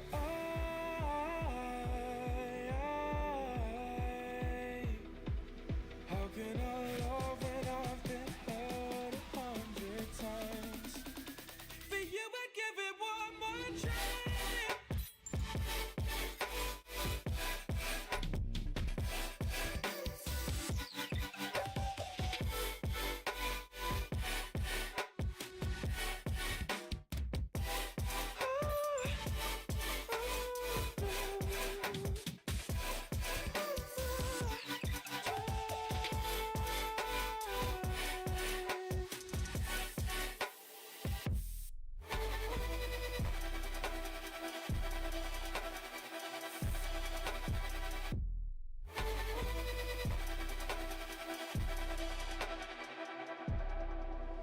Turn away and wrestle with my doubts. Oh, I leave them all behind, but don't know how. Bury my head deep within the crowd, but I'm reaching for your hand to pull me out. Oh,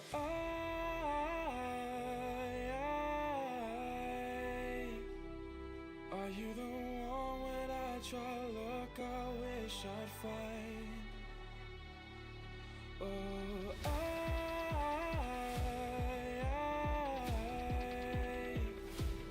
how can I love when I've been hurt 100 times?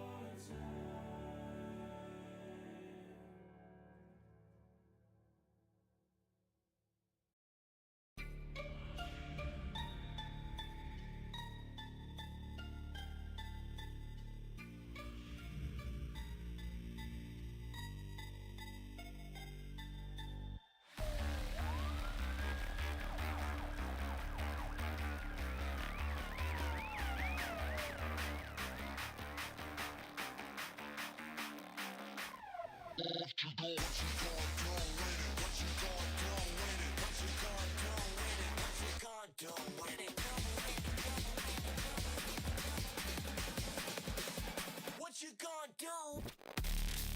I see you with that. Pop that. Go. Now let me see you go. I see you with that. Pop that. Now let me see you go. I see you with that. Pop that. Go. Now let me see you go. I see you with that. Pop that. Now let me see you go. Go. Go. Go. Go. Go. Go. Go. Go. Go. Go. Go. Go. Go. Go.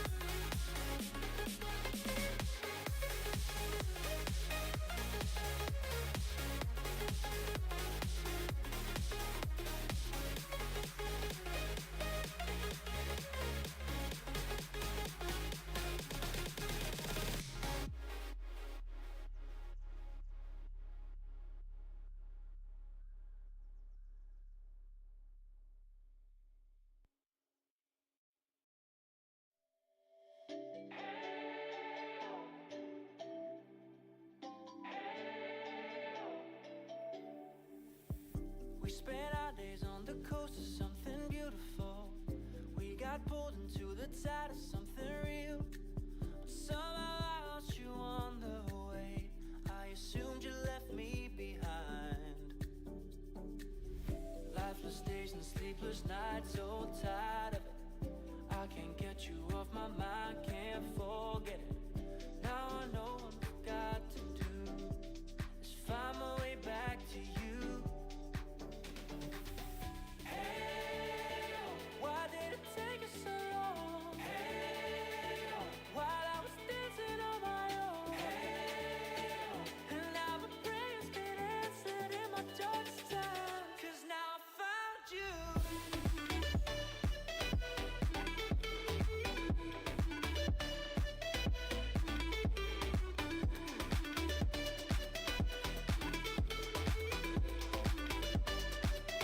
Now I found you. Hey, I was waiting on the day you would come back to me, hoping that I didn't burn a bridge I couldn't see. Now that you're by my side again, I'll never leave you behind. Lifeless days and sleepless nights, so tired of it. I can't get you off my mind, can't forget it.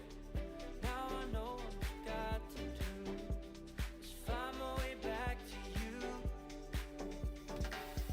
Hey, why did it take us so long? Hey, while I was dancing on my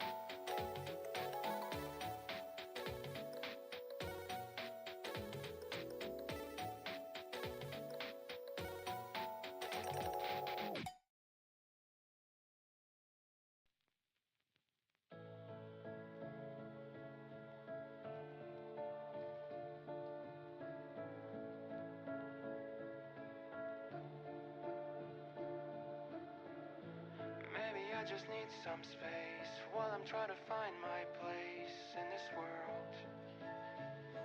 In this world. Broken home and tired eyes, never chasing for new highs anymore.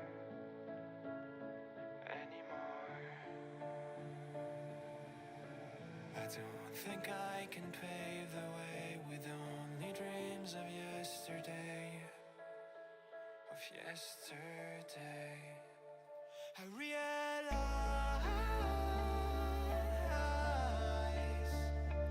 we're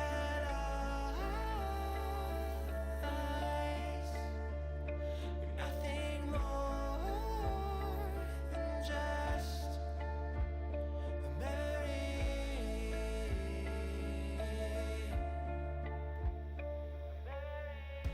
How can you be understood when you cannot understand anymore? Anymore. Filling it over the line never helps you doing fine anyway. Anyway. I'll try to keep it casual, but I'm still staring at the wall. I've let it all slide on my own. Maybe I've finally grown. Don't wanna look the other way when everything around is great. Maybe we'll meet again someday. I know we'll meet again someday. I realize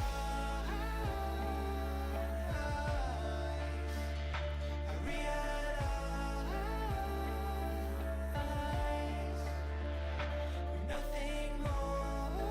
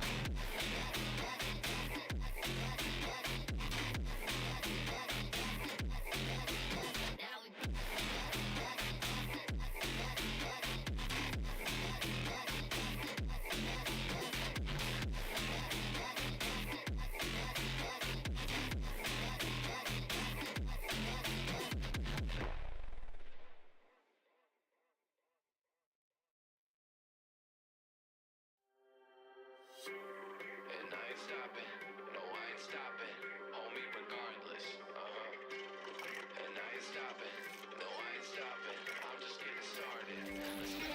My skin is pale, but I'm a black sheep, riding through the city, Satan in the backseat. Hey yo, that's me, I run it like a track meet, a rap fiend, I set the bar high like an athlete.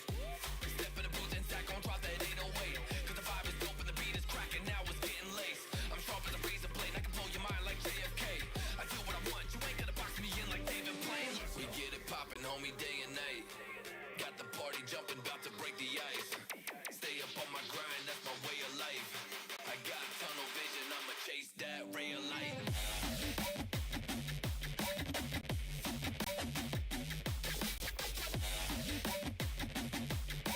Stay up on my grind, that's my way of life.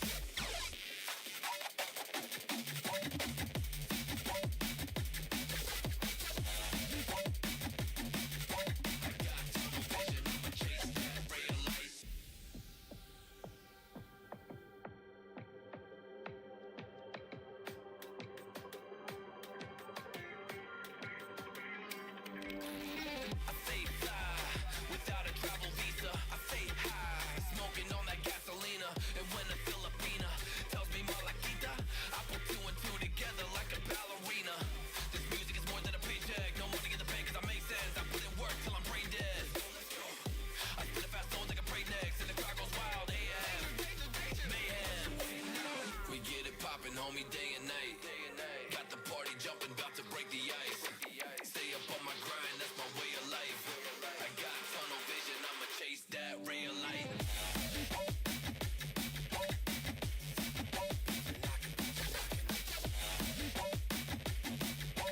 Stay up on my grind, that's my way of life.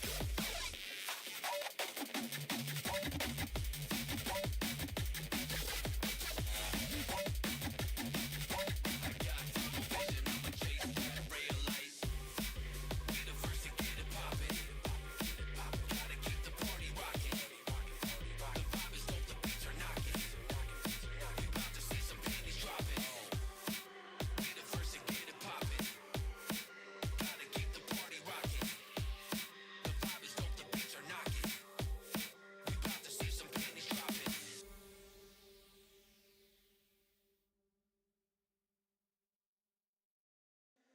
I could always be the one you wanna call when it's cold outside.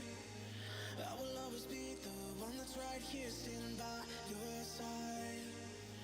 Open up your heart and let me in. I promise not to break you. I promise I'll be all that you want. So let me in my heart before. Let me in. Your love explodes. Our heart implodes. Your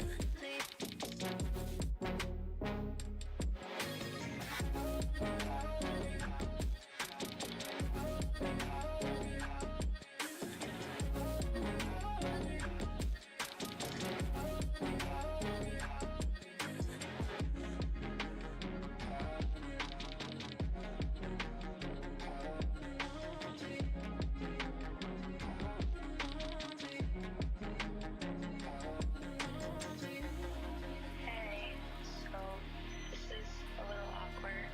Things haven't really been working out as well between us, and I think it's time for both of us to kind of just move forward.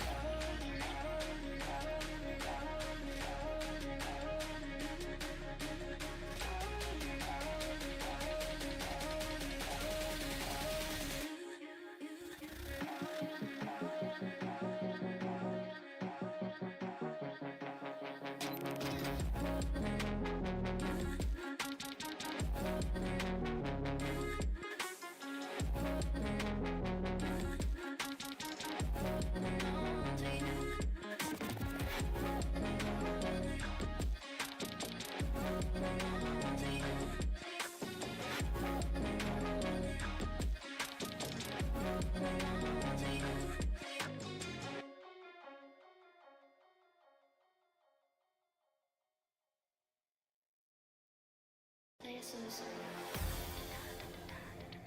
I'ma turn it up and then I'm gonna take it down. I'ma turn it up and then I'm gonna take it down. I'ma turn it up and then I'm gonna take it down. Play a song. I'ma turn it up and then I'm gonna take it down. I'ma turn it up and then I'm gonna take it down. I'ma turn it up and then I'm gonna turn it up and then I'm gonna turn it up and then I'm gonna turn it up and then I'm gonna turn it up and then I'm gonna turn it up I'ma turn it up and then I'm gonna take it down.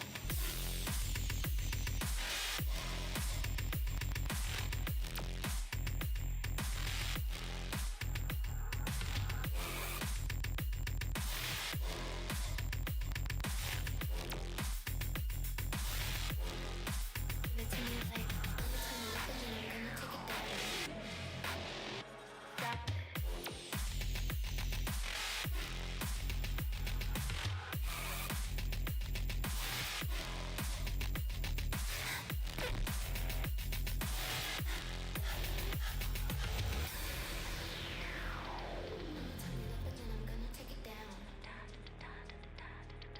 I'ma turn it up and then I'm gonna take it down. I'ma turn it up and then I'm gonna take it down. I'ma turn it up and then I'm gonna take it down. Give it to me like I'ma turn it up and then I'm gonna take it down. I'ma turn it up and then I'm gonna take it down. I'ma turn it up and then I'm gonna take it down. I'ma turn it up and then I'm gonna take it down. Play a song. I'ma turn it up and then I'm gonna take it down. I'ma turn it up and then I'm gonna take it down.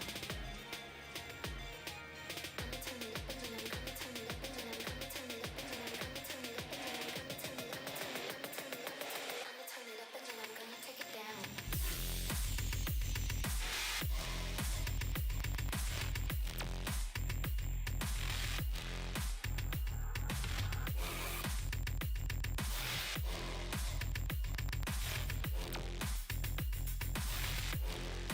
Give it to me like I'ma turn it up and then I'm gonna take it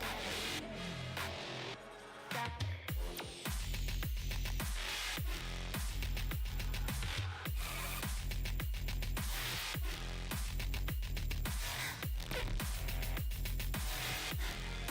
Give it to me like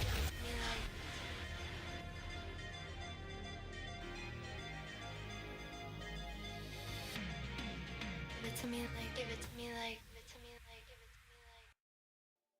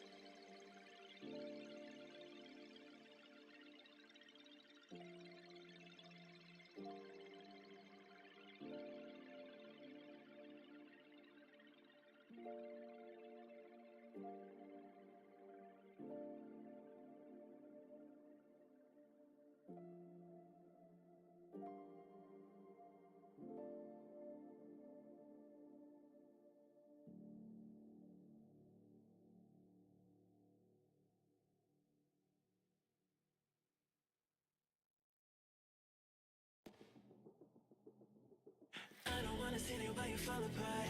Even though you told me take it back, your heart I still spin inside your orbit. Yeah.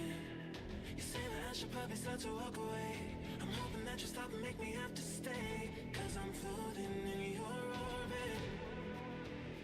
Yeah, I'm stuck in your space, just my luck. Put me away, you understand. There's nothing left to say.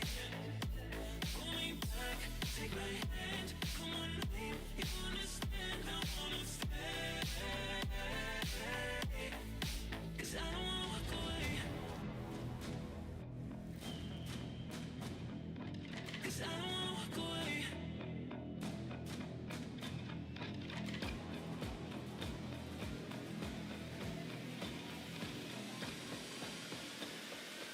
'Cause I don't wanna walk away. Yeah, I'm stuck in your space. It's my luck. Put me away, you understand. There's nothing left to say. Pull me back, take my hand. I wanna leave, you understand. I wanna stay. 'Cause I don't wanna walk away. I wanna see you, but you fall apart. Even though you told me take it back, your heart still spinning inside your orbit. I should probably start to walk away. I'm hoping that you stop and make me have to stay, 'cause I'm floating in your orbit.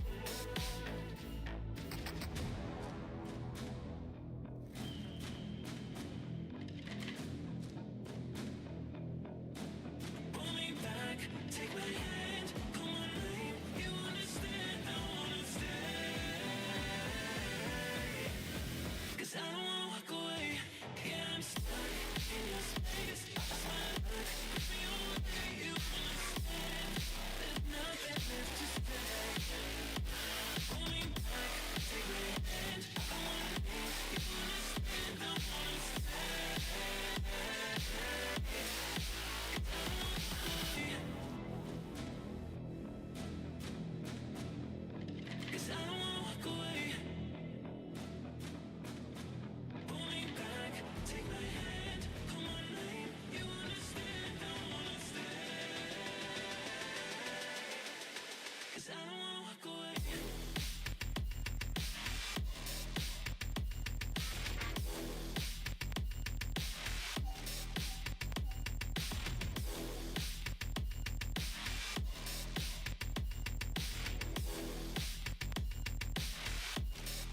Cause I don't wanna walk away.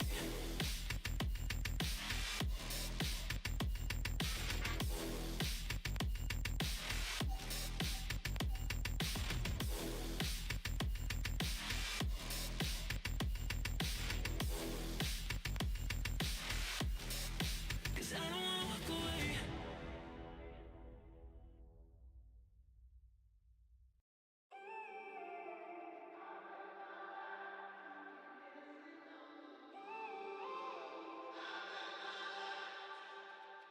When I'm up through the night, I can't turn down the noise. Tear all the worries out of my mind about who I'm supposed to be. I start to believe I can't get it right.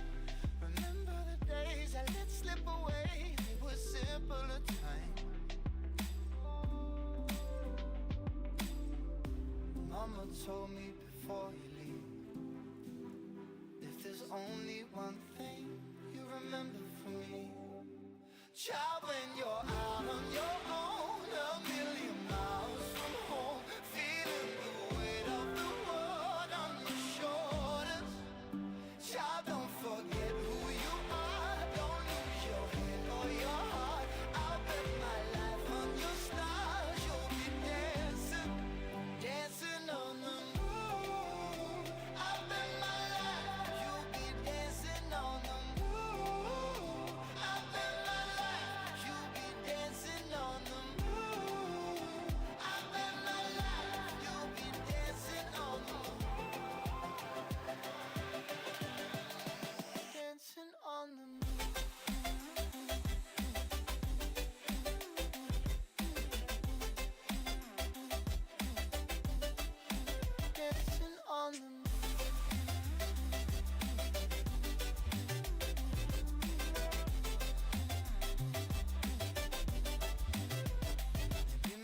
compass was wrong, and I'm still on my way closer to where I belong. I'm still rolling the dice, praying sometimes don't last it long. I'm losing my faith, I'm walking away from what you knew all along. Mama told me before you leave, if there's only one thing you remember from me, child, when you're out on your own, a million miles from home, feeling the weight of the world on your shoulders. Child, don't forget who you are, don't lose your head or your heart. I'll bet my life on your stars, you'll be dancing, dancing on the moon. I'll bet my life, you'll be dancing on the moon. I'll bet my life, you'll be dancing on the moon. I'll bet my life, you'll be dancing on the moon. Dancing on the moon.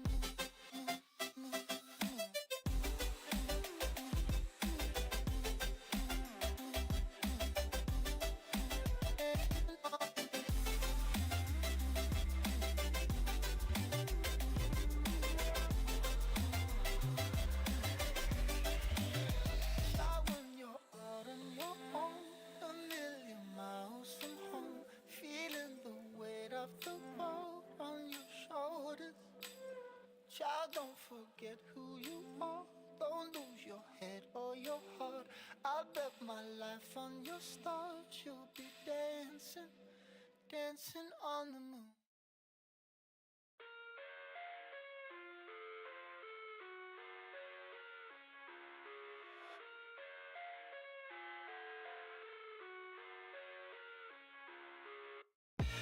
I live inside my own world of make-believe. Kids screaming in their cradles, profanities. I see the world through ice covered in ink and bleach. Cross out the ones who heard my cries and watched me weep. I love everything. Fire spreading all around my room. My world's so bright, it's hard to breathe, but that's alright. Hush.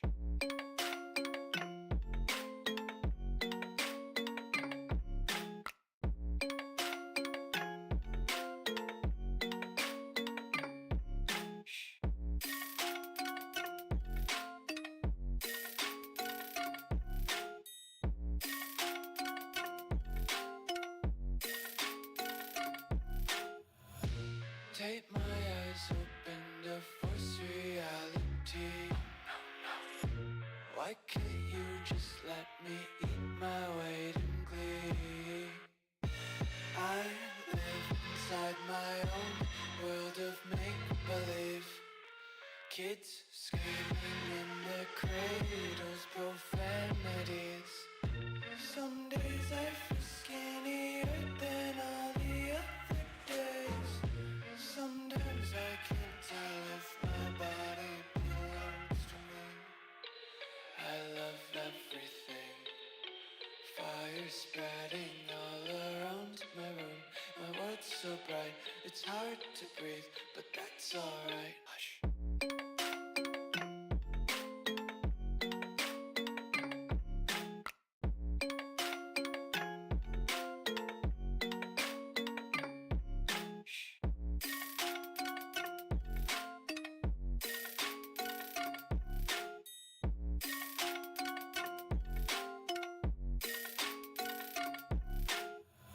I wanna taste your content, hold your breath and feel the tension. Devils hide behind redemption. Honesty is a one-way gate to hell. I wanna taste consumption, breathe faster to waste oxygen. Hear the children sing aloud. It's music till the wick burns out.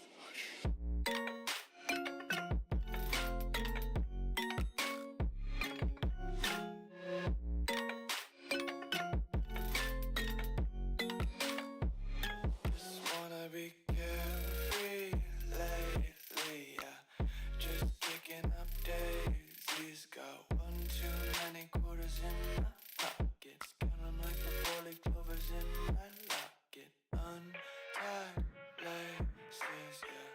just tripping on day. Dreams got dirty little lullabies playing on repeat. Might as well just ride around the nursery and count sheep.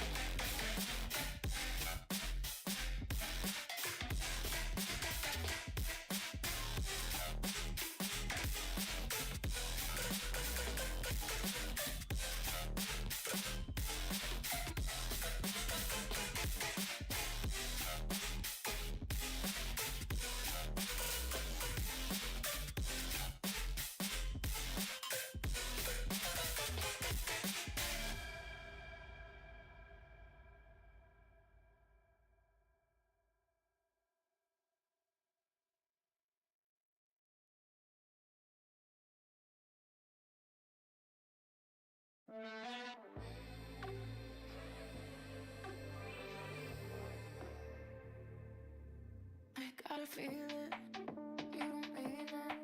Why you sad right now? I gotta feel it. There's something about your eyes.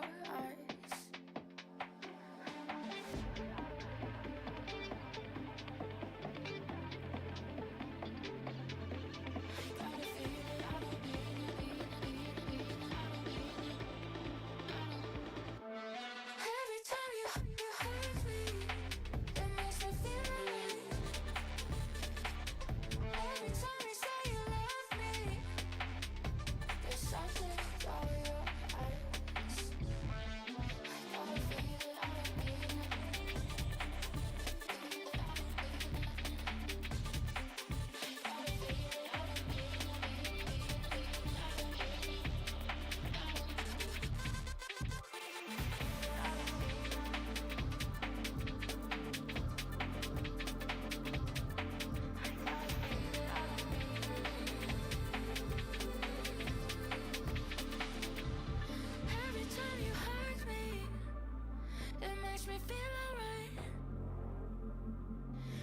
Every time you say you love me, there's something about your eyes.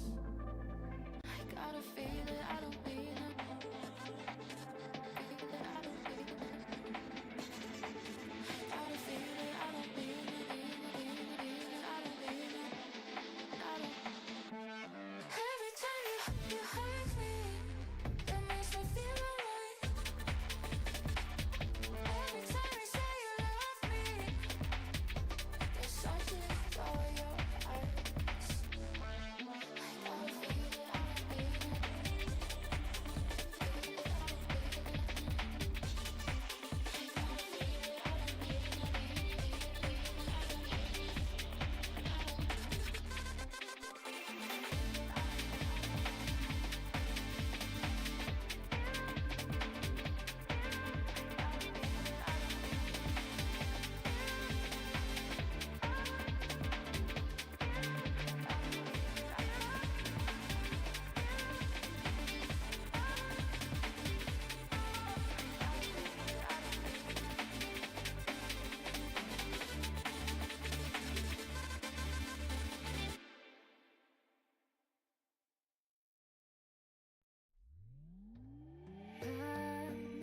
Midnight, let's spark a light and see where it leads. Just you and me, hiding behind the curtain. A world so uncertain. Come and see where this leads. Circus.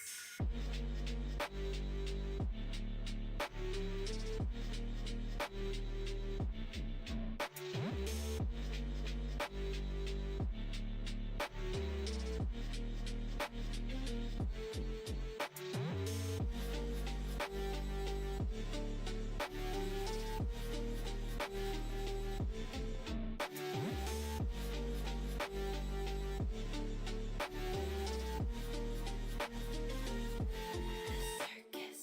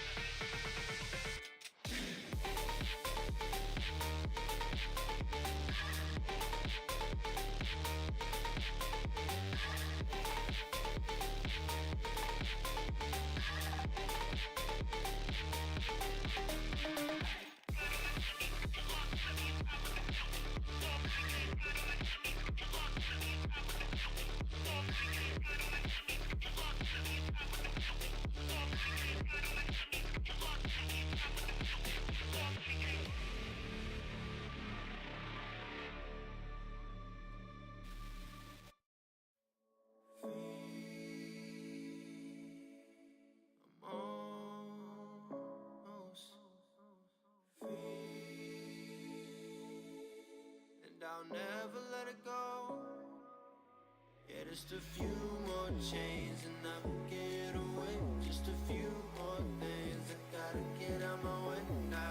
I'm never turning back. I know it sounds so bad, but baby I'm fired. Oh, so hot I'm really burning. Oh, I feel the future getting brighter. I feel the future getting brighter. Baby, I'm fired up. Baby, I'm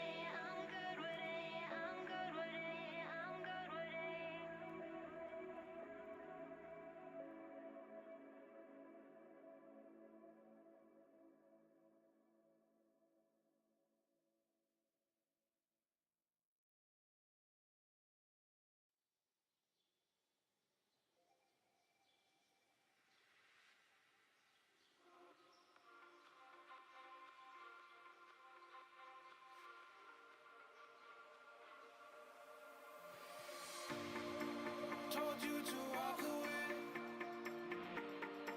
That was my first and last mistake. I'm blue without your faith. But what can I do? 'Cause I'm just a sinking ship, and you're just a pair of lips that I've lost in the moment. All I want is for you to come back. Now I'm caught in the middle of life, and I need you to survive.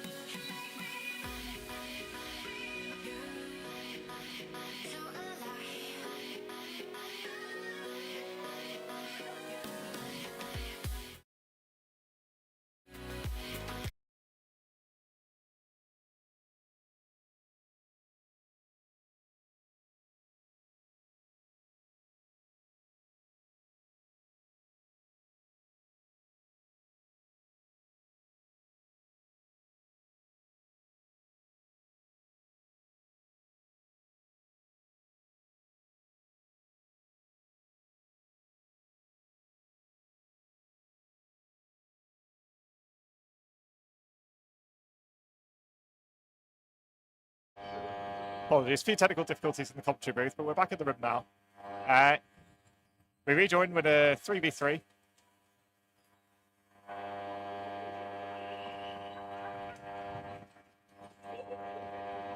Take a look from Reed, look for Christopherson. Play has been ongoing, so the half clock is more or less correct on our monitors, but missed the set clock on this one, I'm afraid. So we're getting a little bit blind.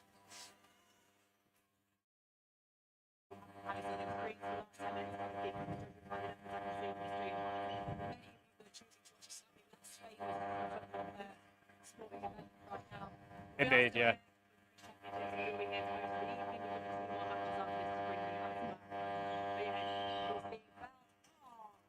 Good punish from Smith. Reed on the far side.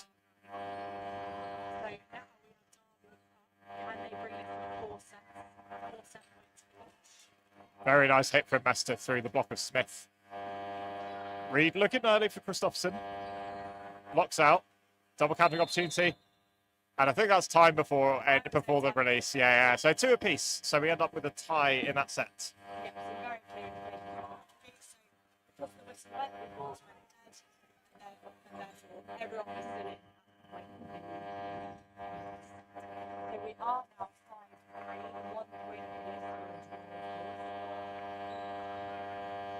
Yeah, we'll have 2 more sets if our clocks are correct. And you'd imagine that Phantoms are targeting at least one of these sets. I think if Meteors end up winning them both, it will be a real tough amount of time for Derby in the second half. Good starts from Paddock to catch out Day to start things off.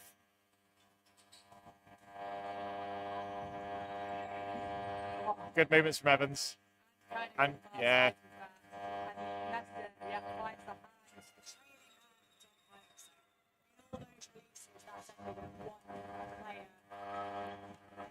Yeah, that was the only hit in that exchange, yeah, for all the balls thrown.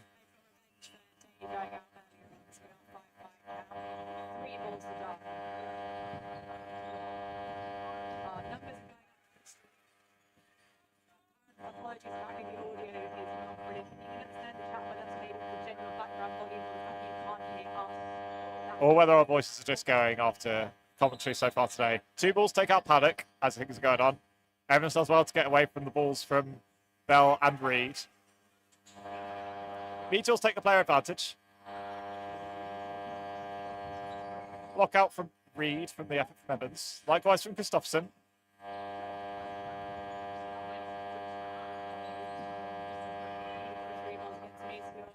Plenty of fakes.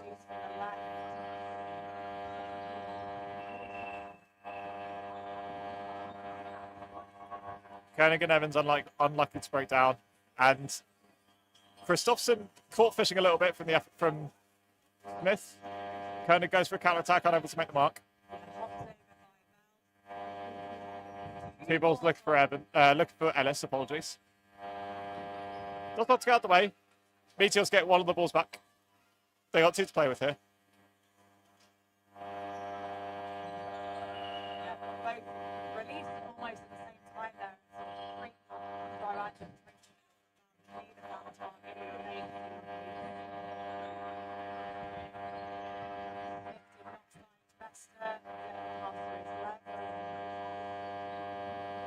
Yeah, neither team.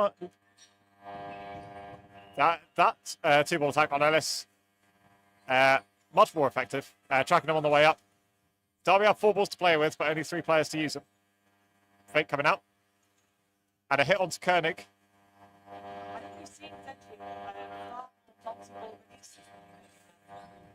Yeah, Meteors, I think, doing well to inject some imbalance into the game by throwing those 2 ball releases and then a 3 ball release at Bell.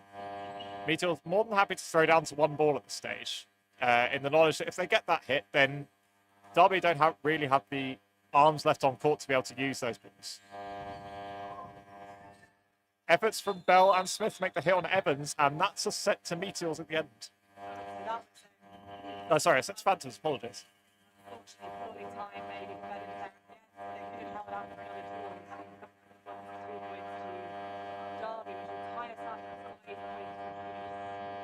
Yeah, Evans rolling the dice a little bit there to try and get that hit that would have secured the set points for Meteors. Ended up costing him his life on court and 2 set points. So as it transpires, Meteors should be 5. There you go, 5 apiece. 1 minute set to finish. There we go. Whistle on the 1 minute set. So again, all about the numbers. And a magnificent catch from Evans at the start. Yeah, so Crowd enjoyed that one. 12 seconds late. Oh, but an excellent follow-up from Paddock. Just about hangs on to that effort from Bester. There was a hit on Holmes in amongst all that. Smith's back in. So I think we are left with 5 apiece after that trading catch for catch in this minute set. We'll find we need clear communication. Some hits on both Bell and Koenig. And Smith, I think, in amongst all that. Yeah, look, it looks pretty close. No, we're not. We are 1 up Meteors. A block from Christopherson on green score, which came in across the ball. About Yeah, not long left here. Yeah, Meteor really playing this especially slowly. And a good hit there from Christopherson on read. It secures the set for Meteors. And secures them the lead going into half-time, 7-5. Pretty blistering first half, and the way that Meteor started, Phantom's doing very well to get draw back into the game at this stage. Yeah, I think we'll be prepped for a very interesting second half of the semi-final. The other semi-final in the men's is Ballyhackamore Barbarians against Manchester Bees, and they're on a court that we can't really see what's going on at this stage. We'll take a short break for the here and now. We'll try and find out what's going on for you. We'll be joining for the second half in a minute.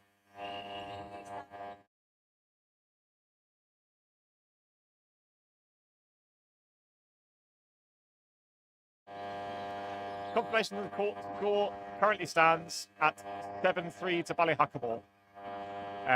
So still very much in the balance as it's this game. I think they're still playing in the first half on that side. But yeah, we'll try and keep half an eye on that game and keep you posted.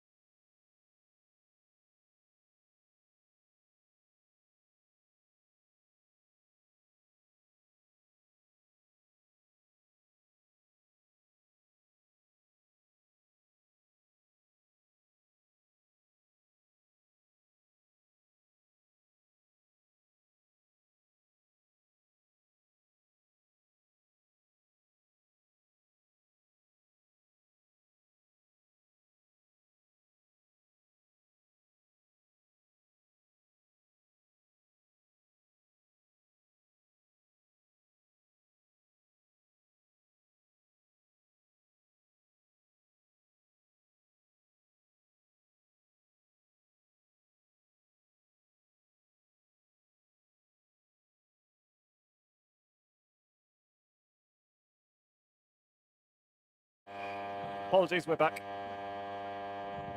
yeah, very rapid half time there.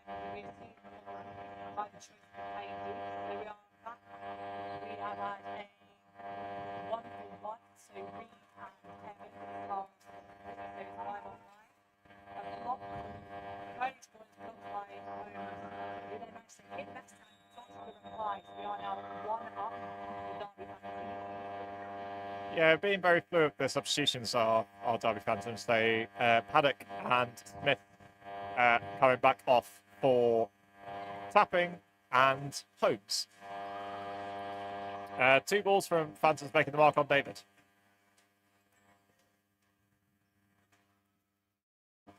Two-ball attack takes out Ellis.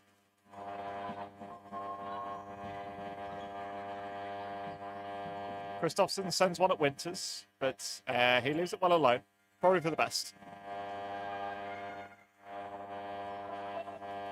Phantom once again with 3. Plenty of pace coming out.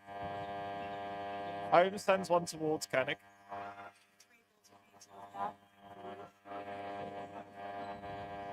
And the second ball makes its mark on Holmes. These 2-ball conversions from Meteors are really the lifeblood of their sets so far.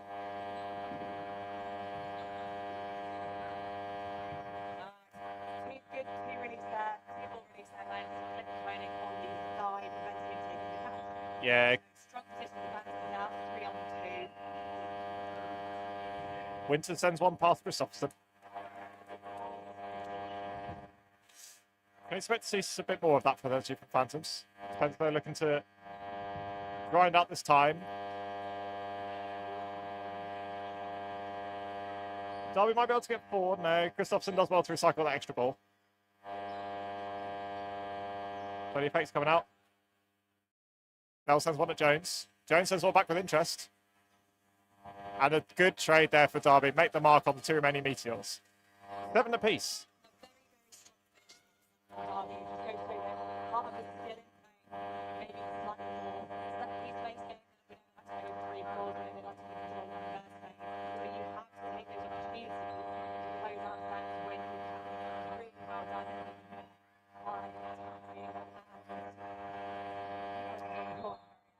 Winters, yes.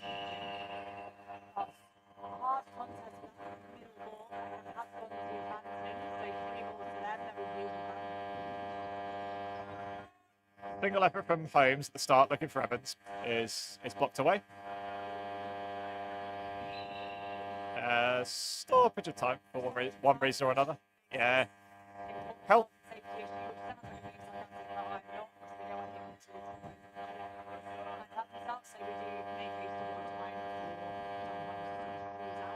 Indeed, very much a yeah. We've seen a couple of injuries already today. We don't want to see another one, especially not on show court.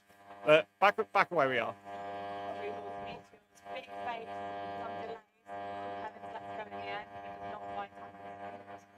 Yeah, plenty of fakes from Meteors looking to bait out that extra ball from Phantoms with a preemptive attack, but do not do so on this occasion. Block out once again from Evans. Coming under a lot of fire this set so far. Jones sends one towards Winters.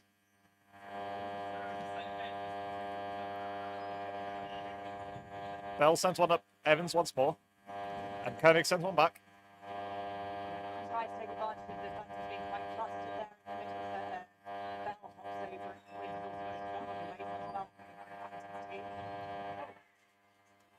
Nice hit from Koenig. Clips Reed on the way through. And Holmes sends one at the huddle, and it catches David a little unaware, and he can't hold on to it. Measles have 4 to play with, though. And they do well to make the mark on Holmes, despite big movements. Good tracking from the throwers from Meteors. But Derby have 4 to play with. They can look to reduce this deficit.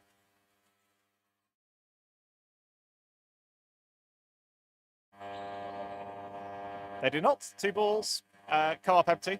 Meteors have 3 balls come up empty. 4 balls to play with now for Meteors.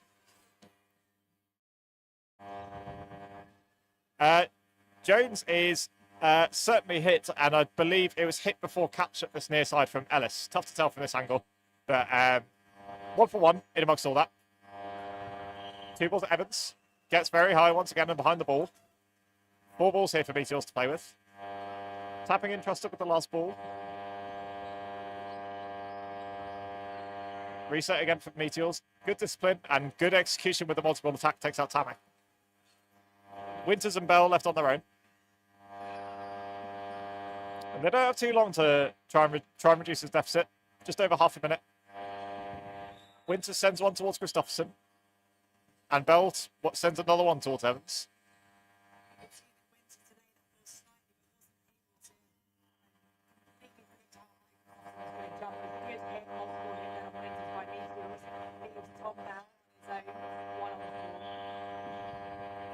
Not for long. Koenig finishes the job. Retakes the lead for Meteors. It's now 9-7.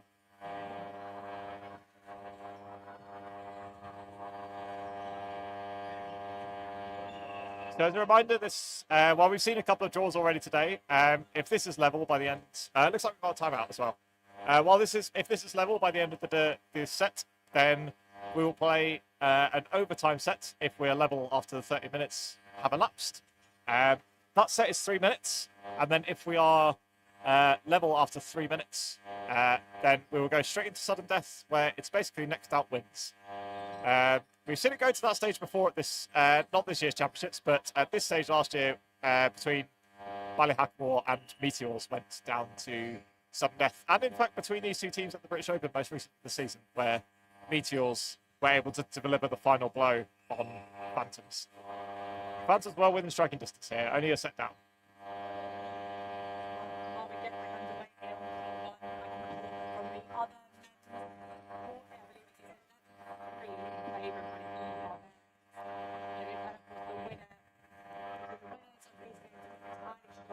They will be. This is the semi-final, so they will play for gold later on today. So yeah, no, straight into semi-finals. So yes, this is for a space in the grand final, and we could be looking at a rematch of one of the games in the group if things stay as they are. But a lot of dodgeball yet to be played. Substitution for Meteors in the form of JB Hughes re-enters the fray in the centre. In the place of Nesta.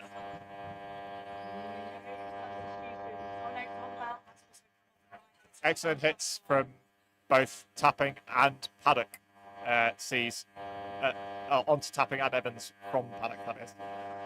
1-for-1 trade, and there's also a hit on the far side as well. Apologies, completely missed that one. But Koenig's up regardless. And a stoppage of time once more. I think that the main question was who was out first between Evans and Koenig in that exchange, I believe. But yeah, plenty of eyes on this one for the refs.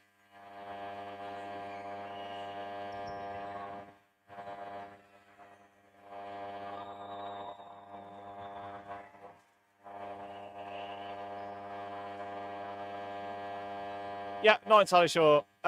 Apologies, missed that stoppage of play, but we reset again. Still, as was, 5-4. 4-all, apologies. And Tapping and Paddock both out for Phantoms. Evans and Koenig out for Meteors. Quick exchange with no initial hits to start things off. And Ellis continues his catching magic and takes out Jones.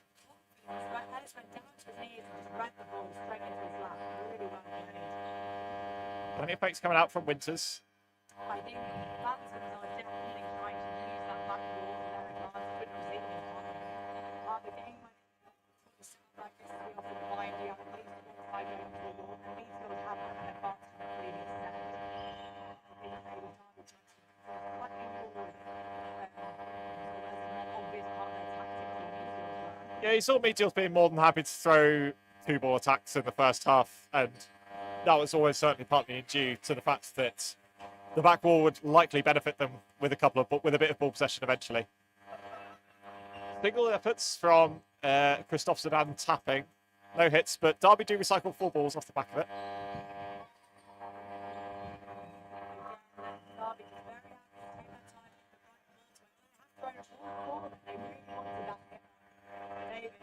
Subsequent retaliation from David. Does make the mark on Winters. Good honesty. I thought he'd gotten away with that. And some random debris on court. And yeah, I don't think there was a stoppage time there. Not entirely sure. Jamie Hughes makes the mark on Smith.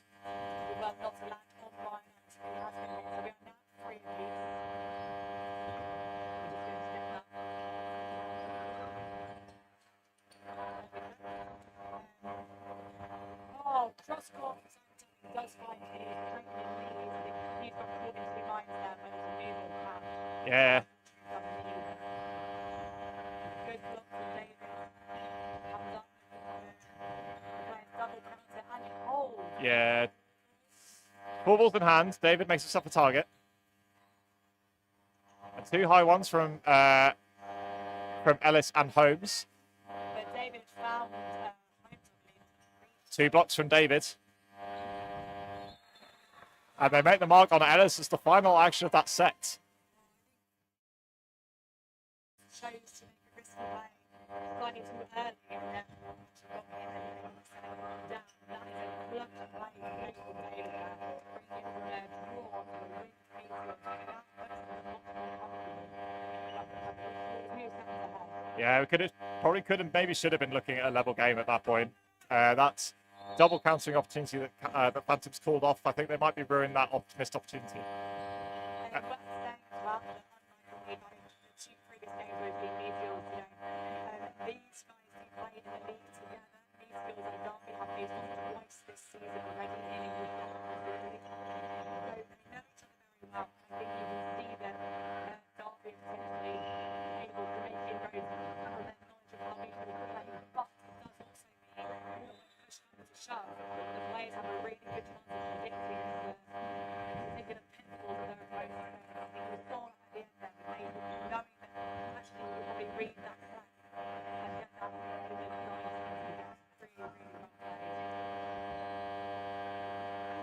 played. Knowing what your opponent's going to do and doing something about it are two different things. I think Phantoms have done well to read exactly what Meteors have done, but two incredibly strong singles to start things off from Meteors and making those hits. Holmes does make the retaliation hit on Koenig in the starts, but still a player down, but they do have 4 balls to play with.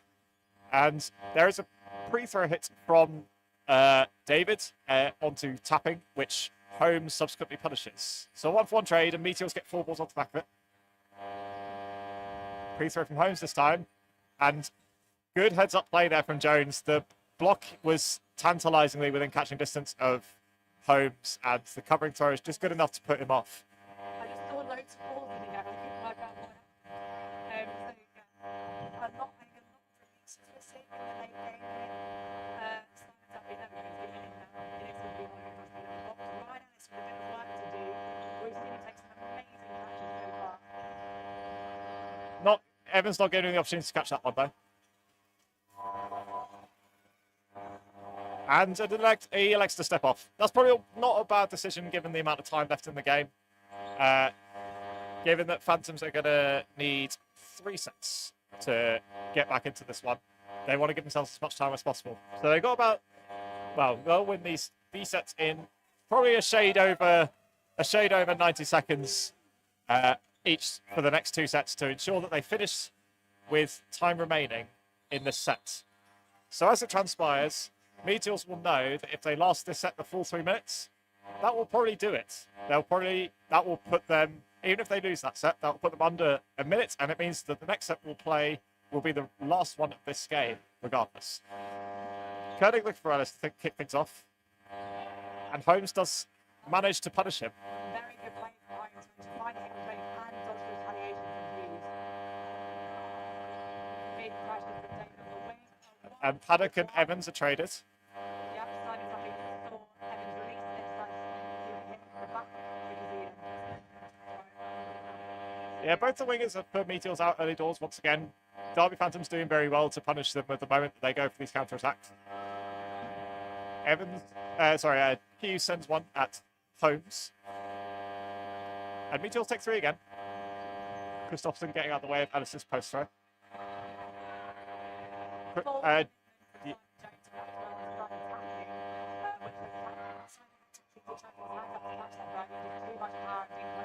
Yeah, good accuracy once again from Jones, given that Tapping knows that he kind of needs to try and make these catches. Can't afford to hang around. Ended up going fishing a little bit. Actually had to be good. Block from Christopherson. The time is ticking away here, so we've got about 1:30 left in this set. We've got 3:20 left in the entire half. So Sam was explaining Ryan Ellis again with the catch this time for Christopherson. And unfortunate from Jones. That would have been quite something had he been able to hold on to that. But there is a 4th ball for Meteors, I think, in the back of the curtain. There you go. But 2 balls take out Smith to use that possession from Meteors. And Meteors have most of the balls. They can afford to take their time. So are Derby 1 ball? Don't you risk moving it away? You might have to here. They don't. But Reed does make the hit. And Hughes, despite having an array of targets to choose from, elects to prioritise his own survival on court. Good smart. He knows to make it running down, so good double counters, but yeah, that might basically do it. So I think with the amount of time we'll have to reset the balls, etc. Pre-throw blocked out by Reed. Reed itching to go. So's Holmes. And Hughes does make the mark on Reed and Holmes. So all of a sudden that 4v1 is now a 2v1. Hughes won't really care if he lasts the 3 minutes. Which he doesn't quite, but I think he's done more than enough. And had an apology for Paddock unceremoniously finishing the sets by Jamie Hughes' face. But nonetheless, there's a set to Phantoms, but Meteors good if our time is right. This is a minute set.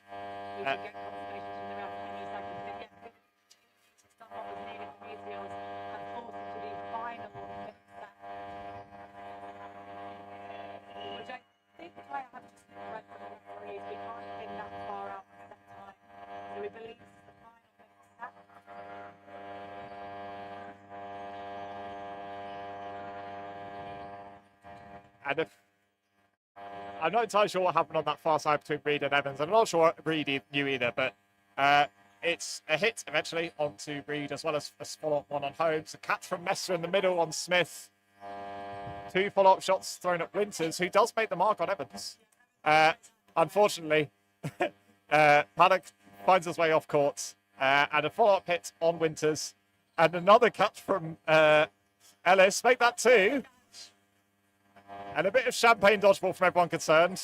Ellis makes the mark on Jones. Blocked from Day from the effort from Holmes. That wasn't quite our whistle. That was someone else's. Blocked up in the air. And it's a follow-up hit from Messer onto Ellis. And that's that. A tie to finish the set. Meteors progress to the final. Phantoms will play for bronze. Very entertaining game as it always is between these two teams.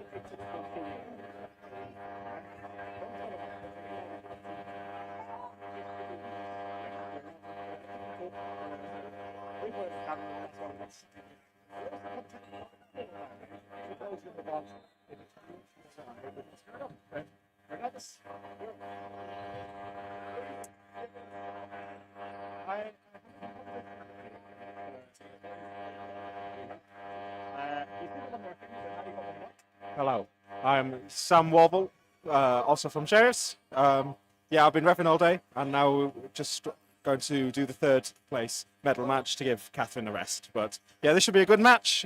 Two teams looking pretty good with two pretty close semis for both of them. Indeed, yeah. One slight as things very well I've been showing this that Derby playing to the water storms. That means that Bees will probably be able to get all the ball back to the Phantom's quite a lot of people Paddock Garcia there, slightly there for Bees. Yeah, they'll look to get as many points as they can in this first half because the same thing's going to happen to them in the second half because obviously we swap halves. But yeah, trying to get as many points as they can to get a nice lead. But at the moment, just a one-player advantage.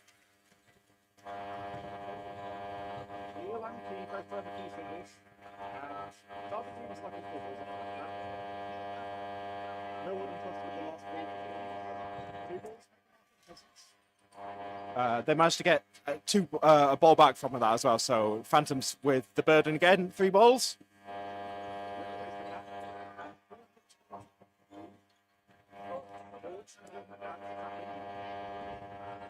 Three balls now for Bees with the one-player disadvantage.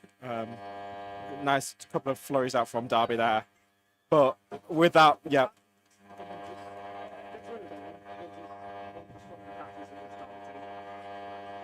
I don't think he's been in a particularly catching day today from what I've seen, which is unfortunate. But yeah, Millwall makes a lovely catch. Yeah, it's been called. I don't think it's been picked up on the camera there, unfortunately, but he dove off court and made a very stunning catch, which brings back in Cousins for Bees and a one-player advantage now.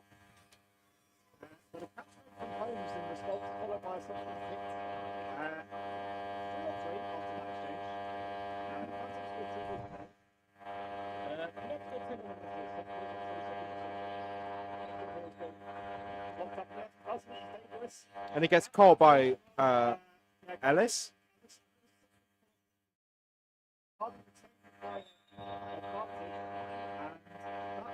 That should be it. I think they're just, the refs are just discussing it now.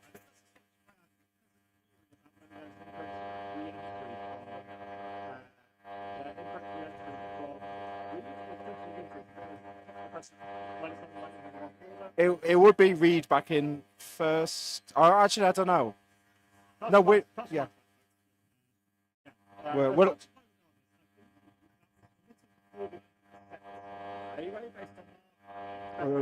approximately 6 seconds. Yeah, the teams haven't left the court yet, so there's 2 players for Bees. And then Winter's back in.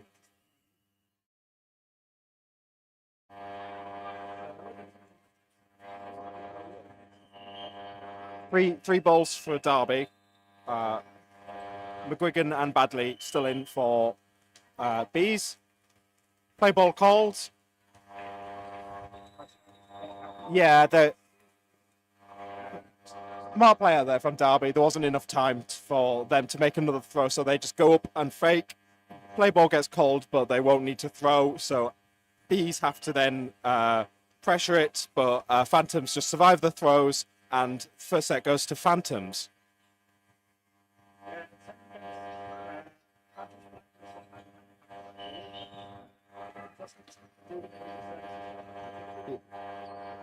As I said, any points in this first half is probably going to be quite like gold dust for Phantoms. But the Phantoms are a very good open team, and they used to play with back wall a lot, so they've got protocols in place to try and get this ball possession.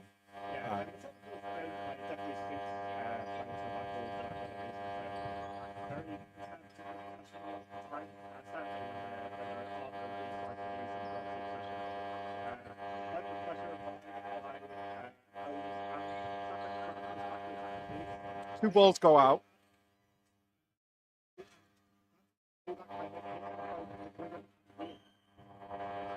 So yeah, some just well-placed singles out there from Derby to try and get the points back.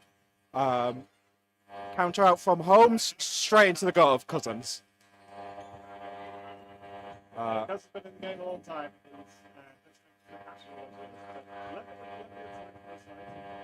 Single out from Badley. Gets taken. A lot of the singles that they made the downside. Good counter win, but with that exchange from 4 balls, Smith makes himself on it.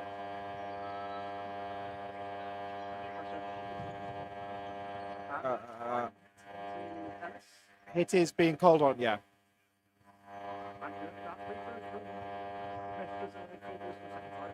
Tapping has the ball now on the opposite wing. Dive out from Smith, but doesn't. I think he lined as well. With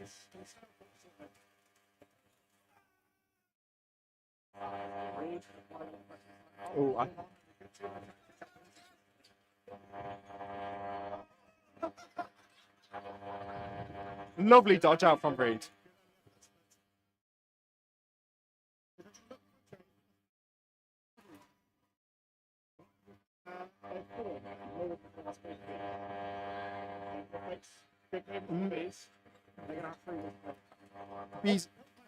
Bees are a very dodgy team. Well, people like Millwall and not is it Millwall to Ward, not Millwall. Sorry. Very dodgy, very springy, but as I say, that gets tapping out. And people like Jonty Bird as well. Very agile people, very hard to hit. And yeah. Good time on the show makes it Reed. And a couple of catches made it 1-0. So now 2-2 for in this bronze medal match. And that cheer you probably heard was, I believe England have scored in the Euros. Because I know everyone's watching this instead of the England match, because it's probably going to be quite boring. And this is excitement here. 3 balls for Derby, all level. Oh, and I think what happened there was quite a low ball into Matt Key there for Bees and doesn't manage to catch it. So it's now out, but Paddock gets traded out there. 3 balls for Derby, 5-on-5.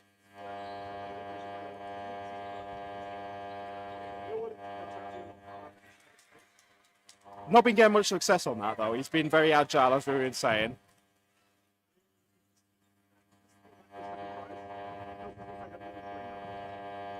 McGuigan in the middle with Millwall on the edge.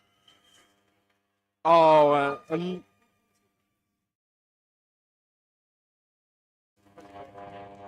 Ellis. Some nice fakes out there from Derby, but nothing take a purchase. Block out from tapping. Winters hits Cousins, and then Holmes gets taken out by Millwall. So I believe it's a 4-3 now, still lead for Bees. 2 balls.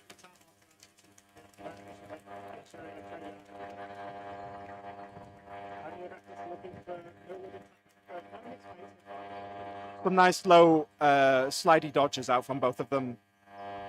But slight advantage still to Bees. Cross call there from Millwall.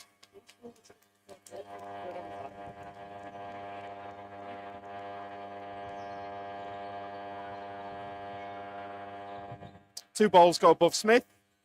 McGuigan gets taken out by Winters there, but Smith gets taken out by McGuigan. So again, another 1-for-1. You would be.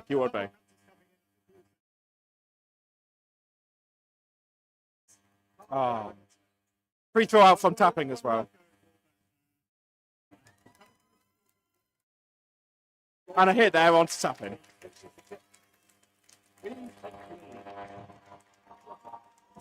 This match is very much just hit for hit. Everyone's trading out. It's very back and forth. No team's getting a very definitive advantage.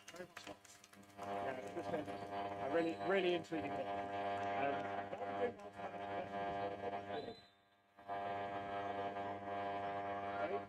Three balls for.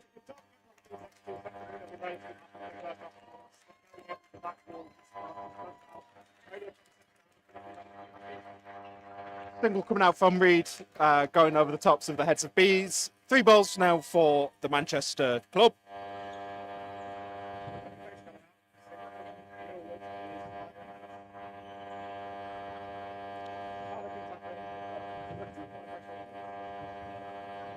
And hit from Ellis, but couldn't get his hands to that, so. Yeah, good accuracy from Paddock. He's going to get high on the shoulders. Very good.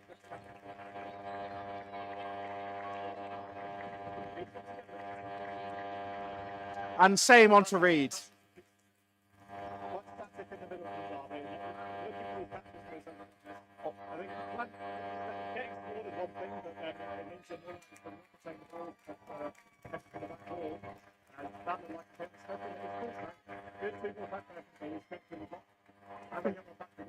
Three players up now for bees.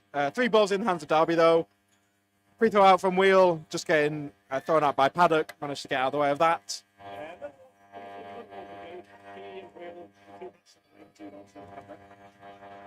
Three balls now for bees. You imagine they probably throw two here, and they do.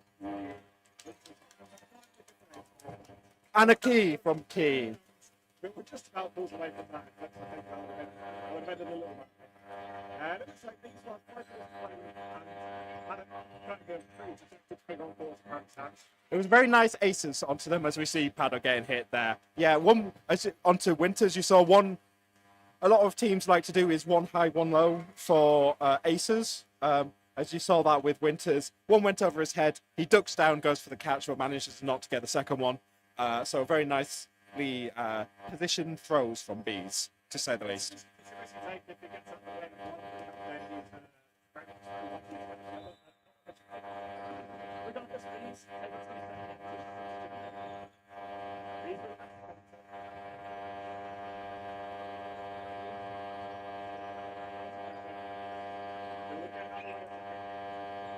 Three balls now for bees.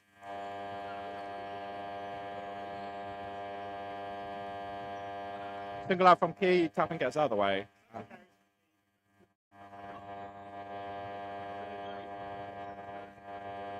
There's quite a lot of rotation out from the Derby players, just position-wise on court. Yeah, like. Yeah, it's two catches already in this first half. Yeah, so like Ben Paddock now is now on the right as Dom Holmes goes for a cross court onto Millwall. Doesn't get to any there. Two balls for bees. Three players up again. Yeah.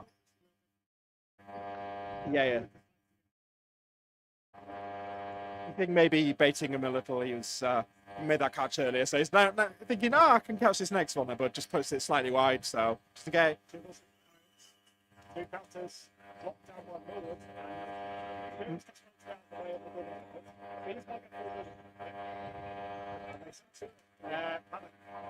Very, very small. Good play. They very much seem to be on the same page. And yeah, Holmes just looking for the catch there. He knows this set's a bit done for, so going for the catch.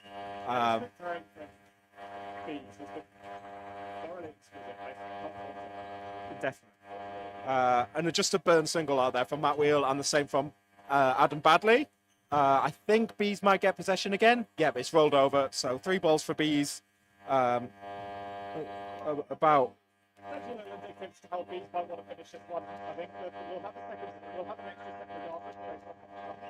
Free throw onto Cousins, and the second one out there from Wheel as tapping is on the floor. Arms up in the air, just get caught. So we will be going into a short set here for this first half. Yeah, as we were saying, great group throwing from Bees, but it's quite going to be a difficult one with the back wall to them in this second half.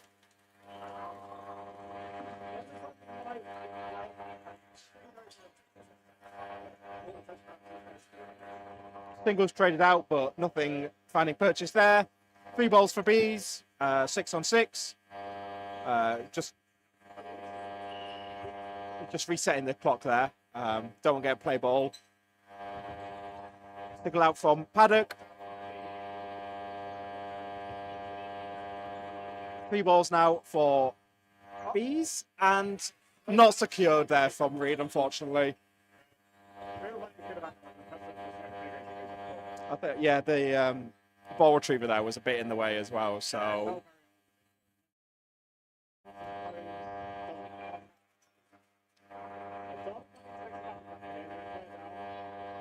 Three balls for bees. Single out from Key, just down the middle. This is very much a. Okay. Yeah. Derby trying to force something there in the second half, trying to get that last hit to even draw the set. But no, Matt Key manages to take a nice catch in the air, secures it, whistle goes, 10-2 on the half to bees. I wouldn't say it's dominant performance. It's just been very well controlled, very good group throwing, very meticulous. Yeah, very methodical in terms of the moment they get on the player, they're very good at ensuring that works to go on to Dodgeball have the advantage of being able to provide that more helpful possession more often than not with going to back balls, but they're in a situation where they need to chase the game. Yeah, These won't necessarily do what they need to. Regardless, there's still a lot of time left, there's still 15 minutes. Derby also have the advantage. These two teams have already played each other today, and it's a very similar story though, with bees being 10-0 up at half time. So hopefully Derby will do a little bit better. I believe that finished 16-6 earlier, so not the best score for Derby. Hopefully they'll be able to muster these couple of sets. No, we've got 15 minutes.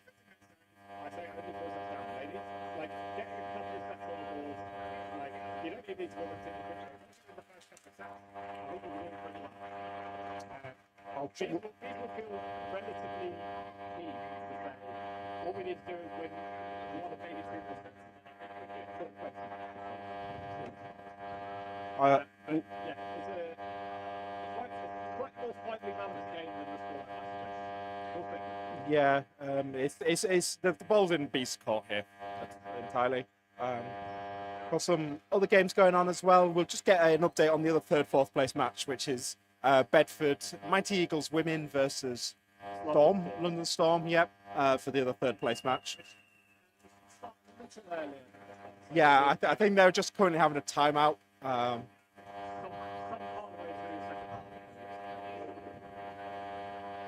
But we'll just get a score update on that from you as well. We do have some other finals going on at the same time. I believe it's the under-13s final as well, happening on our centre court. Fortunately, we can't stream that, but that's Altrincham versus, I believe, Leicester.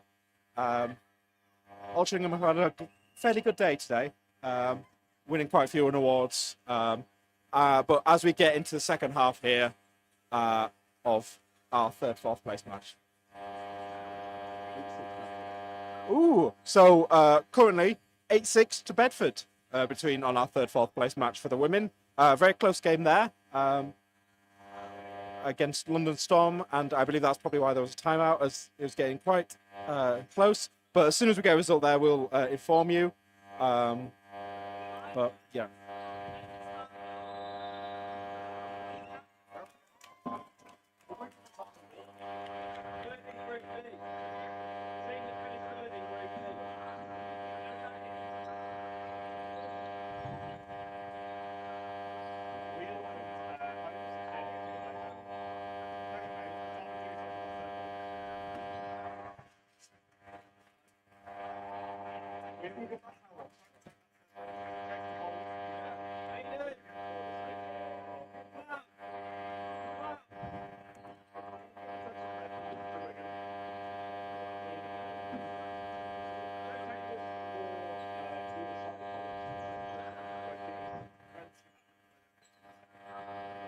Unable to put the piece around some Paddock, but the Wigan has Paddock. Yeah, Paddock's struggling to find his way into his own. Yeah. Well, Derby have quite a fluid team dynamic. They're often two sets on, two sets off. Not really like, I guess, performance based is the best way to put it. It's a nice hit there onto. And then Ellen. And I believe that's probably. Oh no, 3-on-3. I was about to say.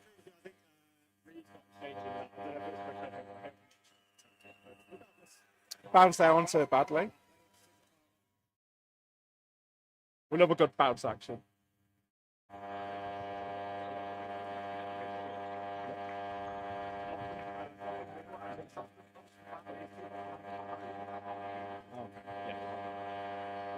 I'm going to have to leave you because we were about to have one of the finals and I'm reffing, so thank you, but Catherine is.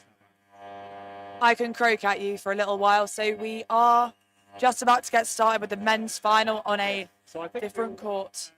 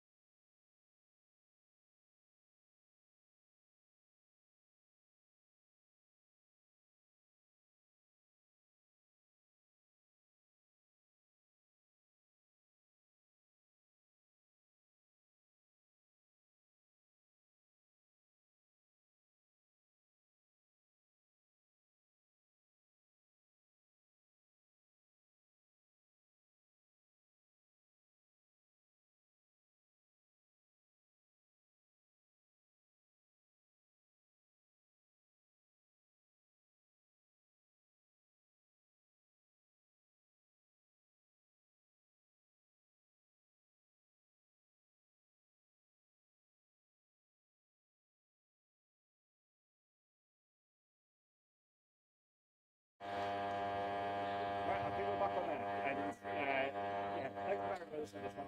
But I think we're a little late this time. This is still the first set.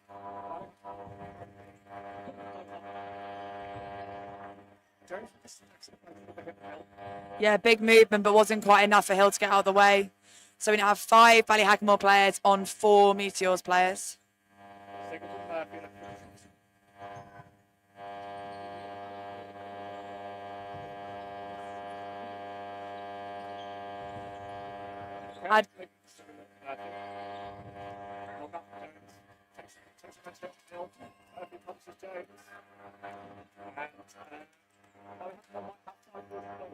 Yeah. Huge dodge from Murphy means that they have 4 players in all 5 balls. Take out Koenig.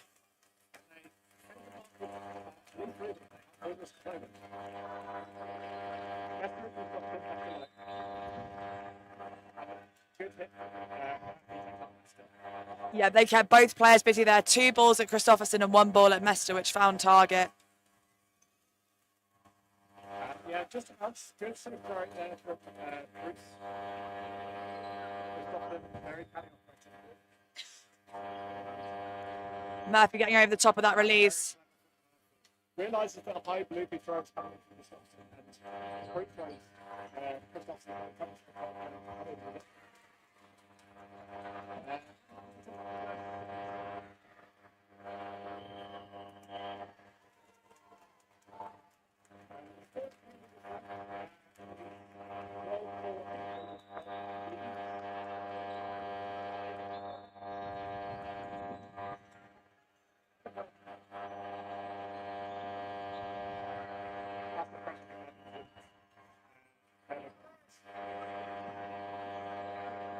So worth pointing out that while these teams did play each other in the group, Dan Evans, number 13 for Meteors, was not available, so he has joined later in the day.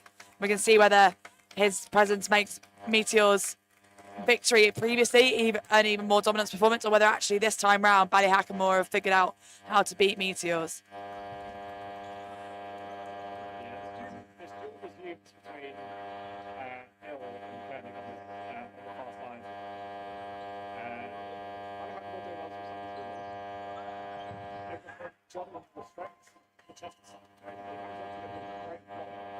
Yeah, confident looking catch, but it belies how difficult it is to take a ball coming in at that speed.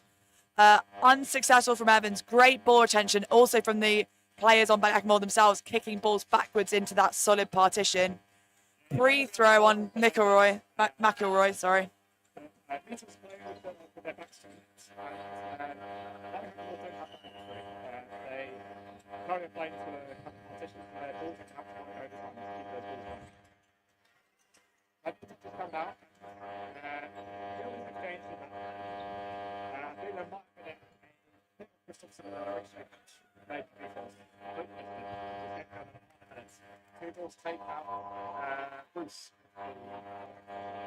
We've got a ball in with the spectators, so one of our juniors has just gone to grab that for us. Excellent. So that'll be 3 balls to Meteors. Up the air, it's up, but I think it's already hit by 2. Murphy left on his own. And he's got 1 ball to go.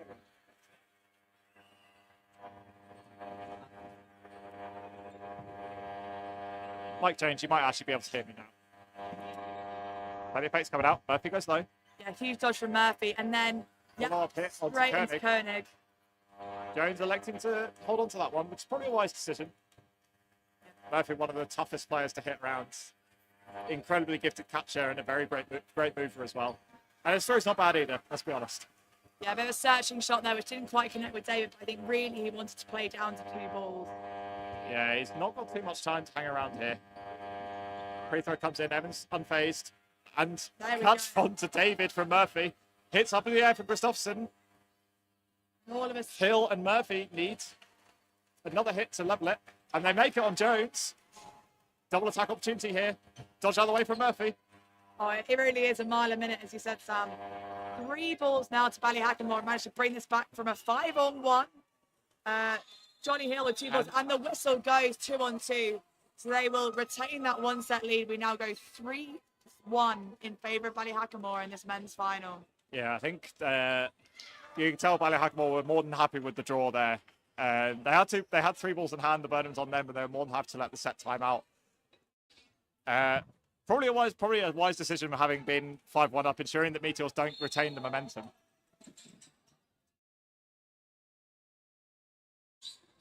Free throw from Evans comes in at Hill, and the response from McElroy is slightly wayward.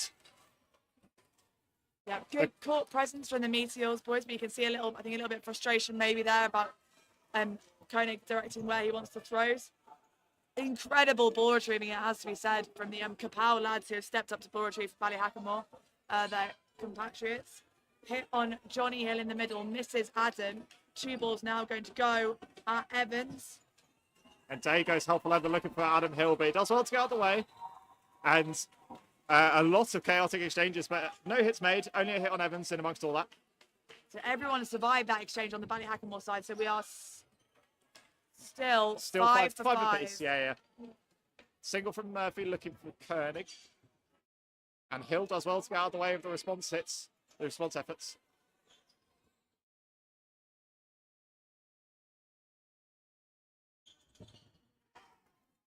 Oh, and very nice from Mester taking the catch off Murphy, and the free throw from Christopherson equally good, finding the toes of McElroy. Very different set all of a sudden, especially after that. The 2-ball attack gets through the block of Bruce. Thompson and Hill left on their own. 4 balls in hand though. Koenig entrusted with the last one for Meteors. Yeah, both Ballyhackamore players choosing to take 2 balls off court. Hasn't been. That's the risk you take, unfortunately. Yeah, free throw from Koenig makes the mark on Hill. They do make the mark on David, but Thompson left on his own. And He does get hit. I think he was also might have also been caught by Koenig in the end, but regardless, it's another pair of points to Meteors, 3 apiece. Yeah, I think very accurate shots from Meteors lads there. And they did manage to hit Thompson sort of in the thighs, but there were 2 balls and he couldn't hold on to both of them. So, and therefore the set was ended with a Paddy Hackamore elimination. They're very close on that middle ball, but Johnny Hill getting the better of the Meteors runner there. 3 balls to Paddy Hackamore. Plenty of pressure coming in. Free throw onto Hill from Evans is unsuccessful. Play ball here on the Barbarians, and they don't manage to make the mark on Evans. Both these wingers for Meteor so influential to how they play, and Paddy Hackamore know that, and that's why they're coming under such heavy fire at this early stage. Hill gets out the way of the shot from Jones. Plenty of fakes coming out, and McElroy sends one down the throat of Jones. It's too hot to handle on this occasion. Yeah, I think slightly higher on side Jones, hit him right in the upper chest, which is a little more difficult than taking them at your gut. And They very found clever release David as well. From Hill. It's up. Nope. Thompson doesn't look after that. Doesn't look at that one. I think to be fair, the ball retriever was so on it that he would have had very little time to dive off for it. But yeah, so that is 1 player, 2 players up now. Really for Paddy good from Johnny Hackamore. Hill.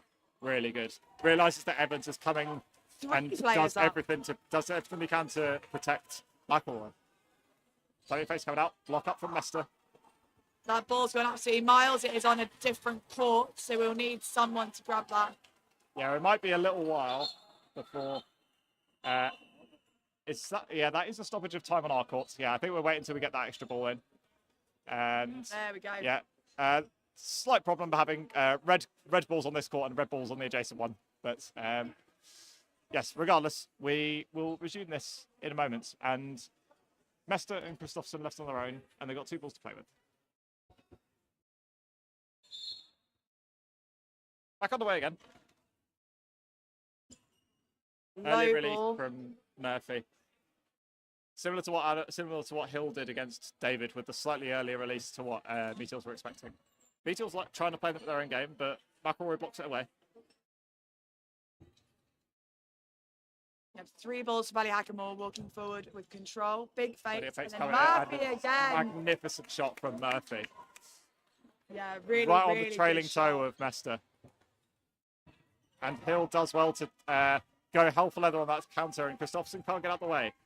You can see for a tall man, Hill's got levers for days, so he just leverages his height to really smash that ball down on top of Christopherson. And nothing he could do there. So we're just sorting out that match clock for you. So we are 5-3 to Paddy Hackamore. I think fair to say lessons have been learnt from their previous matchup. Again, close on the middle ball, but Johnny Hill is victorious against Nick Mester in this occasion. 3 balls to Paddy Hackamore. And Jones coming under a lot of fire, but does take the catch on this occasion. If anyone's Hill having leads. deja vu feelings, I think we have had that Hill shot on Jones 2 or 3 times now. And I think Simon Jones is just about getting the better of the odds on those ones. Big shot from Murphy, again, quite low. His slightly different bowling action makes those balls very difficult to read as they come towards you. Big release from Yeah, gets through the block of McElroy. He looks up thinking it might be a catchable range, but not on this occasion. 2-player advantage for Meteors. Hill does make the mark on Mester. Yeah, you can Good cover from Murphy. Takes out any opportunity that Koenig has to cover it. And Thompson just left his fingers there, I Yeah, think. unfortunate. A bit of, happens to the best of us, but it's not a bit of a cheap hit on this occasion. Hill looking for, apologies, Murphy looking for Koenig, and Murphy unable to make the catch. And a hit there from Bruce through the block of Jones. Still a 2-player advantage here for Meteors. 4-on-2. You can see how fast the sets change in front of you. So really well played from Bruce there to read that actually Mester was Jones was wide open. Very much so. And that was the time to take him out. Very well played. Oh, 2-ball attack do make the mark on Bruce. Good efforts from David and Evans. Meteors will have 3 again. Hill left on his own. Good dodging from the big man, and he's able to make the follow-up response on David, but he gets out the way. we've seen a number of those huge low dodges from in all the games today. It just shows how devastatingly effective they can be. David sliding all over court, but Hill could not find him. Doesn't find Koenig either. One ball exchange either way between the pair. I think we've got a minute left of the set. Hill doesn't need to rush anything just yet. And that just gets through his block. Eventually, Meteors make the mark. Yep, so we believe that we still have enough time that we shan't be going into a minute set. We think it will be a short set of around 2 minutes in length. So we are now 5 apiece. So to take 2 points here would mean that you go into halftime a set up, which I think will be a huge psychological advantage for whichever team manages to do it. We could, of course, end this set with a draw and continue into the second half 6-all. Or we could finish the set with time remaining and we'll play a minute set at the end of this half if one team gets absolutely annihilated. But remains to be seen. I think it'll be an interesting quandary if teams are up with a little bit of time remaining whether they elect to play a minute set or not. We shall see. Single from McElroy doesn't get through the block of Evans, and that's come a long way. Just get it back on court now. Yep, so the referee is being very quick to indicate to the players where those balls have gone. Cross court from Evans finds Clever work Hill. from Evans. Yeah, the moment he realises that Hill's going, realises he has the opportunity to take out his opposite man. 2 balls take out Johnny Hill this time. But we're going to have 3 balls for Ballyhackamore, I believe. There we go. Walking up court, McElroy makes the call. Great dodge from Murphy on the far side, but they did not find their target. It was aimed somewhere down the middle at Messer or Jones. Penny Fate's coming out and block out from Koenig. 3 balls now with Meteors. Nope, Koenig Very decided they don't want short-lived. it. Murphy does likewise. I think a lot of tactical play here about trying to assert your pace of game onto each other, which is why we're seeing so many fast exchanges where it's incumbent on the players to really understand where they are in the game and make the better choice in terms of their team's preservation. Evans and Koenig potential a little few different wavelengths. 2 singles coming out, 4 balls for Ballyhackamore, and a good hit on Evans from the 2-ball attack from Bruce and McElroy. Lowers the deficit down to 1 player. 3 balls to Meteors, 2 thrown, and they both find Bruce, although Jones has been hit as well. So a 1-for-1 exchange there, which obviously favours Meteors, who have also got a 4th ball out of it. 3 very talented catches here, and I am not entirely sure what's happened there. That is given as a catch, I believe. Catch and out for Josh McElroy. Messer has taken... Initial signals, I think, was catch. And also, this might be half time. I think we might be a little out from the clock, but I think a lot to unpack here for the refs. With whether that was a catch from McElroy. He did make his way immediately to the box, so I think if you were to read the players on at the end, and I believe one of the refs is showing it would be 3-all. Messer was on his way. One of the Meteors players on their way off court, having been caught. Yeah, I think that as it stands, it looks like it's the players on court as if Messer had made the catch. And that was the final action of the half. So a tie to finish the set, I believe. 3 apiece with the catch and out from McElroy. And that was the final action of the half. I think you can see from the reaction that meant a huge amount to Ballyhackamore. And as predicted, we have actually ended up going forward even Stevens in this men's final. You may be able to hear from the background noise that there are a number of matches going on at the street in the hall at the moment. There's all sorts been going on today. We have some of the juniors finals taking place as well. We will be switching coverage to the women's final once that gets underway. But hopefully we'll be able to bring you a little bit more of the men's. And just to update you, there was some of a comeback from Derby Phantoms, but I believe that Bees have come 3rd with a 14-10 victory. And I'm going to leave Sam with the microphone while I go and find out what's happened in the women's 3rd-4th playoff.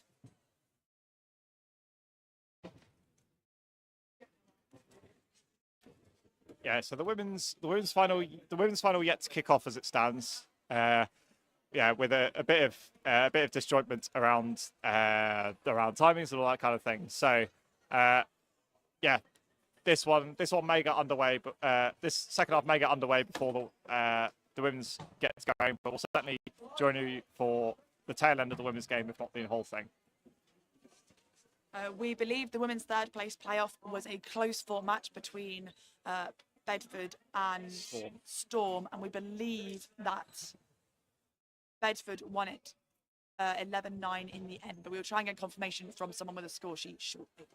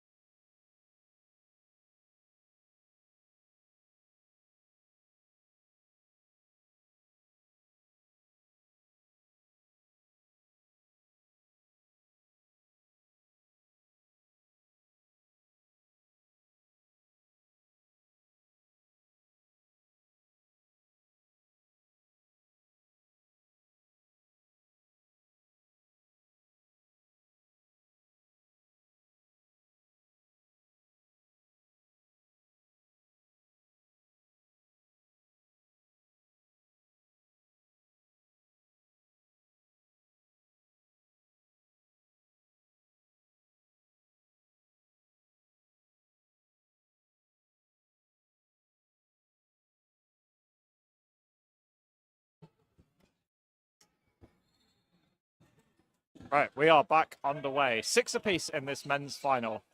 Ballyhackamore winning that middle ball once again. Early single from Hill, looking for David. I think you might be able to see what's a bit of a change in how the dynamic of the game is going to be with that back wall under the backs of Meteors. Ballyhackamore likely to be the team that ends up with possession more often than not. Hill put it to good use, taking out David. Yeah, I have to say, I think the strong ball retrieving from the Kapow lads meant that Ballyhackamore didn't really suffer for having the back wall behind them. Oh, bloody, Yeah, no chance that Bruce is going to make that one, unfortunately. Good early hits from Meteors to level this set. 5 apiece. Single from McElroy, look for Gustafsson. Yep, strong ball retrieving as well there from Jamie Hughes and Tim Day, who are subbed currently. Trying to make sure that ball stays on their side. Plenty of early pressure, and Hill's gone either over the back line or for a hit. Not entirely sure what, but he's gone.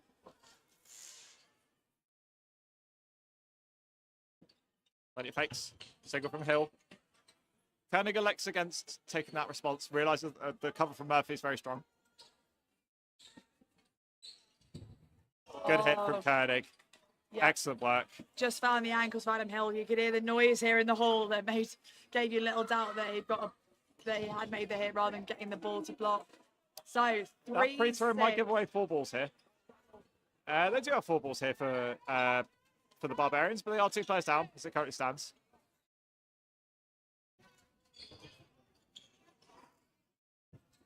Koenig doing well to get out of the way of the balls, but can't stay off the back line. Yep, so one of those where you take it anywhere you can get it. Koenig is out, and that helps Ballyhackamore now only with a 1-player deficit. They do have 4 balls to deal with. Thompson does very well to get out of the way of the 2-ball attack.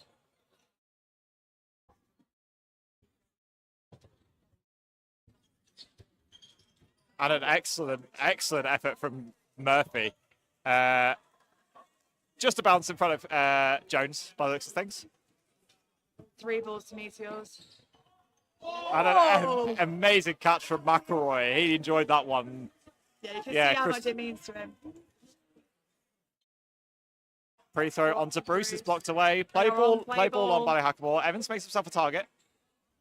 Blocked out. And good dodging from Evans. Good movement to stay on the court and away from the balls. Yeah. Meteors are going to have 3 eventually. Yeah, some rapid movement from the Meteors ball retrievers doing really well to try and keep this game flowing so they don't disrupt the team momentum. Great work from Thompson getting out of the way with that single effort from Jones. Messer and Evans take the wings for Meteors. Plenty of pressure coming in. Blocked and up. And it's a hit on Bruce, but it's a ricochet straight into the grateful arms of Thompson, and that's that. But Ballyhackamore will take the lead. A strong start to the second half from Ballyhackamore. That player, as you can see, Johnny Hill sprinting out the box to make sure that he could contribute to the game, whereas in fact just being on court was enough at the end there. So we go 8-6 in Ballyhackamore's favour, going into the second set of this half.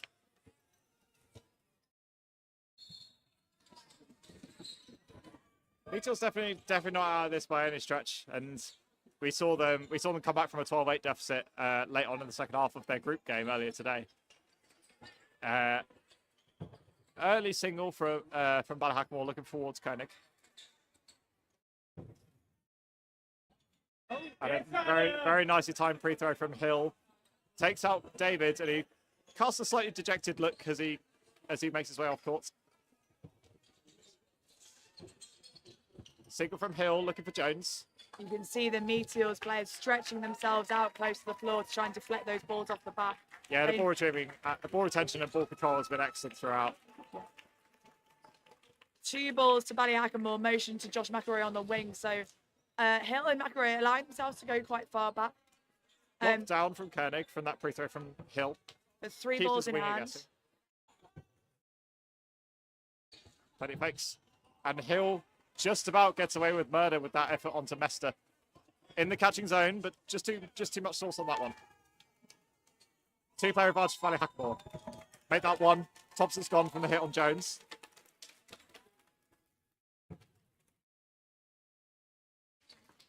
Plenty of pressure. Block out from McElroy. Cross-court single from Koenig. For anyone who's wondering what else is going on at the other finals, I believe it looks like we're holding the start of the women's final potentially until this match is finished. So we will be bringing you coverage of that, at least the second half in total. And we're just waiting to see what's happening. Catch from Huge Bruce, catch from Bruce. on Koenig. You have to say, I think Ballyhackamore look like they found their rhythm. They're looking very confident here. There's been some incredible accuracy on the throwing, good power, and also these catches are really turning these sets. Yeah, I think timeout for Meteors might not be a bad idea if they lose this one.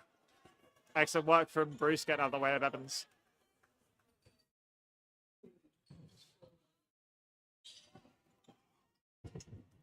Some rogue free throws coming out from Christopherson, and Evans gives 4 balls away. Evans entrusted with the last ball. Free throw onto Hill. And catch from Evans. Yeah, first ball was a little wayward, and he takes the catch off Hill. All of a sudden, that player advantage, a little short-lived. Only one player in Ballyhackamore's favour so far. 4 balls for Meteors. I think that potentially came out of the hand a bit wrong for Hill. It looked very light arriving at Evans, which is not what you normally expect. Indeed, yeah, very much a collector's item. 3 balls for Meteors. They're a player down still. 2 balls sent at McElroy. Got 1 at Murphy. They needed to pull the trigger there, but they haven't got time to hang around. Yep, and huge control from the Ballyhackamore lads. Massive communication. Yeah. They know they don't need to risk anything. They can throw together. David has been hit. I thought he might have just about survived that from this angle. There we go. Ballyhackamore going 2 sets ahead in this men's final. We think we've got about 8.5 minutes to go. So there's time for at least 3 more sets. But I think, as I said, we might expect to see a Meteors timeout if they lose this next set. It's still very doable. They're only 2 sets behind. And of course, this being the final, we will play it until we have a winner, be that finding that through an overtime set or even sudden death if we make it to that point. And it's happened before between these 2 teams at this, not this year's competition, but this time last year. Went down to sudden death between these 2 teams. Could very well happen again. Early start from McElroy, makes the hit on Jones. I think we've discovered the secret in that I think Johnny Hill putting a massive fake and the slight cross on Simon Jones has been more successful there. Great movement from Hughes in the middle, but they have lost that ball, unfortunately, for Meteors. 3 balls to Ballyhackamore. Yeah, substitution brings Hughes into the fray in the place of David for this set. Yep, 3 balls to Meteors. That ball was successfully retained. Let's see what they can do with majority possession. Plenty of pressure and good movements from Hill, but just off the back line, unfortunately. Yeah, the line referees here are very, very on it. And I was just thinking that toes are getting a little close to that purple back line, you can see. So now, suddenly, we have Meteors 1 player ahead with a line foul and a hit. But immediately, we have equalised with a few balls on Evans. And the third one, I believe, did find him there. Yeah, Koenig doing well to make the hit on Hill, but gives away play ball on the instance. But Hughes goes through and makes the mark on Thompson and Bruce, actually. Two hits there for Ballyhackamore to deal with. Still 1 player advantage here for Meteors. Koenig gets up the way. Murphy and Bruce, 2 very canny operators left in for Ballyhackamore. Lockout from Bruce on that 2-ball attack. Yep, the women's final is just getting underway, so we will wait for technical support and we'll be moving that camera at latest once this match here is concluded with the men's final, but we will be getting to the women's final shortly. We'll keep you updated on the score there as well. For the here and now, Bruce playing with fire on that back line, but he just about stays away from it. Signaled as good by the line referees. And Oh, very there nice it from is. Koenig. I'm not sure we've actually seen many of those catches today, but Brett Koenig, absolutely infamous for lying on the floor and making you feel a bit silly when he catches you like that. Huge dodge from Murphy and he charges forwards. But Very not nice enough from that Mester. time. So, having maybe jinxed it from the commentator's box, we do not need a Meteors timeout. We are now only one set separating two teams in the men's final, and we believe we have about 5:35 left to play. So, can Meteors capitalise on this little momentum shift and bring it to 10 all?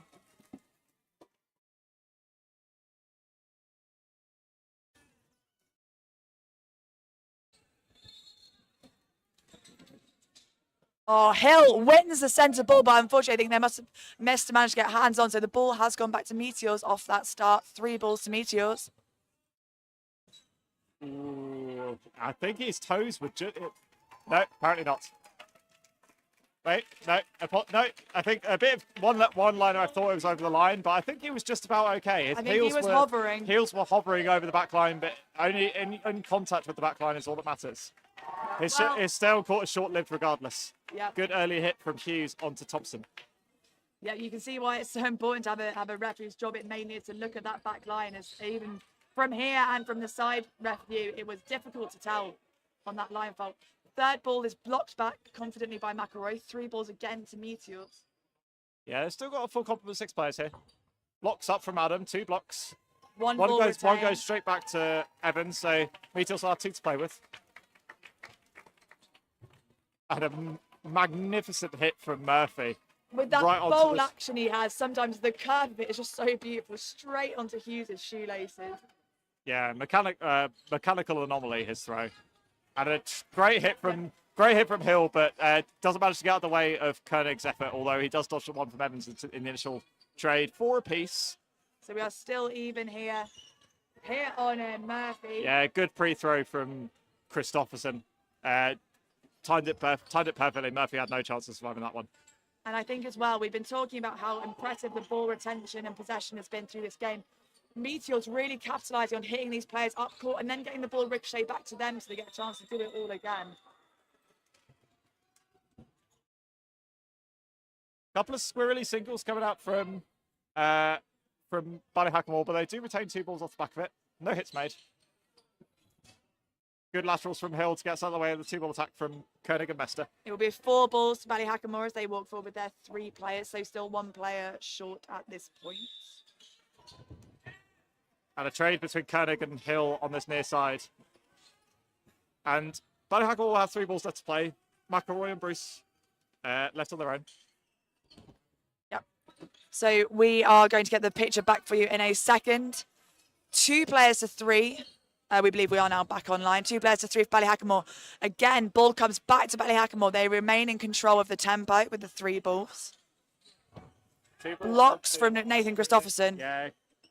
And goes for the extra effort onto McElroy, but gives away the 4th ball, or gives away 2 balls to the Barbarians. 2 free throws coming in. And it's the catch and out from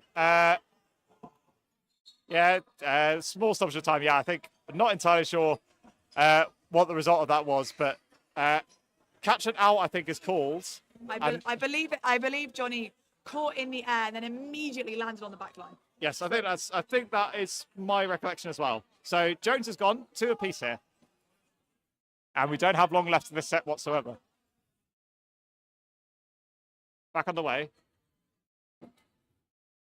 Meteor's going to roll the dice. Now, I think block the first one, certainly. I think we'll stop the time once more. I think there are 2 questions. Block or hit, and whether it was before or after time. Tie, I believe. Yeah, it'll be 2 all on a tie. So you can see the frustration for Meteors there in that. And it's difficult. If you, like, everyone's got different sidelines, things are slightly different from different angles, but you've got confidence from the refs that was 2 blocks. So Ballyhackamore have retained that 1 set lead. And we are now going with about 2 minutes 13, we think, into the final set, we'd imagine, 11-9. So if Ballyhackamore can even get a draw out of this set, they will win the men's final. The women's final, I think, currently sat at 2-0 to Spartans, and we will get to that for you as soon as we can once this match is finished.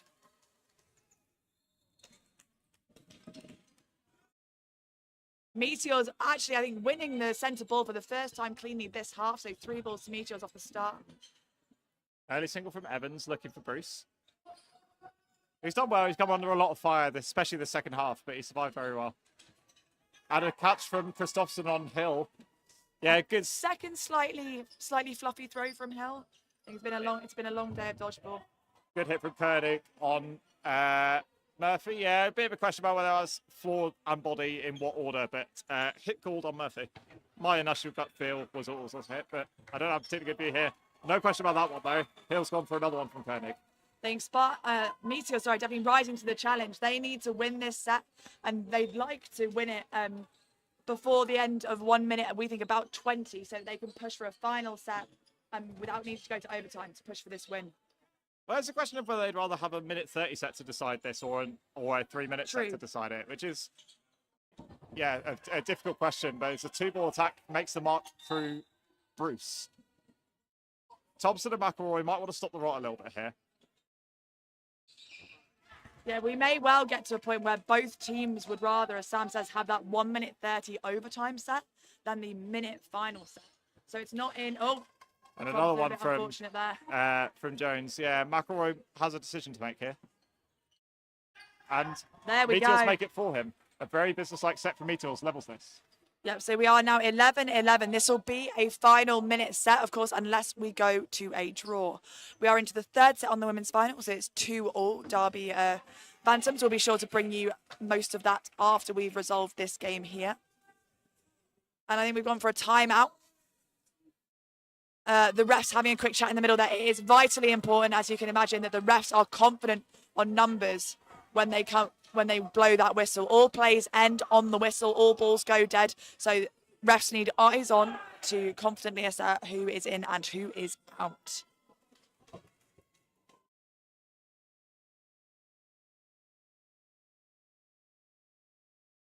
I think just clarifying with the Ballyhackamore coach exactly what's going on is I think that will be that it is a minute set and there is still so this is not overtime. So if this ends in a draw, we can still go to overtime. Well, we promised you an exciting game, and it really has been incredibly close in this final. 2 exceptionally well-matched teams. Yeah, Meteors elected to stick with their existing lineup, and why wouldn't they? It's certainly been working for them well. So Hughes does stay in the middle. Day and Letch yet to make their bow in this game.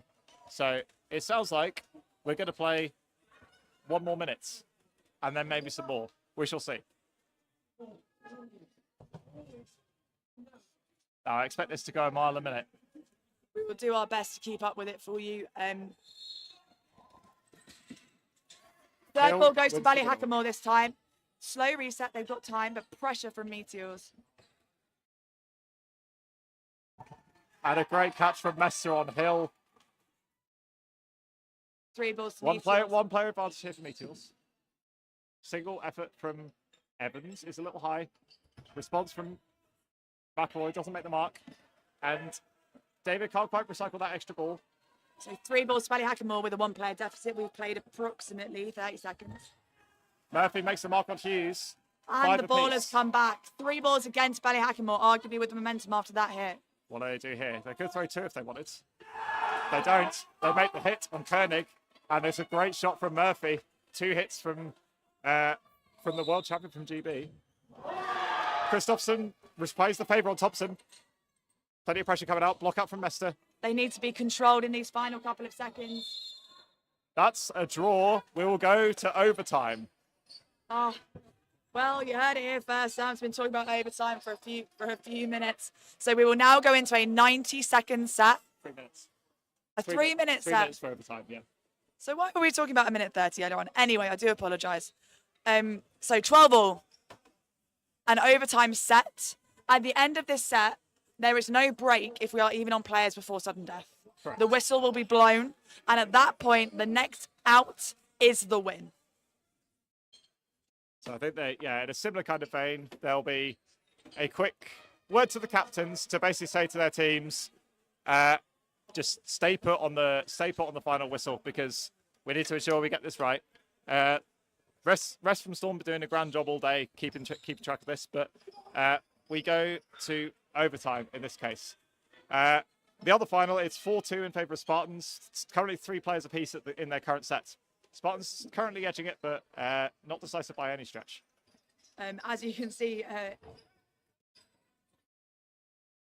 Matthew, our new social media manager, is currently collecting some, I'm sure, excellent footage on court. So we will turn the camera when this match ends, and then it will probably be refocused shortly after that when he comes to help us out.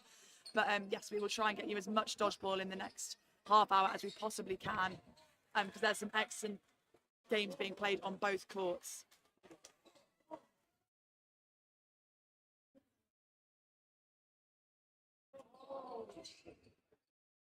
Final clarifications from the referees. It's just so important that everyone understands what's going on, because as you can imagine, if there's any confusion over how sudden death works or how long the set is, that really can So I think affect the match. that there, I think, might be choosing of ends in sudden death, because with this not being a symmetrical venue, Meteors are at a bit of a disadvantage for this overtime set. So I think there was a quick game of rock paper scissors for who's playing where. Ballyhackamore draw the long straw, and they get to play with throwing towards the back wall. Meteors win the middle ball. An effort from Evans is blocked away by McElroy. Yeah, I don't know whether Best has just warmed up continuously in this game, but he's won a number of those balls towards the end of this match. I think it's really, really helped. Balls on court, but Meteors will hold on to it. 3 balls, even on players. Big early pressure from Koenig gives Hughes a bit of free rein to throw a single towards Murphy. Plenty of fakes. Yeah. Dodging from Evans. Yeah. Everyone's still on court. 6 apiece here. Yeah, huge movement from Bruce to get under that release. A bit cagey, as you can tell. They've got time. They've got 3 whole minutes. No one wants to make the first mistake here. Hill doing well to recycle that extra possession.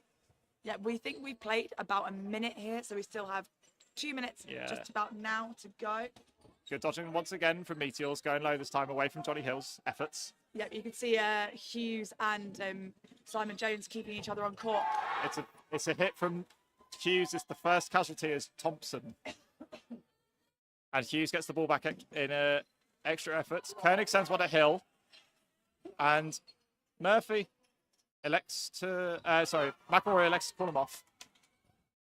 Plenty of fakes. Yeah, great feet movement again from Simon Jones and Jamie Hughes. 3 balls to Meteors. It's still quite even pace. People are making smart choices. Bounce in there. front of McElroy. Yeah. Both the ball holders from Ballyhackamore are attracting a lot of attention from Meteors. Ballyhackamore yet to make a hit so far, but that's short-lived. Hit from Hill onto Mester. Mester doesn't manage to repeat his heroics from the prior sets. Yeah, quick feed by Tim Day gets that 3rd ball back onto court in favour of Meteors. Big movement from Bruce. No losses there. 5 apiece. And We've got a minute to go. This is going right down to the wire. Good dodging once again from Hughes. Yeah, Hughes and Simon Jones make a huge shift in the middle there for Meteors. Yeah, some of the best Meteors have dodged in all game.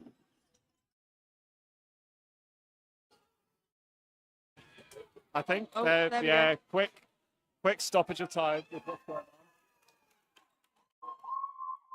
And there's some furore in the crowd, which might be to do with the football more so than the dodgeball. More to do with the football, and we won't say anything just because I don't know when or where people are watching this. I can't look it up on my phone this quickly. Reffing discussion over whether we have had a hit here. We think 38 seconds left on the clock. And the decision is hit on Bruce. So, yeah, about 30 seconds left, and Ballyhackamore have a player deficit to recover. They're going to have 3 balls to do it with.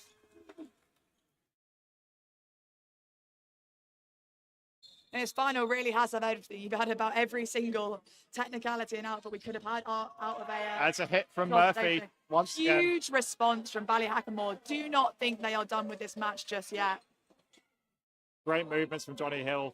Yep. Searching singles from Hughes, but doesn't make the mark. Exactly what you need to do here. Commit totally to every movement. Next hit's massive. Yep, Hughes does sim- well to make sure it's not him. Yeah, Hill you're- does well to get out of the way. These players are putting everything on the line right now. Not going to have long left. Free throw. Free throw makes a bit, and it's a catch from McElroy and Hughes. It's a three-player swing. Ballyhackamore are going to win this unless Christoph's can make miracles happen. Ballyhackamore are the UK champions, avenging their early defeat in the group game. Some heroics from McElroy, turning the tide for his team. Captain leading by example, and Ballyhackamore are absolutely over the moon. Came down to the final 10 seconds of the entire tournament for the men's, and Ballyhackamore reigns supreme. BTOs will have to settle for silver on this occasion. Wow, what a finish. We are half-time in the women's final, which is currently 6-4, I believe, in favour of Spartans. And yes. And the excitement's so palpable, we're going to have a commentator change. Joined here for the first time today by... Hi, I'm Brew Cousins. Thanks for having me. Been my pleasure. I could... Yeah, it's... that was a heck of a watch. I expect this one to be pretty close fought as well. Yes. Two fantastic teams who have been at the top of the Women's Super League all season. Some fantastic international players on both teams. What are you expecting in the second half? Well, I think this isn't the first time these two have met today. I think these two met either in the groups, and I think Spartans came out on top in that game from memory. So yeah, both teams very well acquainted with each other as it currently stands. But Phantoms, a very tough team to beat. Certainly, they have went the whole season without losing in the Women's Super League. Spartans showing it can be done today, and doing so as it currently stands in this final. There will be 15 minutes played in this half. They'll play as many games as possible within that time. And you get 2 points for every frame that you win. You can win by having the most players left on court at the end of the 3 minutes of that frame, or by completely eliminating the other team. There are 3 different ways you can get out. One being hit, the second being caught, and the third being a line fault. That being said, it looks like the teams are ready. They're lining up, and we're going to get underway with the second half. Derby in the purple and black. Leamington Spartans in the red. Cheers coming up from their teammates on the sidelines. Referee's getting ready, and we are off. And a false start to kick things off, potentially. Yes, false start from Spartans. Meaning that they have to gift all the balls over to Derby. Play continues, and we'll see what they can do with 5 balls. They're going to hope to make at least 1 hit here. They do, on Millington. Good early release from Derby to settle things off in this half. Good tracking as well there. She moved down and to her left, and they tracked her all the way and got that hit. Ball loose down the middle there. Nobody near that one. Derby to attack. Yeah, Derby with the back wall this time around isn't quite so... It's not quite so severe this time compared to the game we just saw, but it's a back wall nonetheless. They're going to have to be mindful about ball possession throughout this game. Storch and Barrington applying a lot of pressure, and a single hit from Derby to further deficits to 2 players. 31 there was looking for the catch in the previous one as well, and she was stretching for that one too. Perhaps disadvantaged herself, got herself out in that one. Looks like it's going to be 3 balls coming back to Leamington now as play continues. Derby 6-4 up. Counter, but it's Not caught. for long, yeah. Great catch from Barrington from the response from Darcy. 5 apiece. Yeah, Derby's advantage short-lived. So when there's a catch in dodgeball, the player who threw it is out, and you get a player back in your team. Hence why we have 5v5 currently Leamington Spartans come up with a 3-ball press. Split jump from Allen there. Getting herself over it, kicking her feet up and high above the ball. Wow. Great work from Pickering. Low shot from Phillips, but Pickering tracks it all the way. Excellent catch. Gets herself down low so she can use her body as a sticking point for that catch. Bounce from Barrington. So if the ball bounces before it hits a player, it's not out. Oh, Meg White just caught wrong-footed there a little bit. I think the furore from the crowd is potentially more to do with the football once again than the dodgeball, but sticking with the here and now. Counter from Derby goes wide of the mark. Block from Sharp. Storch for the stinger in at her. Derby take the 3 balls. They're 1 player down. Allen releases down the middle, and it's collected by Millington. Yeah, not too long left of this set, I don't think. I think Derby are going to have to make something happen. Barrington stones one safe. Oh. Blocks out. No hit made on Spartans. They don't need to go. Set the Spartans. Just edged it out there, didn't they? Fantastic last-minute dodging on the back line from the Leamington Spartans in the red there. Timeout called by Derby. What do you think they'll be saying to each other in this timeout? We're in the second half, and now they are 4 points behind. That's 2 frames. Yeah, they don't need to rush things, I don't think. They're only two frames behind, but I think the next frame is pretty crucial in the grand scheme of things. If Spartans win that, then they know Derby need to start taking the risks. And often when you're taking risks and you're chasing a game, that makes it harder to come very back much so, because yeah. you're going for lower percentage shots, right? Yes, indeed. Okay. It's very difficult to win a set outright by doing that. If there's one team that can definitely do it, it's definitely Phantoms. I think we might potentially see a few more kind of frenetic exchange plays that might occur this half. Derby potentially quite slightly uncharacteristically conservative with their countering efforts in that set, potentially being mindful of the back wall and the ball possession that Spartans might be able to monopolise, but they might go a little bit freer in the next couple of sets if things don't start going their way. I think it's a great tactic to do running counters when you are faced with the wall behind you, forcing balls to be bouncing back at the opposition. You're pressing up the court and you give your teammates and yourselves a better chance to trap that ball as it bounces off the back wall. So pressing the court with a counter, I think, is a good call. Let's see how they do in this next set. Now, this man's a European champion, so you'd probably be remiss to take his coaching advice. Yeah, I think about 10 years of coaching as well. Uncontested, middle ball won by Derby. Phillips coming up, releasing down the middle. Meg White down and to the left. Oh. Barrington tries catching Sharp, napping it back at court, but her single's a little wayward. Had a lot of distance to travel, that one. Derby coming up slowly, pressing, faking. And a good hit from TT onto Millington. Loved that shot. Yeah, really clever use of possession from Derby. Trying to do likewise on White, but Phillips unable to make the mark. Down into the left again from White. Quick feet. Brilliant movement. And it affects once again. Barrington tests up Darcy. Darcy comes back at Barrington. And then there is the revenge shot from Pickering. But Sharp does well to avenge Storch on the near side. 1-for-1, benefiting Derby with the team with the more players on court. They are 5 players up against Leamington Spartans 4 in the final of the British Champs here in Nottingham. Oh, fantastic White, feet. yeah. Kicking them out to the left yet again. Using her laterals, using the space on the court. Now there's only 4 of them. Fantastic play. Oh, split Great jump work from Allen. Great work from Pickering. Left arm, the left arm swing going the other way to where you expect. Too good for Allen. Pickering has one of the strongest throws. Absolutely. She was picked out as one of the players of the tournament at the last European Champs. Yes, and very rightly so. Yeah, phenomenal, phenomenal. Let's see what she can do here today in the final of the British Champs. 4v4. Will it be Pickering to release? Yes. Blocked out by Phillips. Yes. Phillips, a phenomenal player in her own right.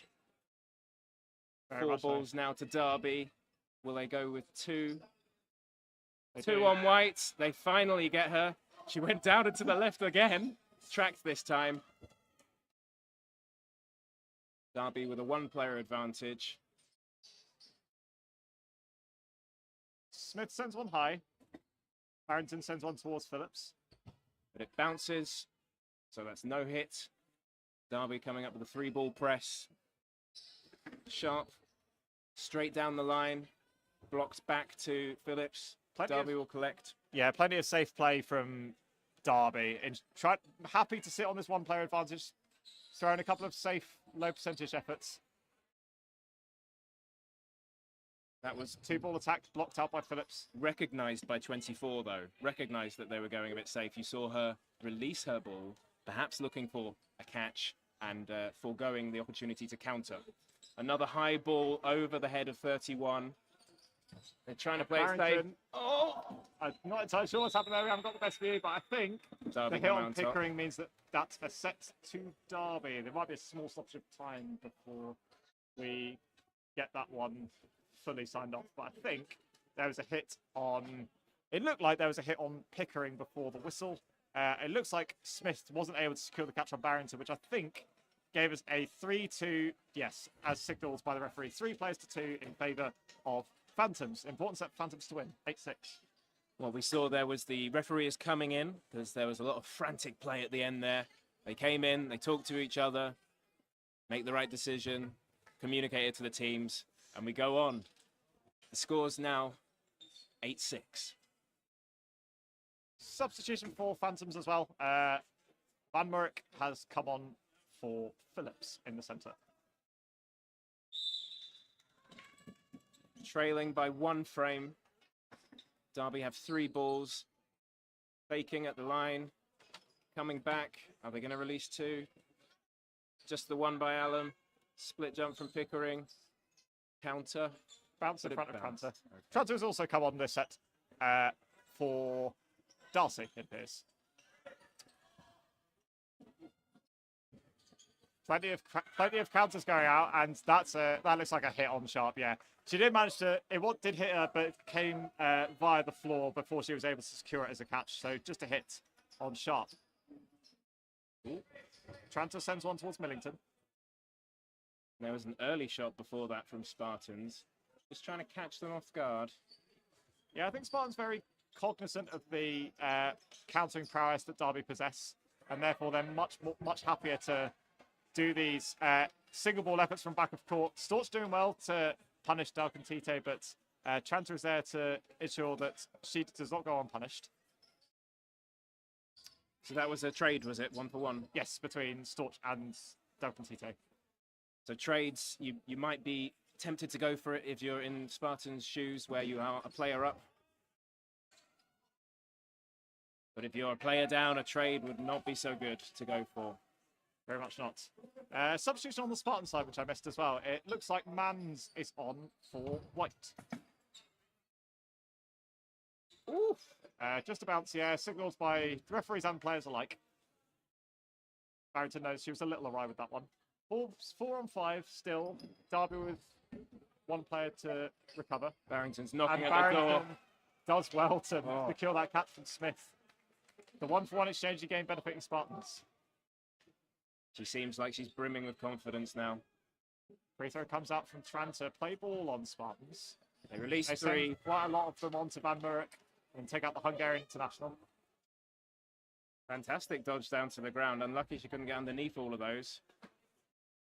Spartans 4 players up. Storch sends one higher, Allen. Double counter coming in potentially. And Millington does well to get out of the way of the balls and the line. High pressure. Derby really pushing it here.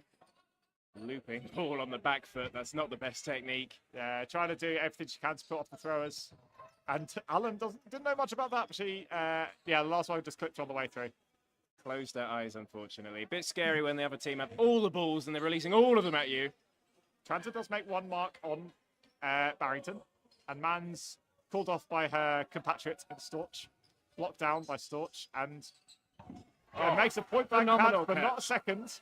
Storch is gone, but so is Tranter. Sharp back on. Excellent player to bring back in. She does make the mark on Mans, but that's all. Spartans win another set, 10-6. I have to say, I love how Derby are fighting right till the very end.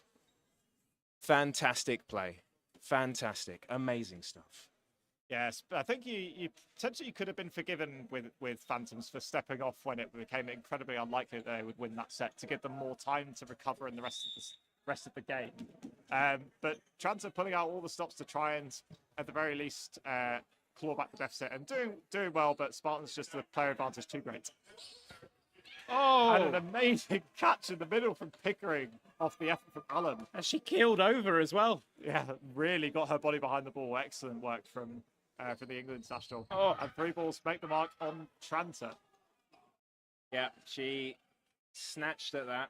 Yeah, I think she knew that 3 were coming at her, so she may as well try and catch one of them, but unable to do so on this occasion. 2 balls from Millington. Free throw blocked. Very well done. But no players hit for Derby. They're down. Derby being a bit more, once again, being a bit more conservative with their pressure, with their possession. And Barrington takes a number of bites at it, but it's too hot to handle from Phillips. Probably a good choice from Phillips there. I think Barrington's feeling the confidence, feeling the ego perhaps, going for that catch when she didn't need to. And Phillips chasing the game, doing everything she can to get her Phantom teammates back in this final. So.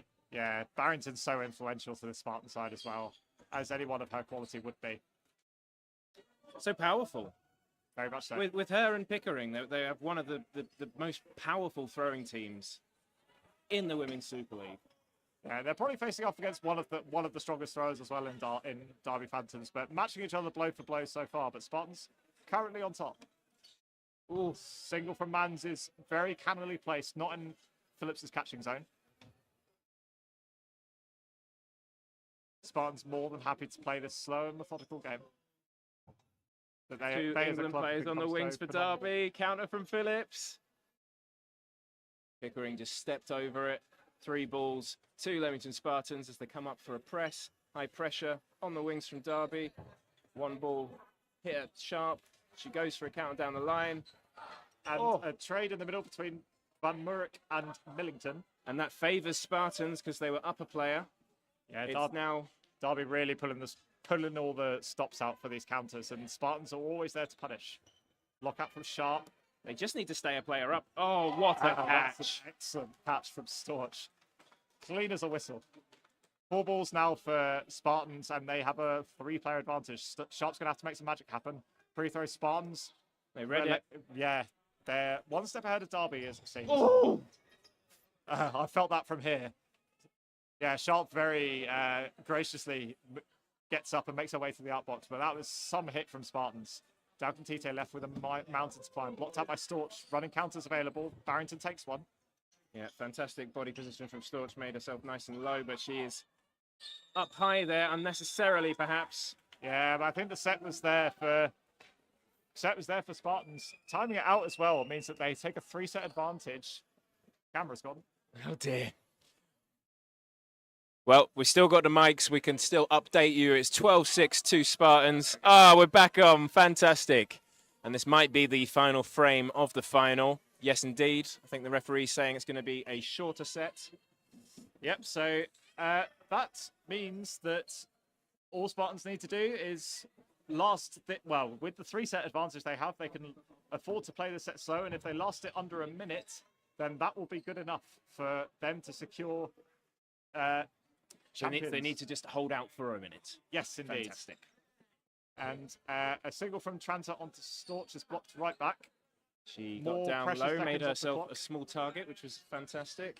Yeah, excellent catching technique. And 2 balls released at an open target, but there's a counter onto Mans. Darcy. Yes, very good shooting from Derby to make the mark on Barrington, but Mans does the trick. 4 balls here for Spartans. 5v5. A single thrown towards Phillips. Yeah, she just stepped over that one. Yeah, that's a minute left of this game, so actually that mathematically now guarantees Spartans have done more than enough, but they'll want to finish with a flourish. They're level in this set.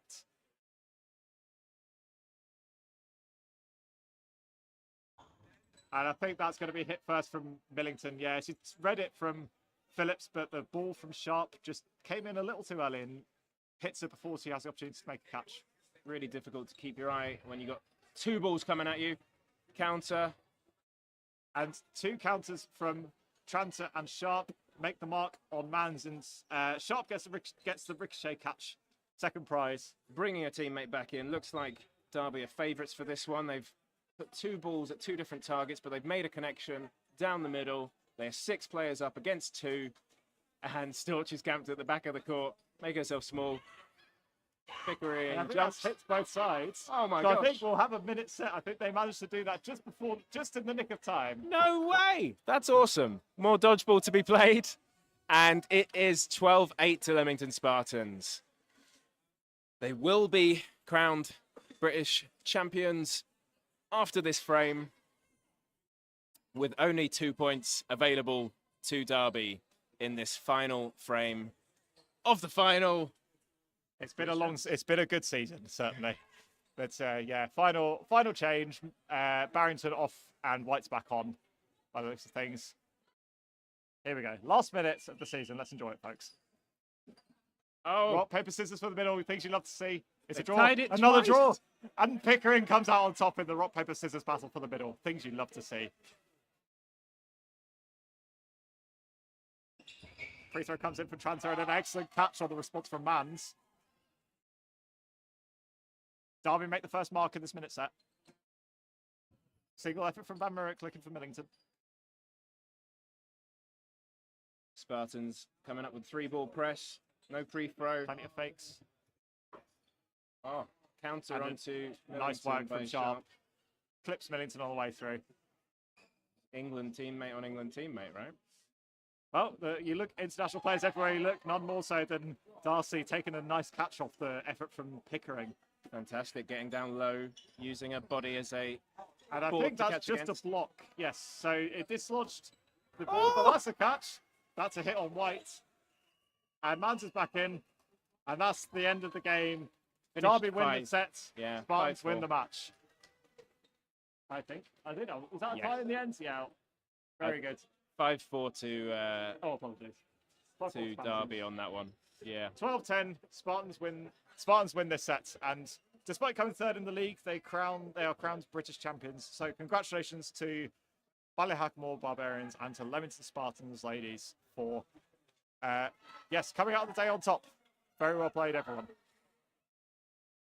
And I think that's all from us. And we hope you enjoyed the coverage. And yeah, we'll enjoy the summer off. We'll see you again next season. Looking forward to it. Thank you very much for having me. I've been Brew Cousins. I've been Sam Ward all day, and I'm going to give my voice a rest. We'll see you next well season. deserved. Cheers. Bye.